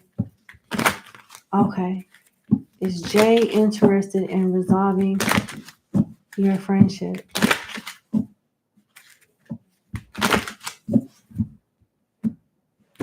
Okay. Marriage, great fortune. Gift and imprisonment. Right now, it's seeming like Jay is only interested in resolving the friendship when he gets a pep talk from a loved one. Right now, he's stubborn, but someone close to him is going to talk some sense into him, and he'll eventually come around, but not right now. I don't think he's thinking about it right now. He's going to have a conversation with someone close to him, whether it's a girlfriend, a spouse, or a family member, and they're going to say some things that put things in perspective for him, and that's when he's going to want to resolve it. He's going to get a second opinion, and I heard a third opinion from someone. Fixed moon. I told you this person is stubborn. I don't know if they are a fixed sign, but I did mention stubborn. It can be an Aquarius, a Taurus, a Scorpio, or a Leo, but it says staying power, inflexibility, stuck, stand firm, stubborn, patience needed, power of concentration, not backing down, strong will. So that's your answer. That one card pretty much confirmed a lot of what I said. It's going to take for someone close to him to talk some sense into him, and he will eventually come around, just not right now. Yep.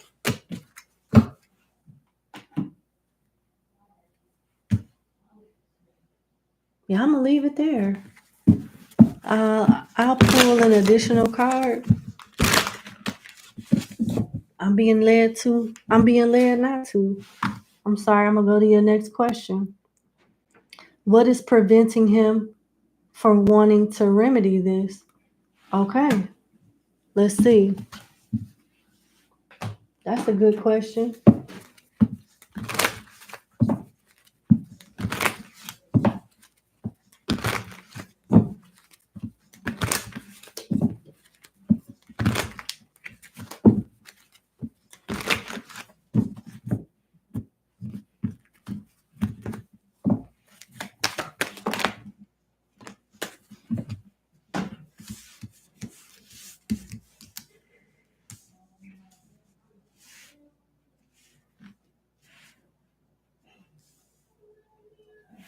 Something that he knows or something that was said really hurt him, and it's hard for him to get over.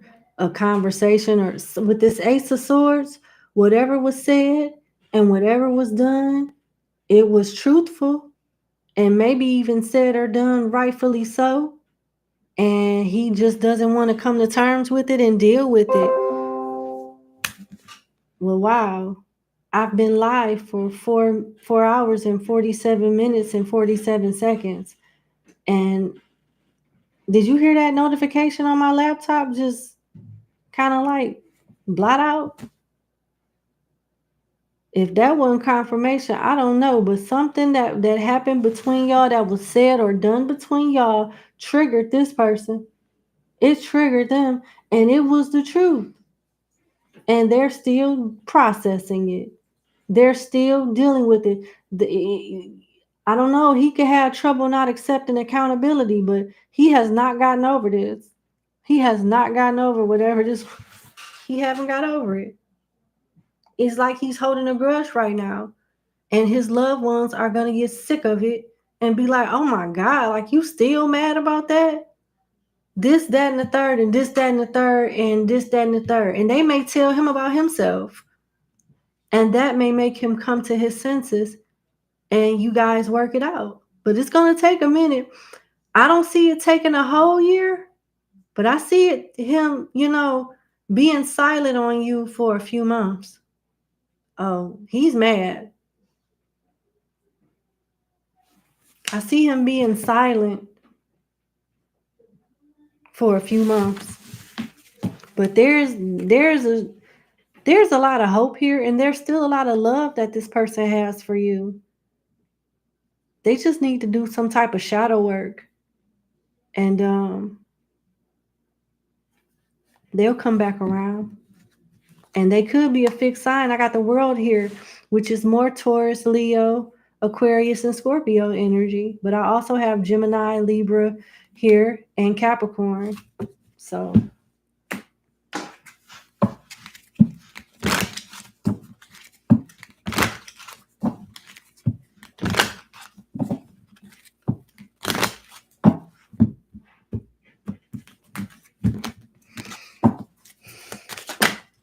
message, thoughts, mature woman came out as a cross factor. So your delivery on something he didn't appreciate is something that you said, how you said it, or something that you did, or how you did it, that got him look side eyeing you.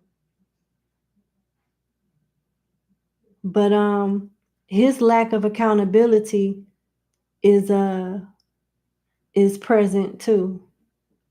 But he will come to his senses, and y'all will have a talk and work it out. I don't know if this person is going to call you or send you a text message, but they will reach out. You guys will get back cool, after having a conversation, just not right now. He's holding a grudge because he's triggered. That's what I have for you. I wish you the best. Thank you so much for booking with me, and you have a good day. Bye-bye. Let's go to number 24.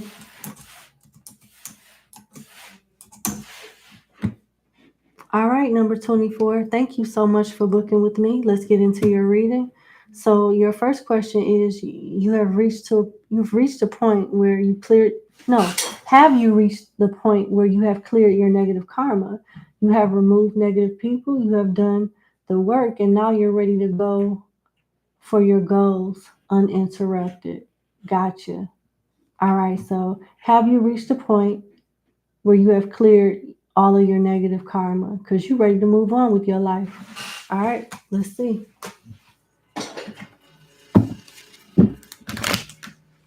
Where that noise come from? The pipes. My office in the basement. Okay.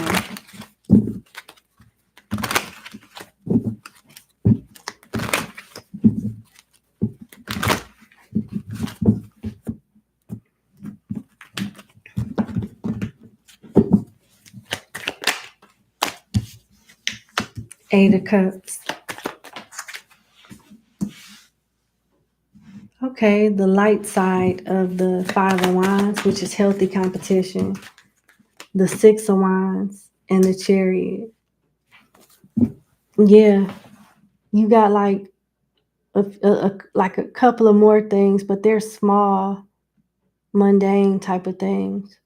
You've cleared away all the big stuff for sure.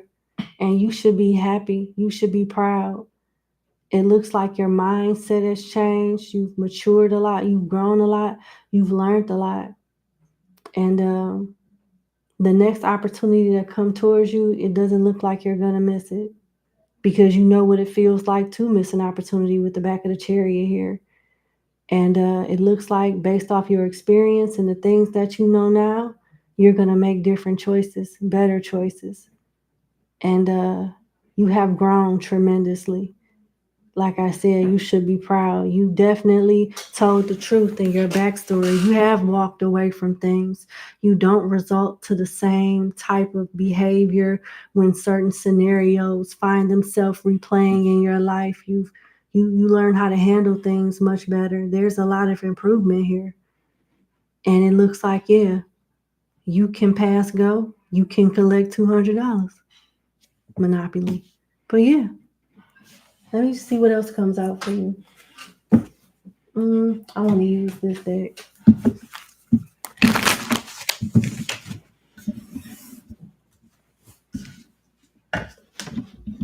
Okay.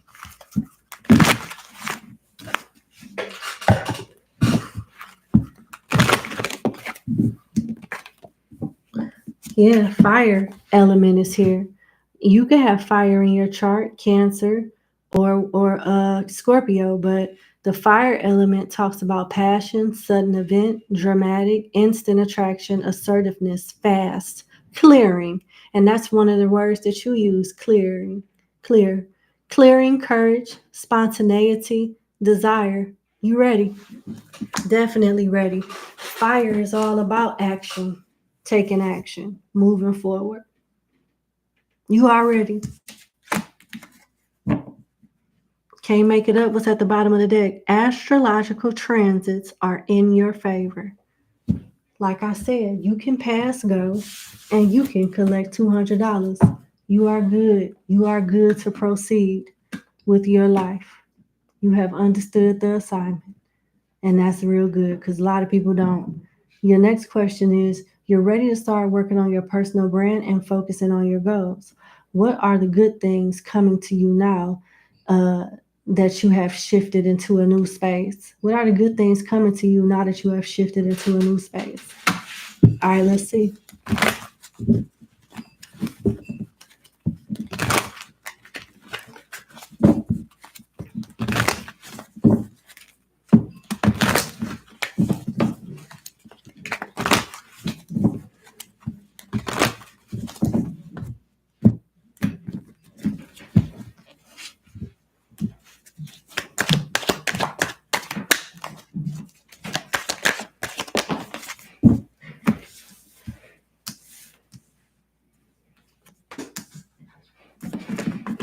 All right, so you got history repeating itself for a little bit. You have the Queen of Pentacles, the shadow side of the Knight of Wands, the Devil, and the shadow side of the Lovers. The shadow side of the Knight of Wands talks about someone that feeds off drama, boring, safe lifestyles. You know, it's just this person is unenthused by that. They need drama and toxicity to thrive and feel alive. You're gonna get a test with someone with these characteristics that will try to put you back in a karmic cycle. New levels, new devils. Your boundaries will be tested. With the Queen of Pentacles here, the Queen of Pentacles is someone that just takes on too much and overextends herself too much. So you'll have tests with that as it pertains to your boundaries and self-worth. And you're going to have toxic people try to overstep your boundaries or put you in very familiar situations that you've passed tests in the past. And they're just going to present themselves to you a little different this time. But it's still there to see if you're going to like fall for the bullshit. And you got the devil. All the devil does is serve himself and try to exert his power over weaker people. You will be tried in that aspect. And it is linked all around your love life with the shadow side of the Lovers. Will you make the same mistakes in love and in friendships that you've done in the past, even if it presents itself in a better package with the unfamiliar mask? Will you still be able to identify those characteristics and do what's necessary? That's what's coming towards you. As far as like good things. So it looks like the good things is like the Queen of Pentacles, just so I'm not confusing you. The good things is the Queen of Pentacles, your stability, you building a solid foundation for yourself. But you will have tests when it comes to your love life and in new friendships that will try to knock you off of your square, try to make you, uh, become distracted and from what you're supposed to be doing, the things that got you to where you will to where you're heading.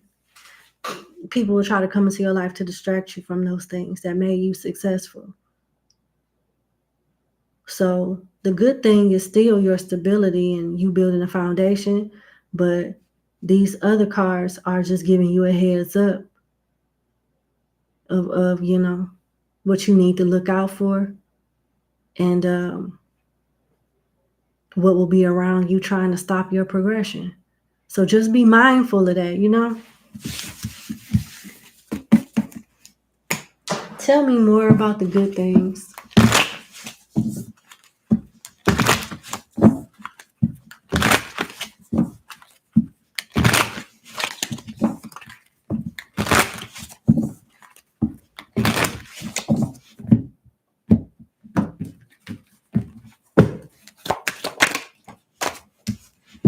Transformation, you're changing.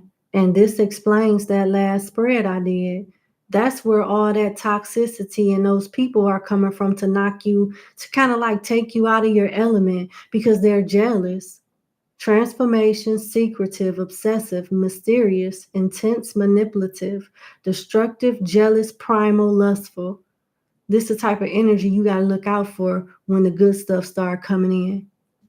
They're warning you. You got to be just as careful as you are now then when your ships come in, because you got to protect what's coming into your life.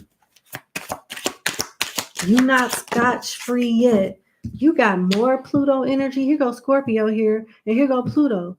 Transformation, renewal, destruction, rebirth, death, cycles, black magic, struggle, power, taboos, obsession.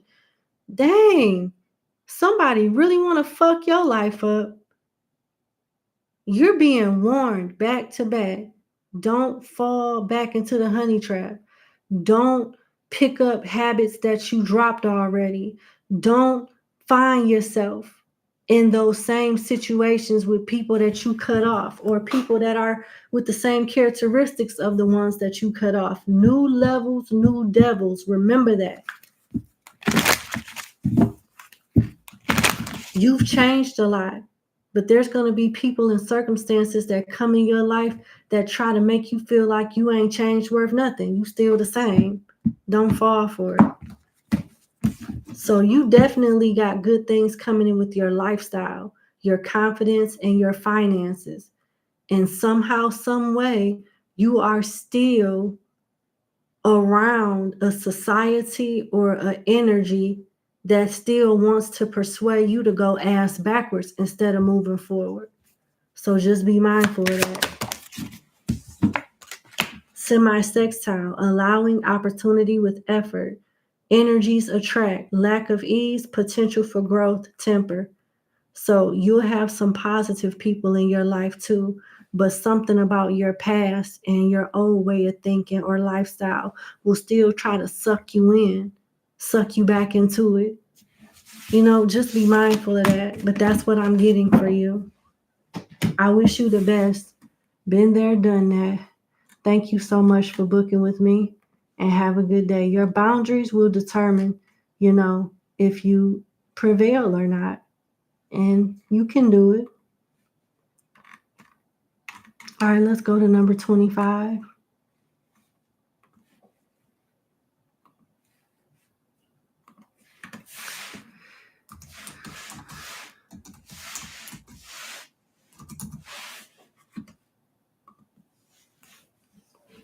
All right, number 25. Thank you so much for booking with me. Let's get into your one question reading.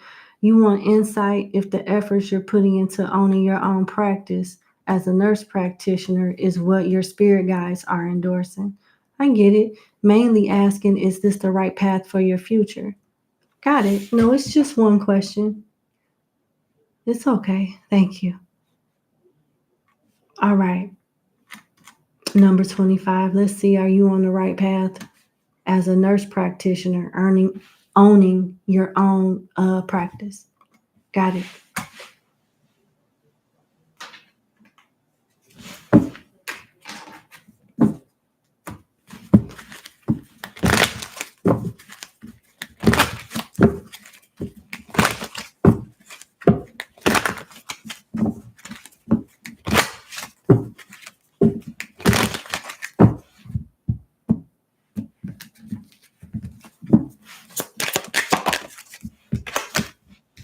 Main male. Message of concern, occupation. Okay. Why is message of concern here? Courtship in reverse. Tell me about this main male, though. High honor and lovers. I get it. You are very intelligent and you have the potential to be very successful, number 25. But your love life and your career, your work life are two different sectors and they cannot intertwine with each other. Something about your personal life has the potential of destroying your professional life if you let it. Something about your personal life has the capability of affecting your professional life if you let it. And it's your love life.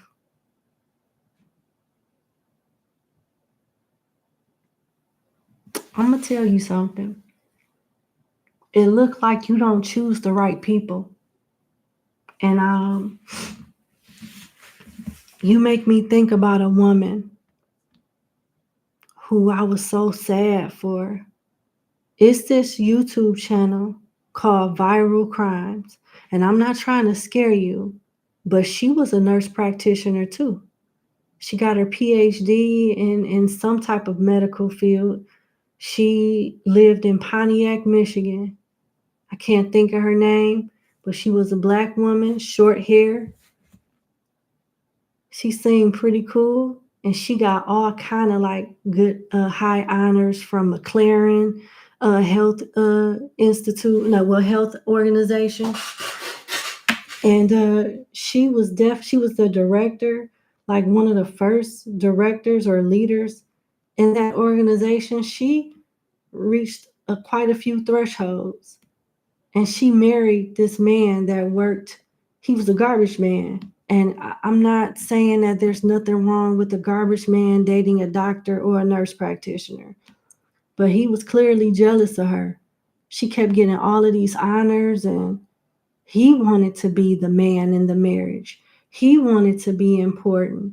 Based off the way that Viral Crimes depicted the story between them, it appeared as if he wanted to be held in the highest regard that she was being held in. It seemed like he was jealous of her. And he killed her. He unalived her and unalived himself. I am telling you this, not only because it came to me, but I believe that this story that I watched yesterday came to me for you because you don't make the best choices in your love life. I'm not telling you to stay away from garbage man, but there's a certain type of man that you need to stay away from, and that is an insecure man, a broken man that has not healed and learned from his choices. You have a strong potential to deal with people that are not thriving for the same amount of success. And even if they're not thriving for that same amount, they don't know how to be happy for you if you're more successful than them.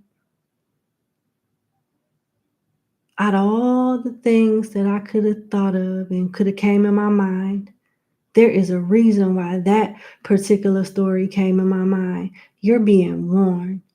Be a little bit more choosy with your love options before somebody love you to death. And I say that out of love and respect and because I need to do my job. But it looks like you have a very successful career. You have a very successful career ahead of you.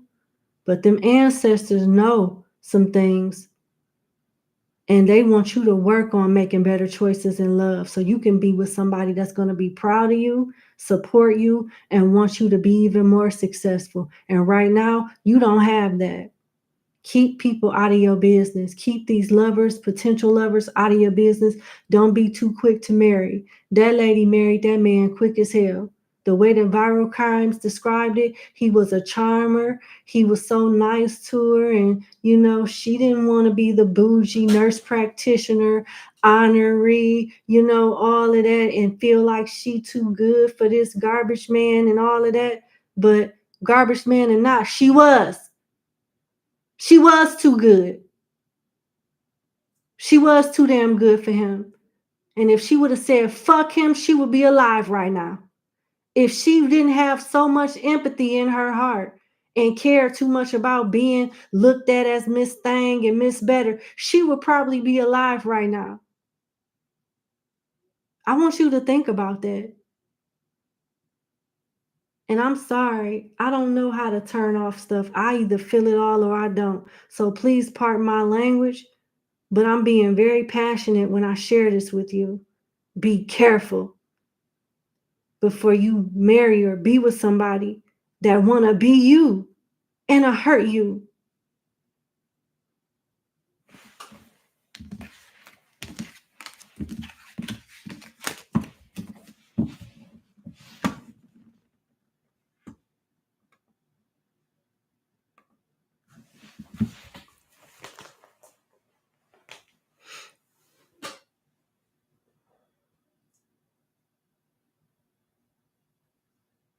Okay.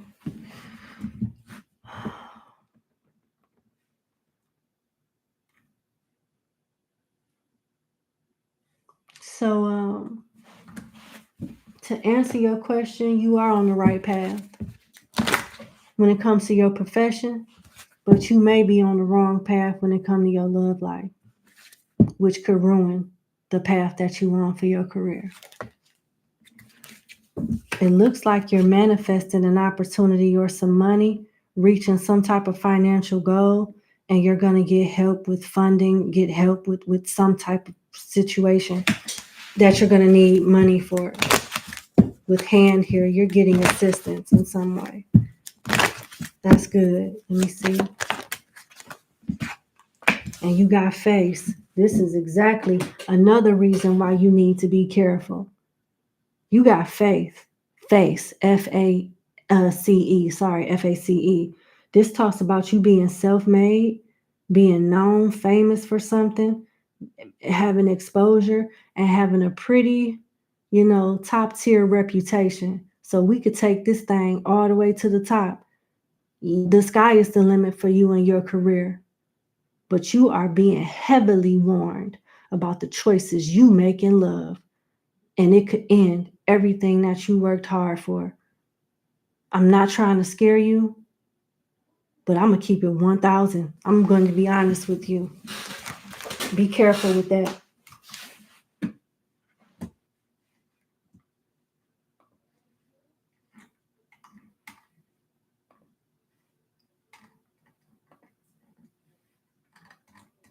All right, that's your reading. Thank you so much for booking with me, number 5. I sincerely wish you the best. Keep your head up. Keep your boundaries. Don't settle. Do not settle. In certain situations, it's better to be single than to be with somebody that'll hurt, that's jealous of you and all of that. Just be careful. But that's your reading. Have a good day. Thank you for booking with me. Let's go to number 26, please. All right.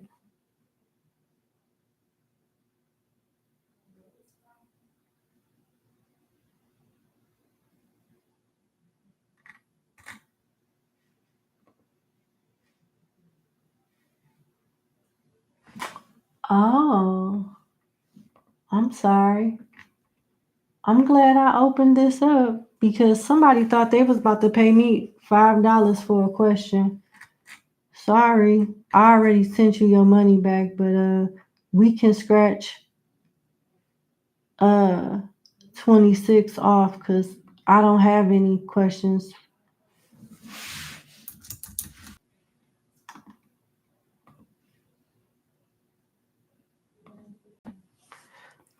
All right.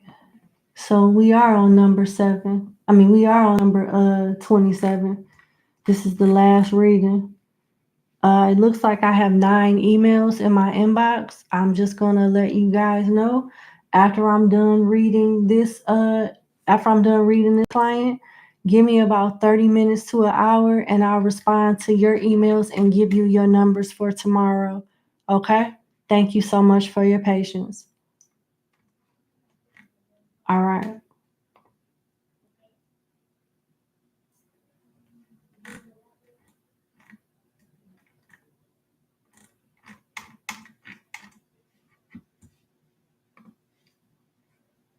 All right.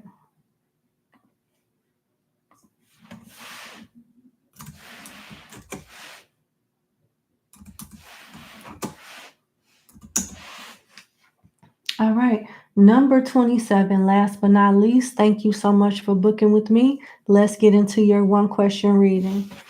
D, the Sagittarius that you asked about previously, passed away yesterday. I'm sorry, my condolences to you, number 27. Your question is if he was welcomed home and made his transition okay. If he was welcomed home and made his transition okay.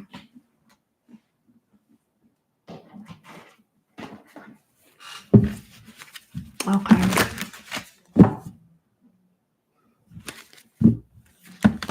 Okay.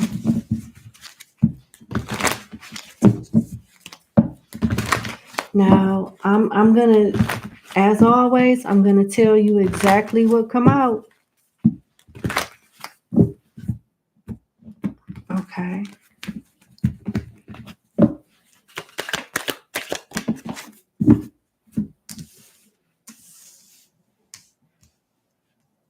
Mm-mm. It's not that. Just like all of us, D was not a saint when he was on. She was on Earth. Whatever gender D was, D is making up for some things that was done out of conduct on Earth. And he is getting us, whoever D is, they're getting a second chance. I don't know if it's a man or a woman, so I apologize. But you got the Two of Pentacles here, the side of the Two of Pentacles where people that's on a higher ranking than him is watching after him and looking down on him, watching him, monitoring him, observing him. Now, it looks like D wasn't a bad soul, but D got some karma that is being cleaned up right now. So it looks like there's potential for growth and ranking and ascension after some things are taken care of. D right now is under the orders of an angel, under the orders of an angel or a high ranking spirit. And I heard and or. So he's under supervision of high ranking spirits and angels as the Knight of Pentacles. The Knight of Pentacles in this tarot deck is a person that takes orders. They don't give them out, they take them. So he is doing as he's told right now. And he know not to say nothing. He may not like certain things or however he's paying his karmic debt back, but he know it's best to just quietly keep it moving. I can't make it up.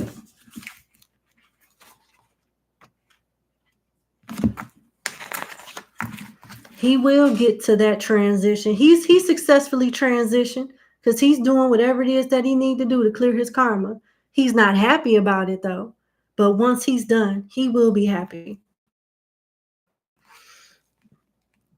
So Six of Swords, the Six of Swords, that says it is wise to remove yourself from conflict, at least for a time. This may be an actual retreat where you could find healing and solace, or it may mean simply being silent and not engaging in debate or quarrels. You don't need to make a statement about it. Just quietly withdraw.